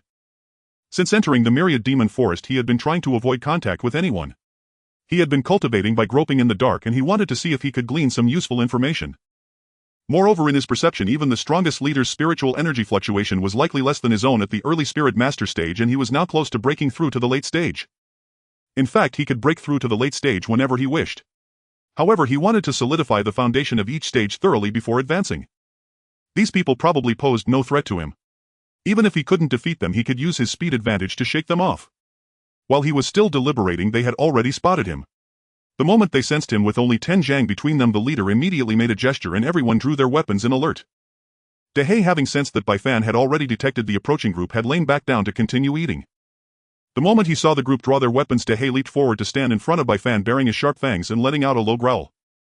His body leaned forward, hind leg muscles tensed as if he would lunge at their throats in the next instant. After getting closer, the leader only relaxed his vigilance when he saw it was just a man and a dog. The leader signaled his companions to put away their weapons. Stepping forward, he said, "I am Lu Feng, captain of this hunting party. These are my companions. We are passing through and mean you no harm." Lu Feng looked at the white-haired figure before him. Though his face appeared young, it exuded a wild and untamed aura along with a faint hint of bloodshed. Even ignoring these signs, just the sight of the leopard-like black dog beast companion and the three-tier beast hide he wore was enough. Anyone who dared venture alone this deep into the myriad demon forest was clearly not to be trifled with. Seeing the other party's proper conduct, Bai Fan relaxed a little. He called Dehe back to lie by his side and remained silent. Having decided not to avoid this group, he suppressed his spiritual energy fluctuations, channeling the spiritual energy in his star sea into a black hole, a trick he had discovered by chance, perfect for disguise. The aura he intentionally or unintentionally emitted was roughly at the early spirit master stage. Seeing that the man was not aggressive or driving them away, Lu Feng felt somewhat reassured, thinking he wasn't too unsociable. Moreover, in his perception, this man's strength was around the mid-spirit master stage, not vastly superior to their group. If his strength were at the great perfection of the spirit master stage or higher, even if they sensed him, they would have avoided him and steered clear. After all, in the myriad demon forest, demon beasts were terrifying, but humans were even more so. So he spoke up, "I apologize for the intrusion. May we rest here? Rest assured, we won't disturb you. It's already late and there's no suitable place nearby to rest." The reason Lu Feng perceived Bai Fan's realm as mid-spirit master was that Bai Fan's spiritual energy was exceptionally pure. Bai Fan also knew there was indeed no suitable resting place nearby for these people. Confident in his own vigilance, he felt that even if they tried anything, he could handle them with ease. So he said, "All right."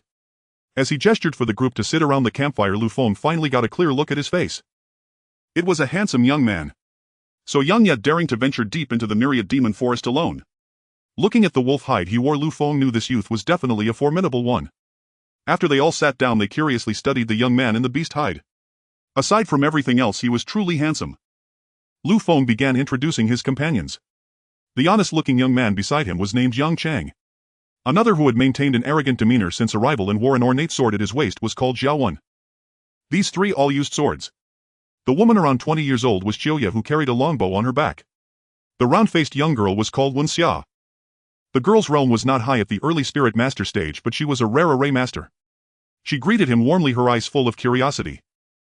As for why this young man was alone here, the little girl whispered to Chioya on the side. The expressions and postures of this group, as well as the whispers between the two women, were all clearly seen and heard by him. Everyone else seemed normal, but for some reason Xiao Wen appeared to harbor a subtle hostility toward him. This puzzled him, so he made a mental note and didn't dwell on it. Just then, Wen Xia's stomach suddenly growled. The girl's face flushed bright red. Embarrassed, she glanced at Bai Fan, covering her stomach with her small hands, looking quite uneasy. Lu Feng also spoke up awkwardly, "Sir, do you have any extra dry rations you could spare? I can pay for them. We've been hungry for days." Wen Xia's stomach had barely stopped grumbling when, as if by some unspoken cue, the bellies of several others began to echo in unison. Lu Feng looked somewhat embarrassed, and the rest of them shared a similar awkwardness. Bai Fan did not reach for his storage pouch. Instead, he retrieved some dried meat from his beast hide bundle and handed it to Lu Feng to distribute. Taking the dried meat, Lu Feng immediately reached for his money to pay. Bai Fan extended his hand and said, "1 spirit stone." Lu Feng grinned unhesitatingly, pulled out a spirit stone, handed it to Bai Fan, and then distributed the food among the others. Only the young girl and the simple-hearted youth thanked Bai Fan after receiving their food. The girl's cheeks were flushed and she seemed too shy to meet his gaze. As they ate, the group no longer felt the same distance from Bai Fan. They sat around the campfire, its glow illuminating their faces, and gradually grew more familiar with one another. Listening to their conversations, Bai Fan learned that this group was a quasi-yellow-grade hunting squad. He had some knowledge of the ranking system for mercenaries. Hunting squads were affiliated with the Mercenary Association and were typically formed as small teams of varying sizes. Large squads could have over 100 members while smaller ones required at least 3. The ranks from lowest to highest were Yellow, Profound, Earth and Heaven. Each level corresponded not only to a certain cultivation realm but also required completing numerous corresponding tasks to be officially recognized as having advanced. Each rank was further divided like cultivation realms into initial, intermediate, high and peak. The most numerous were the yellow-grade hunting squads. This group was at the quasi-yellow-grade intermediate level. The reason for the quasi-designation was that they had yet to hunt down the required number of third-tier demon beasts. Once they reached the required number, the Mercenary Association would verify their trophies and grant them the corresponding rank certification. Bai Fan knew all this from his father. Because their family's city Jinan was too remote and had no Mercenary Association branch, their family relied on their own hunting teams for self-sufficiency. From their words he also learned that they were currently around the middle of the central ring of the Myriad Demon Forest. They had come this time to hunt 2 more third-tier demon beasts to fulfill the requirements for advancing to yellow-grade intermediate. The man named Zhaowen who wore an ornate longsword at his hip had been temporarily recruited by them as an extra pair of hands was always welcome. After eating, everyone's spirits were visibly better than before. "What's your name? Why are you here alone in the Myriad Demon Forest? It's so dangerous." The young girl sitting beside Bai Fan looked at him with wide sparkling eyes full of curiosity. Fearing the girl might be too forward, Lu Feng said gently, "Sorry, when Xia is young and curious about everything. She means no offense." Lu Feng was actually a bit tense. In his view, although this person currently seemed harmless, they shouldn't overstep and provoke him.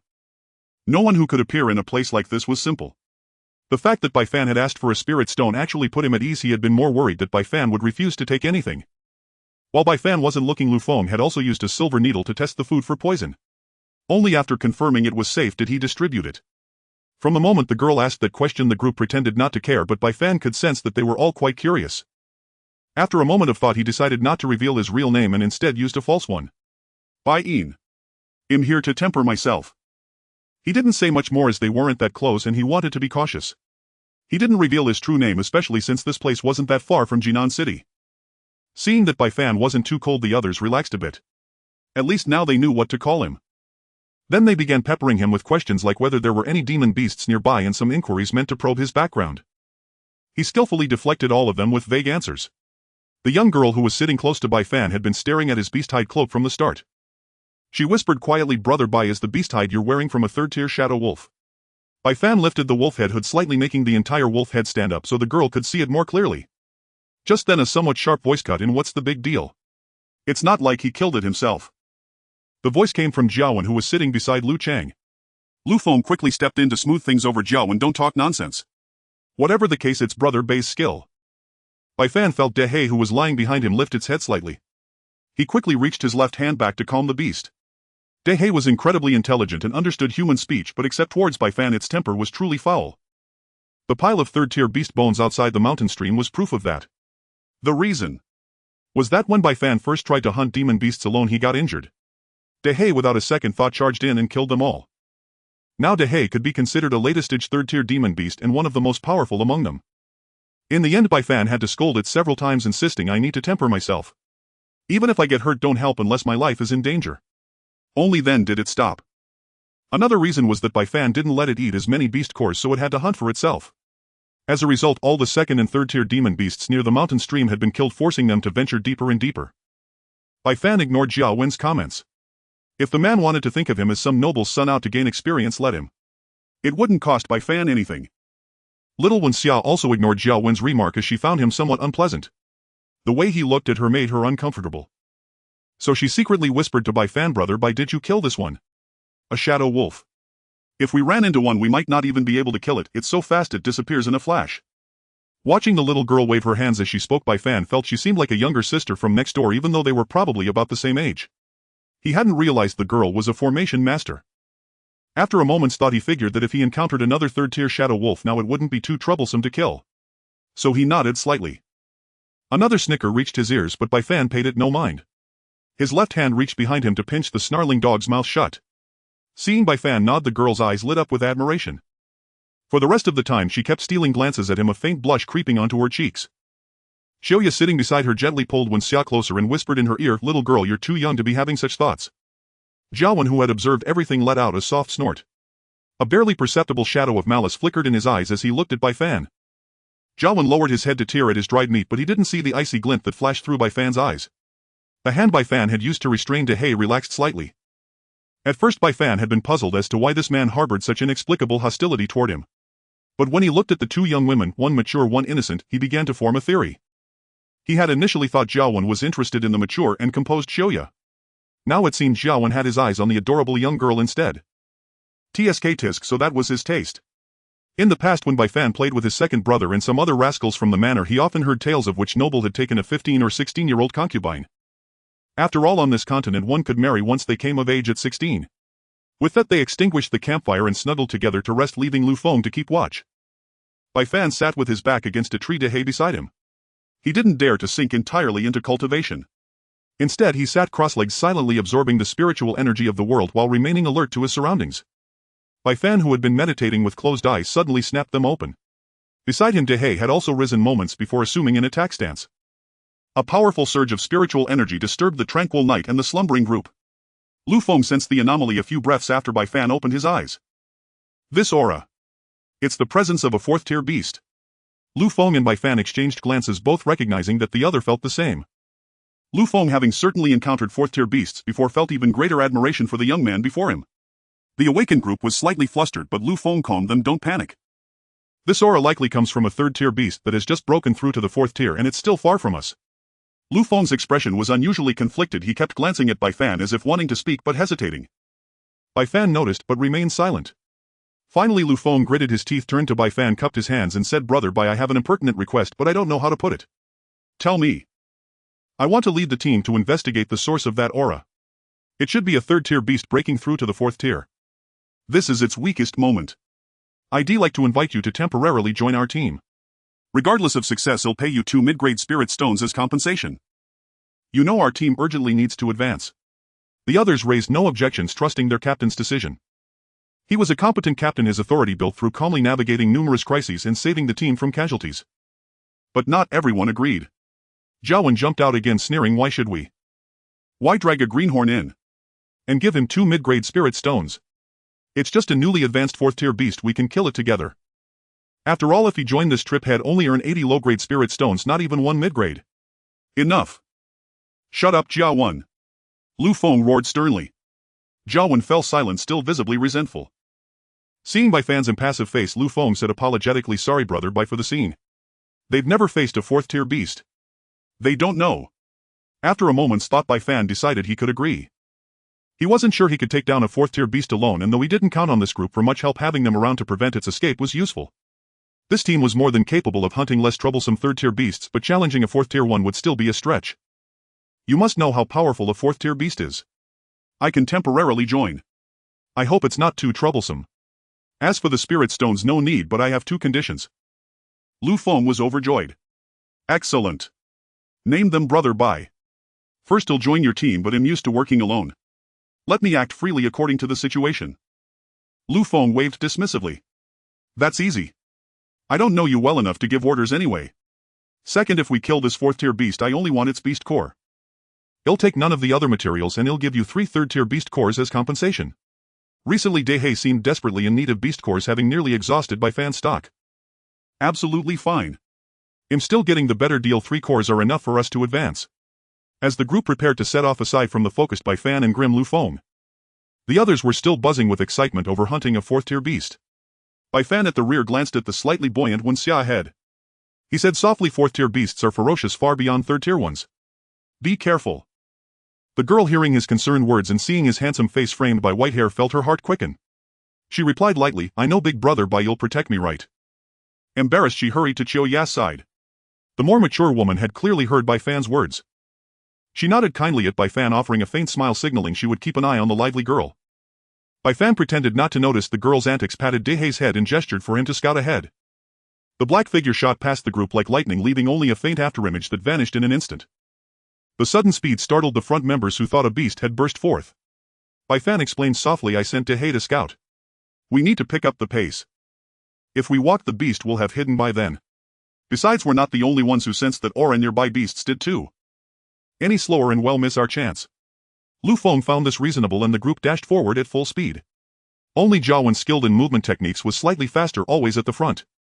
Bai Fan, wearing the wolf head, followed unhurriedly. Jiawen turned to cast a provocative glance, but Bai Fan didn't indulge him. He released a sliver of spiritual power surging into Jiawen's mind. Under the combined assault of killing intent from hundreds of battles and spiritual force, the smug Jiawen was flung forward several yards by inertia. He hit the ground, rose with a pale face and splitting headache, then stumbled and fell again. Standing up, he missed a large pit and plunged headfirst into a snowdrift. Rising, he hurriedly claimed he hadn't seen the hole. An awkward silence filled the air. After his two embarrassing falls, Jiawen didn't even dare glance at Bai Fan, behaving meekly for the rest of the journey. Lu Feng glanced at Bai Fan, not bothering to defend Jiawen, simply urging the group to speed up and watch their step. As they trudged on in silence, a swift black shadow approached them. Bai Fan signaled and the group remained calm. Returning, De He gestured frantically. Bai Fan pieced it together.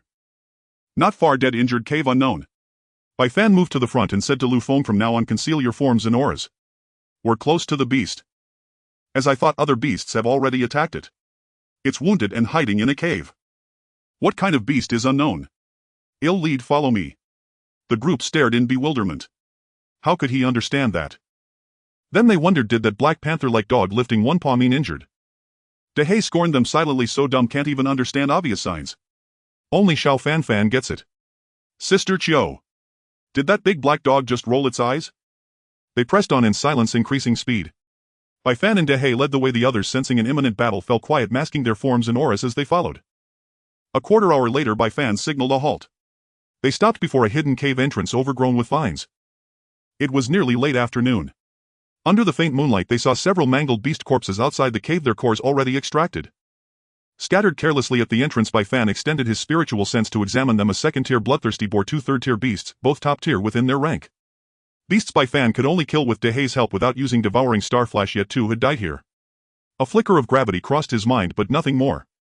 He examined the wounds. The bodies were riddled with puncture marks as if pierced by sharp instruments. Just then Bai Fan spotted a pitch-black severed limb glinting faintly in the moonlight. His heart sank.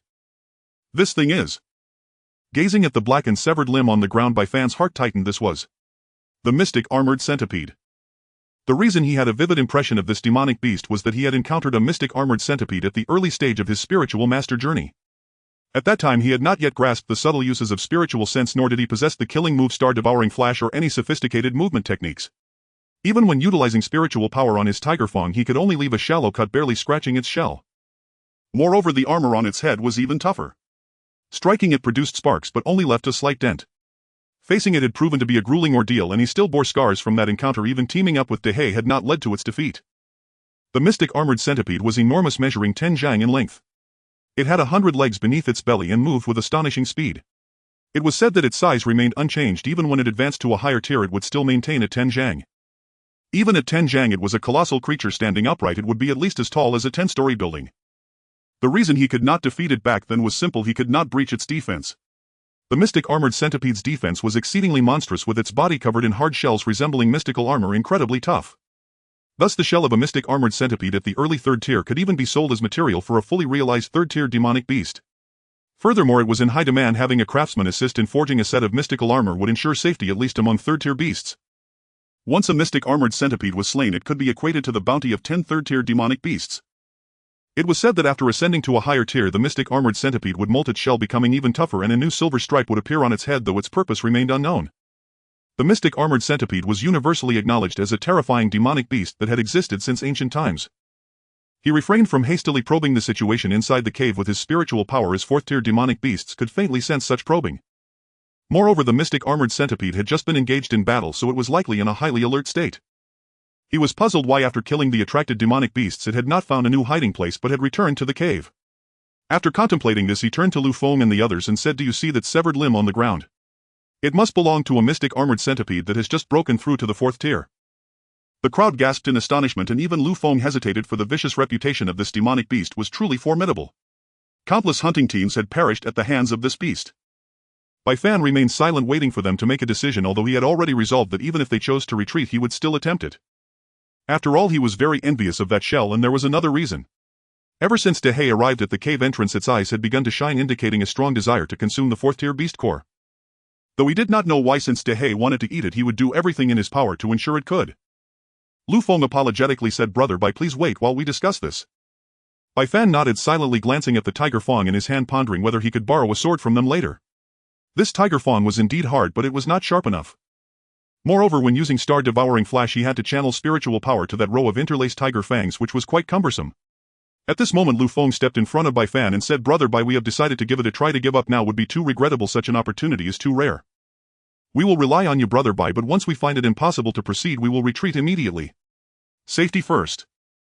Bai Fan simply said, "Since you have made your decision, I won't say much more. I have encountered a third-tier mystic armored centipede before.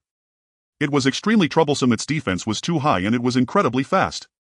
The mandibles beside its mouth possess immense biting power capable of easily tearing through flesh, so be cautious.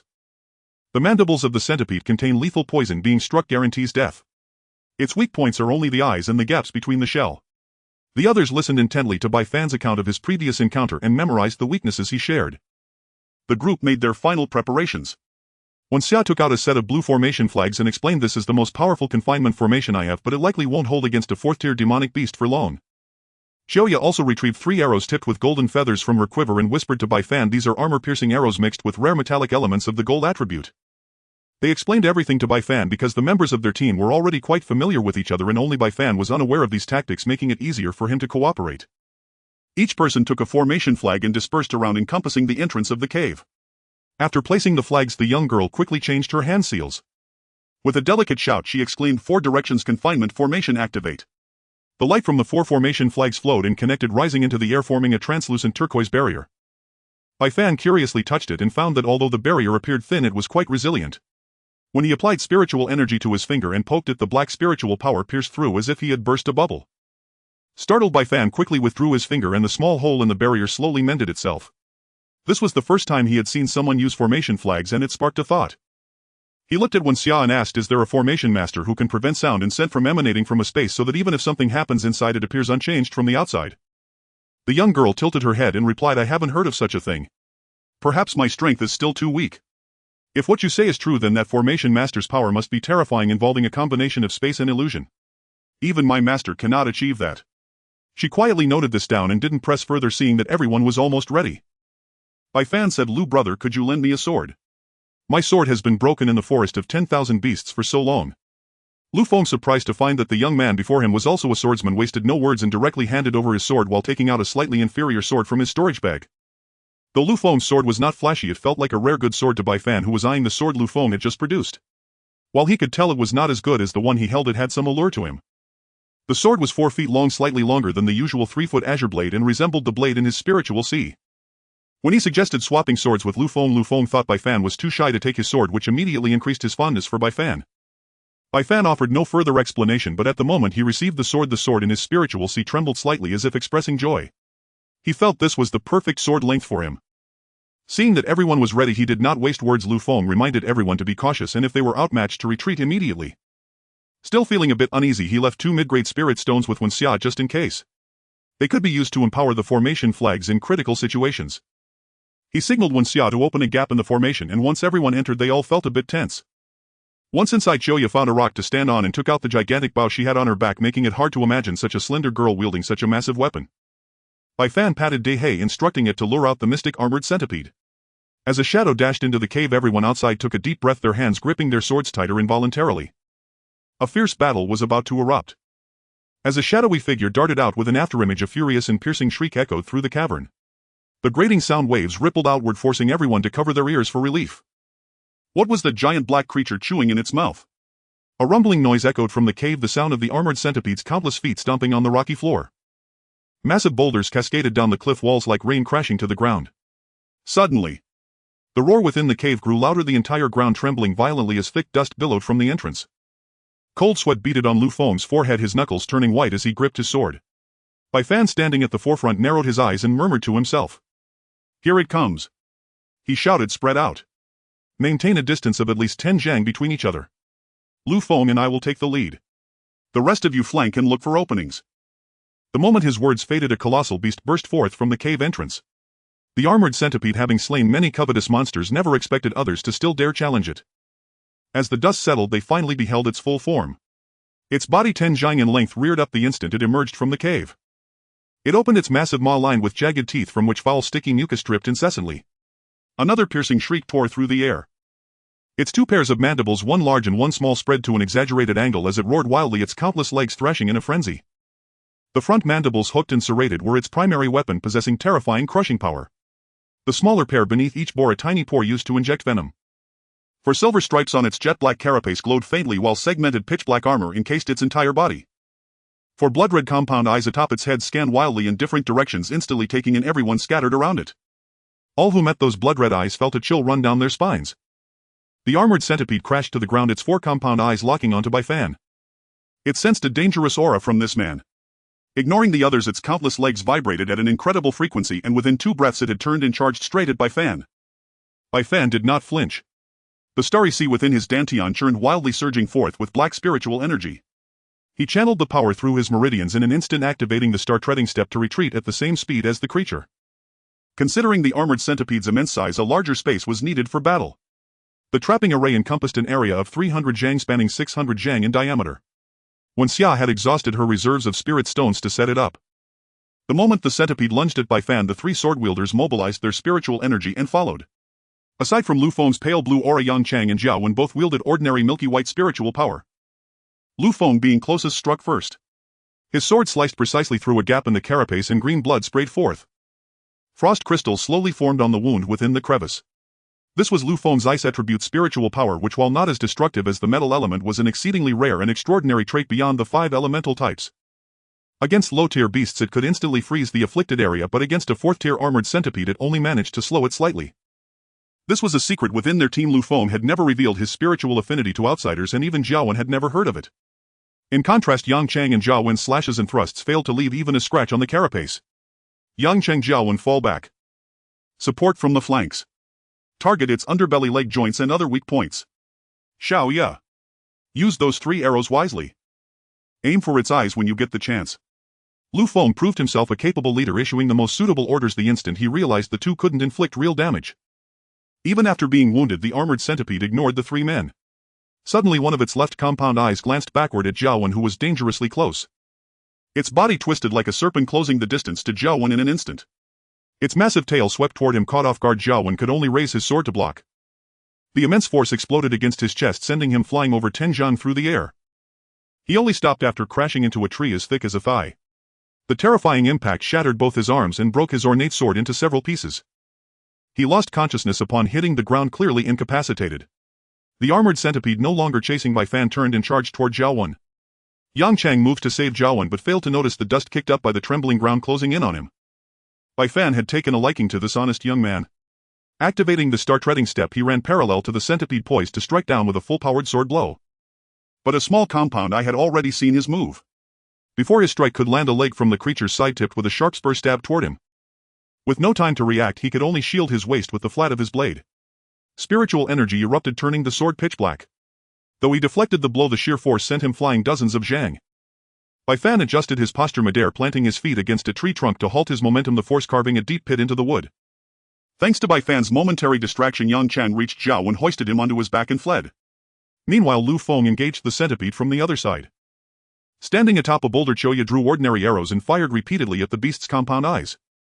Yang Chang sprinted with Jiao Wen to the edge of the trapping array, where Wen Xia opened a gap to let him out. The relentless harassment drove the armored centipede into a frenzy. It wanted to tear everyone apart. But Choya kept shifting positions, maintaining a distance of 20 zhang to sustain the spiritual energy imbued in her arrows. Only within this range would the arrows retain their power. Beyond that, the spiritual energy would dissipate, rendering the arrows ordinary.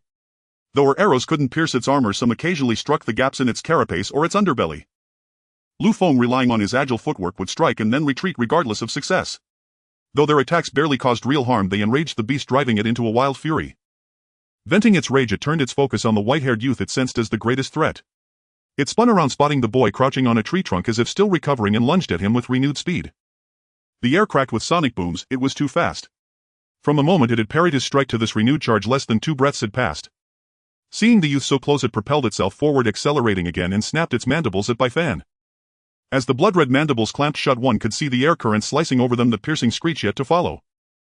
This attack was treacherously swift. He had thought the previous speed was its limit, but it had accelerated twice in an instant. Bifan had no time to react.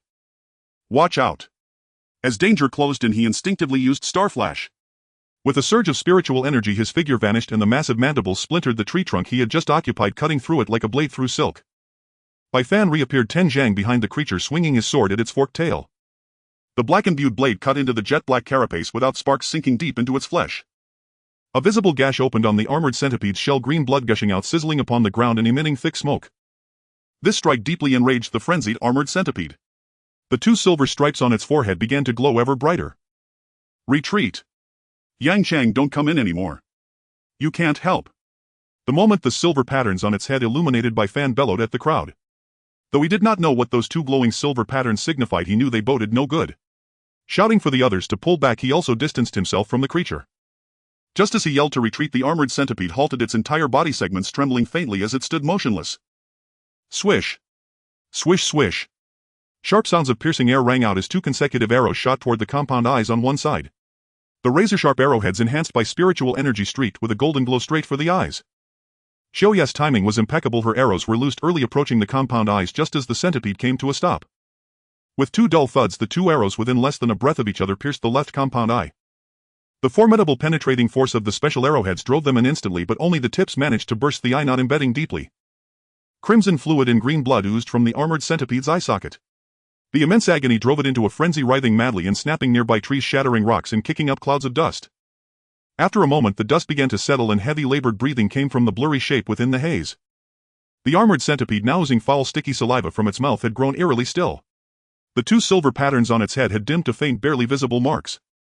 The instant the silver patterns faded, dull thumping sounds echoed from the armored centipede's massive body as it began to swell.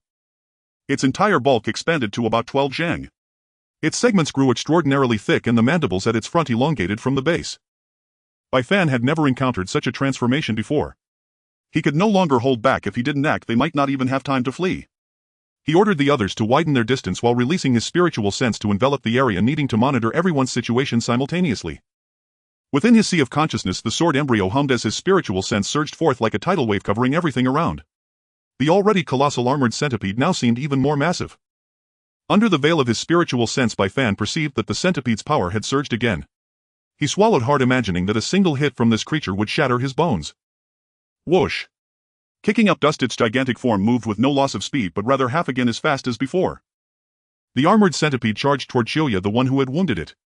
Lu Feng, closest to her, activated his movement technique and stepped in front to shield her. There was no time to take her away, as the centipede with a frenzied roar was already upon them. His left hand guarding Xiaoya, Lu Feng shot his longsword in spiritual energy and, channeling his full power, unleashed his strongest strike at the centipede's head. But the armored centipede, seeing his move, clamped its 2 massive mandibles together and rammed them toward the pair. A terrifying force transmitted through the mandibles. The blow shattered the spirit-infused longsword instantly and with undiminished momentum hurtled toward Lu Feng, who stood before Xiaoya. If it struck his chest, Lu Feng would surely die. A flash of despair and regret crossed Lu Feng's eyes, regret for recklessly provoking this fearsome beast. Meanwhile, Bai Fan had already released his spiritual sense when he decided to stop holding back. Sensing the armored centipede's intent to eliminate those nearby, in turn Bai Fan activated the start treading step and gave chase from behind. The instant the mandibles shattered the longsword, Bai Fan gritted his teeth. He'll risk it all. The spiritual energy coating his body surged abruptly. Enduring the intense tearing sensation of space, he forcibly dragged the 2 of them over 10 zhang away just as the mandibles were about to hit Lu Feng. Before he could steady himself, Bai Fan used his arms to hurl them another 10 zhang farther, roaring, "Xiaoya, retreat another 10 zhang." Lu Feng swapped swords with Yang Chang. "Now follow my commands." By then Bai Fan's legs were trembling, slightly covered in blood beneath his beast-high garments. This was the aftermath of the spatial tearing he endured to boost his speed. Though it lasted only a brief instant, Bai Fan felt he had nearly been shredded to pieces. Enraged that its attack had failed to kill the 2, the armored centipede reared its front half upright and with its numerous abdominal legs scuttling rapidly charged at Bai Fan. Even with his spiritual sense aiding him, tracking its movements proved difficult. If he didn't suppress his speed and fully unleash the start treading step, he could match the current speed of the centipede with its silver patterns activated. Relying on his speed advantage, Bai Fan began to circle the armored centipede, narrowly dodging its attacks with the help of his spiritual sense. The others could no longer be of much assistance. Outside the formation, Wen Xia grew increasingly anxious. Seeing Jiao Wen emerge heavily injured, she had no idea what was happening inside. Yang Chang had also retreated after entering. He briefly recounted the perilous situation within, but none knew how it fared now. Lu Feng, having exchanged swords with Yang Chang, felt powerless to help, though he was uninjured.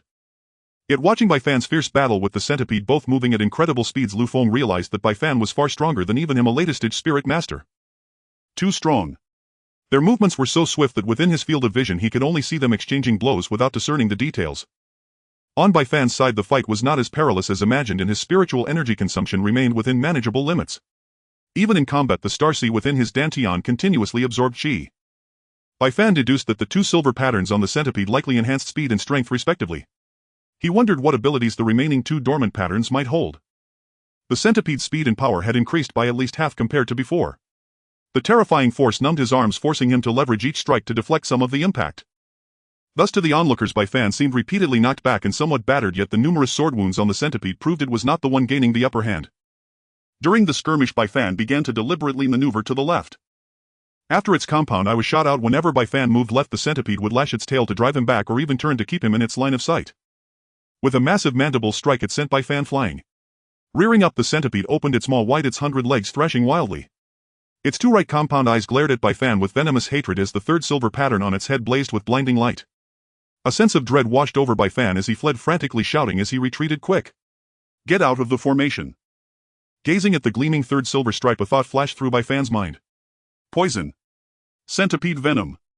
The Xuanjia centipede had never released its toxin from start to finish. Although no one had been caught by its fangs, it still hadn't released the venom. The first two silver stripes had already been used, yet now it stood its massive body completely still, just like when it had unleashed the power of those stripes. No, run. It's about to release poison. Lu Feng and Xiaoya, nearest to the edge of the formation, swiftly fled the trapping array. Before Bai Fan could escape, the upright Xuanjia centipede spewed vast clouds of green toxic mist from its maw. As the poison mist spread, everything it touched, trees instantly withered and decayed, and even rocks were corroded into deep pits. Strangely, not a wisp of the toxic fog approached the cave entrance, it all expanded outward. The moment he dashed out of the trap, the exit sealed shut, and as the mist contacted the array barrier, a continuous sizzling sound arose. Lu Feng spoke rapidly. "Xia, shrink the formation's range. It's too wide now, reduce it to increase its power." With that, he pulled out two more medium-grade spirit stones, handed them to the others, and they rushed to the four array flags, dissolving spiritual power into them. Four figures dashed toward the flag positions with the spirit stones, and when Xia's expression turned grave. As the range shrank, the translucent barrier grew increasingly solid and the corrosion rate of the poison mist slowed. Finally, the trapping array compressed to a mere 30 zhang. From the outside, it was filled with toxic fog, and the Xuanjia centipede, realizing it was trapped, furiously attacked the barrier. The barrier trembled incessantly, its light visibly fading under the assault of the poison mist. In just a few more breaths, the Xuanjia centipede inside would break free. Bai Fan's mind raced as he unleashed his overwhelming spiritual sense, dashing to a distance to find several enormous leaves. They were quite tough and large enough. Each leaf was about a zhang in size. Handing them to the group, Bai Fan quickly explained, "It seems the trapping array will fail and burst in a few breaths, and the poison mist hasn't dispersed yet. When the array breaks, you all must swing these leaves with all your might. I'll strike from the side of the Xuanjia centipede's intact compound eye with my strongest blow. Xiaoya, use your last armor-piercing arrow to shoot at its compound eye. Whether it hits or not, retreat with one Xia." Xiaoya nodded solemnly, her hand trembling slightly from tension as she drew the arrow. A piercing screech accompanied the sound of the array shattering, and the dark green toxic mist violently burst outward. Within his Starseed, spiritual power spun wildly as he channeled the remaining energy, fully activating the star-treading step. Taking a deep breath, he assumed a sword-drawing stance and charged forward. The moment he dashed out without Bai Fan needing to speak, Lu Feng and Yang Cheng, who had already positioned themselves near the array's edge, frantically waved the huge leaves, stirring up gusts of strong wind. When Xia retreated as soon as the array broke, knowing she couldn't help and would only be a burden. Xiaoya stood on the other side of Lu Feng and the others, raising her massive bow and constantly shifting her position, her eyes fixed on the shadow emerging from the dissipating poison mist. The sky was already beginning to lighten, and everyone had reached their limits after a night of grueling battle. As Bai Fan reached his peak speed, just as the poison mist cleared, a whistling sound came from behind and a golden arrow streak flew past the corner of his eye, aimed straight at the intact compound eye. Clang! It's over.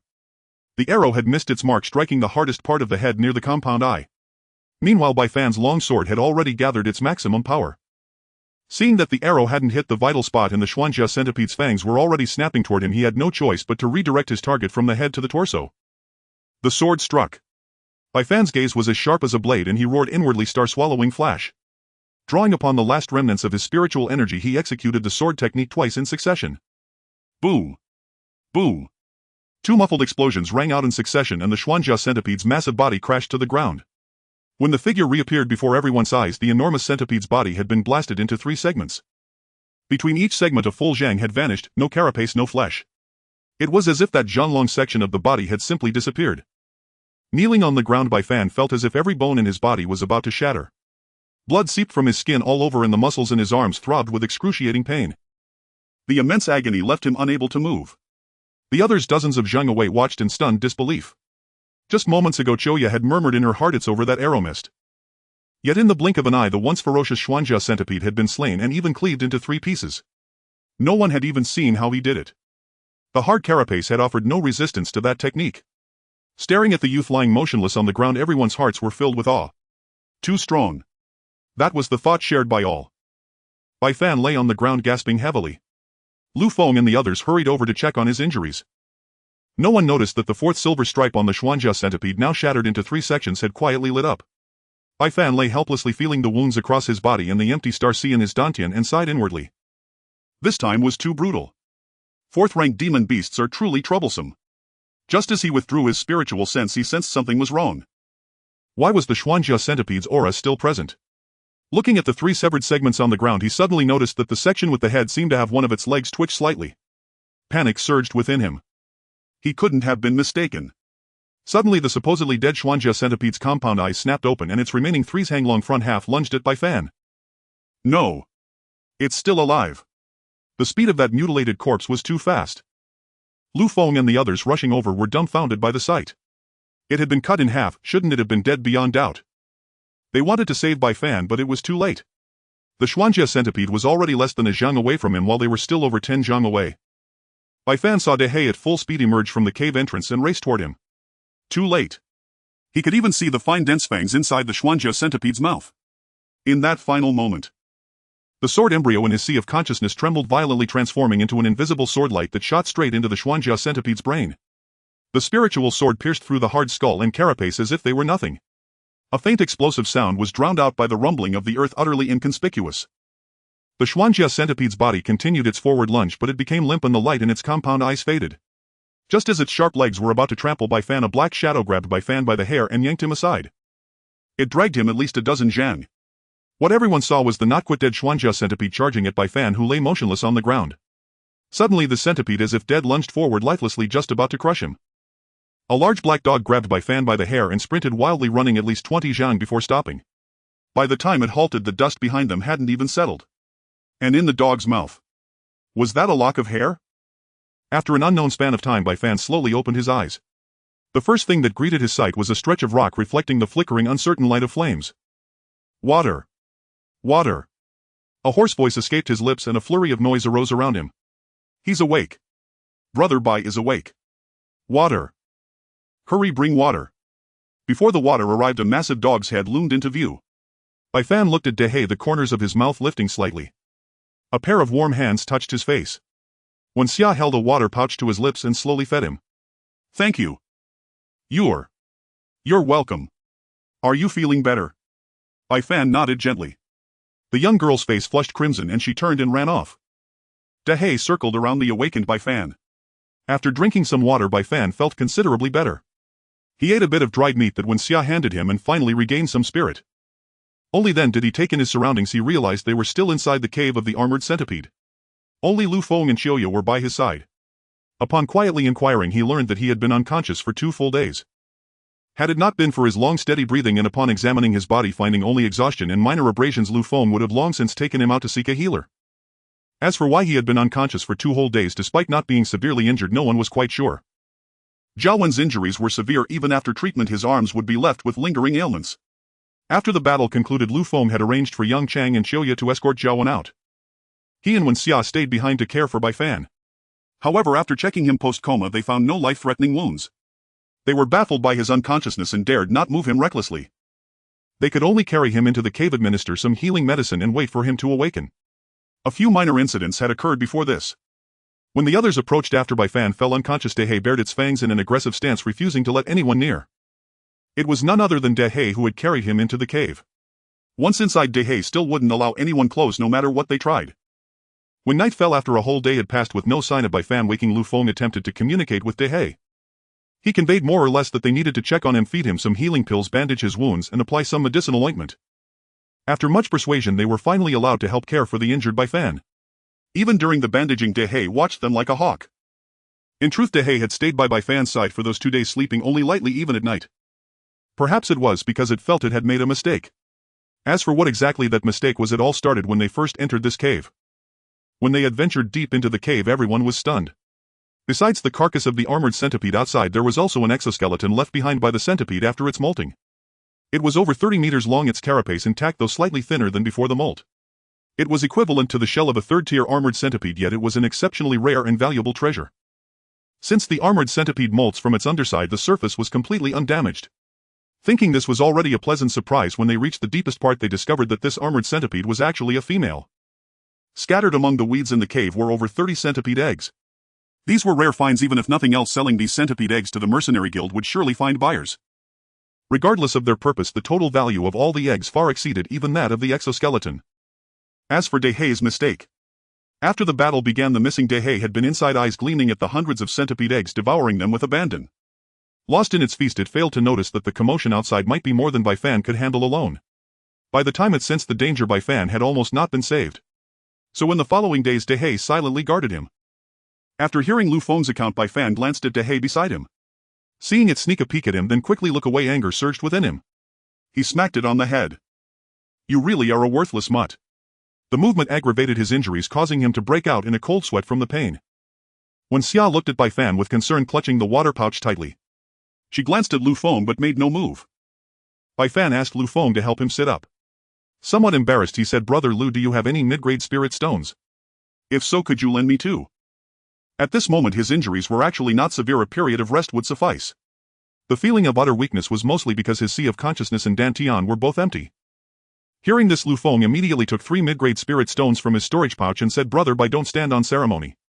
If it weren't for you, all of us might have died because of my reckless decision. Thanks to you. Now I, Lu Feng, consider you a brother. This is all I have left, take them and use them." With that, Lu Feng took the spirit stones from his pouch and pressed them into Baifan's hands. Hearing Lu Feng's sincere words, a long-lost warmth flowed through Baifan's heart. Without saying much, he nodded to Lu Feng, grasped the spirit stones in his hands and entered a meditative state. Baifan first entered his sea of consciousness. The scene that met his eyes was a pitiful sight. In the empty sea, the sword embryo and the divine hammer were mere shadows. It turned out that the final decisive strike had condensed all the spiritual essence of the sword embryo and the divine hammer, which was why he had been unconscious for 2 full days. As he absorbed the spirit stones, wisps of silvery light emerged in the space, slowly merging into both. A comforting sensation spread through his entire body. His mind gradually cleared, no longer as groggy as when he first woke. Looking inward at his starry sea, only a black hole remained in his empty Dantian. The 2 consecutive uses of Star Devour Flash had drained him of all spiritual energy. His entire Dantian was sending out signals of intense hunger. Concentrating, he circulated his cultivation technique. As the pure spiritual energy from the stones surged in, the black hole greedily absorbed it. Gradually the starry sea in his Dantian began to fill and his overall strength slowly recovered. He even felt that a breakthrough to the late stage was not far off.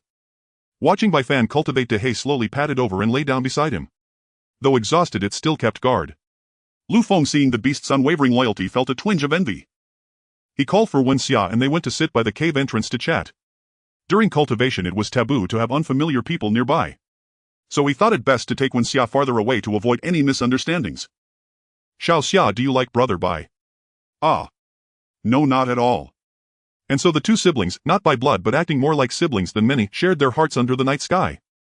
The next morning, as the sun rose, its rays filtered into the forest, casting dappled shadows on the snow.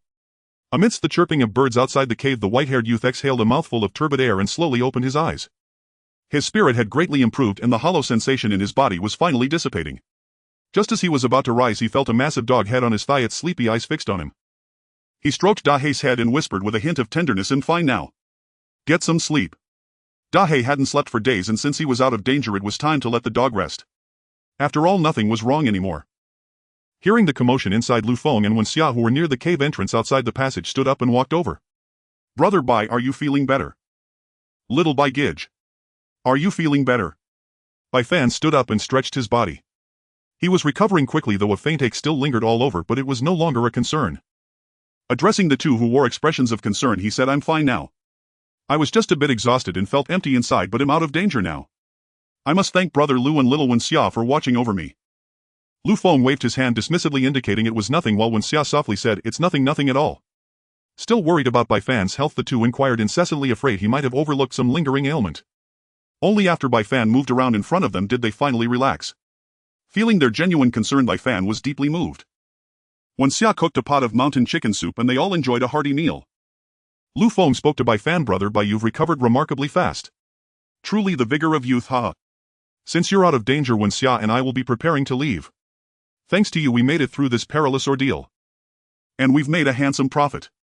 Besides the 2 sets of Xuanjia centipede carapace materials, we also have 38 centipede eggs. This was far too dangerous. The 2 mid-grade spirit stones I promised you earlier are hardly enough to express our gratitude.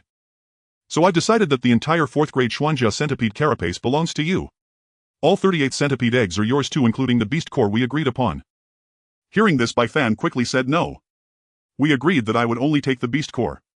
And you've already given me 3 mid-grade spirit stones, which is at least 330 low-grade stones. That's no small sum. Moreover, Brother Lu, you didn't take advantage of my situation and even took care of me for so long. You're the captain of the hunting team and there are others like Wen Xia, Yang Chang and Xiaoya to consider. Lu Feng said sternly. No, Brother Bai, don't argue. I've made up my mind and that's final. If it weren't for you single-handedly killing the Xuanjia centipede, none of us would have survived. I'm already too embarrassed to take anything else. Besides, this molted shell will still earn us a good sum. Please don't refuse. That's right, little Bai Gidge, don't refuse. If it weren't for you killing the Xuanjia centipede alone, all of us might have. So please accept it. I believe Brother Yang and Sister Xiaoya would agree with Brother Lu Feng's proposal. Seeing their determination, Bai Fan proposed a compromise. How about this? Besides the beast core we agreed on, I'll take the shortest section of the 4th grade Xuanjia centipede, enough to make 1 suit of armor. As for the centipede eggs, they're of no use to me and I won't be leaving the myriad demon forest anytime soon. I have no way to deal with them. They can only be fed to my spirit beast. I'll take 18 of them and you can have the remaining 20. Take the rest of the carapace as well or I won't have anywhere to store such large items. No sooner had Bai Fan finished speaking than Dahe, who had woken up at some point, expressed his displeasure. He made a fuss at Bai Fan, who upon understanding slapped him and scolded, "You gluttonous beast. You didn't help me and now you want armor too. And those centipede eggs, you've already sneaked and eaten hundreds of them. Those were money, you wasteful creature. And you still want more. I'll give you a hammer." Lu Feng laughed heartily at the sight of the man and beast bickering. After hearing Bai Fan's proposal, he hesitated, knowing their team had suffered significant losses. Xiaoya's armor-piercing arrows were forged from rare materials and were a crucial part of the team. This time all 3 arrows had been destroyed. As for Wen Xia, her most powerful trap formation flags were severely damaged and needed repair. Ignoring Dahe, who was still growling and cursing at him, Bai Fan spoke again. "Brother Lu, if you consider me a brother, take it. I've already received what I deserve, even more than I expected. Besides, I only have 1 storage pouch and can't fit these carcasses. Please don't stand on ceremony." Hearing this, Lu Feng didn't insist further and said, "Then let's do as Brother Bai says. I'm still getting the better end of the deal, ha ha ha." Nevertheless, he still intended to leave the longest section of the 4th grade Xuanjia centipede's head-bearing body for Bai Fan. The 2 exchanged glances and hearty laughter echoed through the cave. Seeing this, Wen Xia also smiled slightly. With Bai Fan's help, they carefully dissected the carcasses and Lu Feng slowly stored them into his storage pouch. Since they often hunted demon beasts in the wild, they had prepared several empty storage pouches for beast materials. Unexpectedly, all of them were filled this time. These items, if sold to a good buyer, could fetch at least several dozen mid-grade spirit stones, almost equal to 3 months of non-stop hunting for their team. Though the danger had been great, the rewards were substantial. Although Lu Feng and Wen Xia were astonished by the mysterious black spiritual energy, they tacitly refrained from asking, both deciding to pretend they hadn't noticed. In truth, Bai Fan's revelation had been a small test for the 2. Seeing that they didn't inquire, he felt relieved, as it could have brought him immense trouble. Fortunately, both parties tacitly avoided the topic. After everything was handled, the sun was high in the sky. They had spent the entire morning processing the 2 carcasses. After eating, Lu Feng and Wen Xia packed up and decided to leave the myriad demon forest to attend to matters. Having been delayed for days without sending word back, Yang Chang and Xiaoya were likely beside themselves with worry. Bai Fan tried to return the long sword to Lu Feng, but Lu Feng refused, saying, "Keep it, Brother Bai. You don't have a suitable weapon yet. Consider it a gift from me. It's not a fine sword anyway, ha ha." He didn't insist further, thinking he indeed needed a handy weapon, and accepted it. At the same time, Lu Feng took out 2 pairs of small green jade slips from his storage pouch and handed them to Bai Fan, saying, "These are special communication jade slips from the Xuanfu Merchant Guild. No matter where you are, you can send messages to the other person. This pair is mine. Just infuse a wisp of spiritual energy to send me a message. This other pair is blank and I'm giving them to you. You can imprint a strand of your own spiritual energy onto one and give the other to someone else. They're not valuable items, so please accept them." Bai Fan found them novel, and hearing they weren't too precious, accepted them without further ado. "I'm a few years older, so we'll take the liberty of calling you Brother Bai." Brother Bai, since you're out of danger, my little sister and I can leave with peace of mind. 3 days have already passed. We need to rejoin the others quickly. I won't say much more about gratitude. Well, remember this life-saving grace in our hearts. So, let's part ways here. With that he turned and left with Wenxia. As they departed, the young girl Wenxia showed reluctance, but she had heard Bai Fan say he wouldn't leave the myriad demon forest anytime soon, and her heart was filled with sorrow. Seeing his little sister's expression, Lu Feng knew what she was thinking, but he said softly, "Don't overthink it. I think Brother Bai is no ordinary man. He'll soar to great heights sooner or later. Our paths will likely diverge further and he won't remain in one corner forever." Behind them, the aloof Bai Fan opened his mouth but remained silent for a long time. Watching the two figures receding into the distance, he finally took a deep breath and shouted loudly, "May the mountains and rivers turn and we meet again." "Ah. My name is Bai Fan." Hearing his call, the two now far away slowly turned and waved gently. Even though their features were indistinct, Bai Fan felt they were smiling so brightly.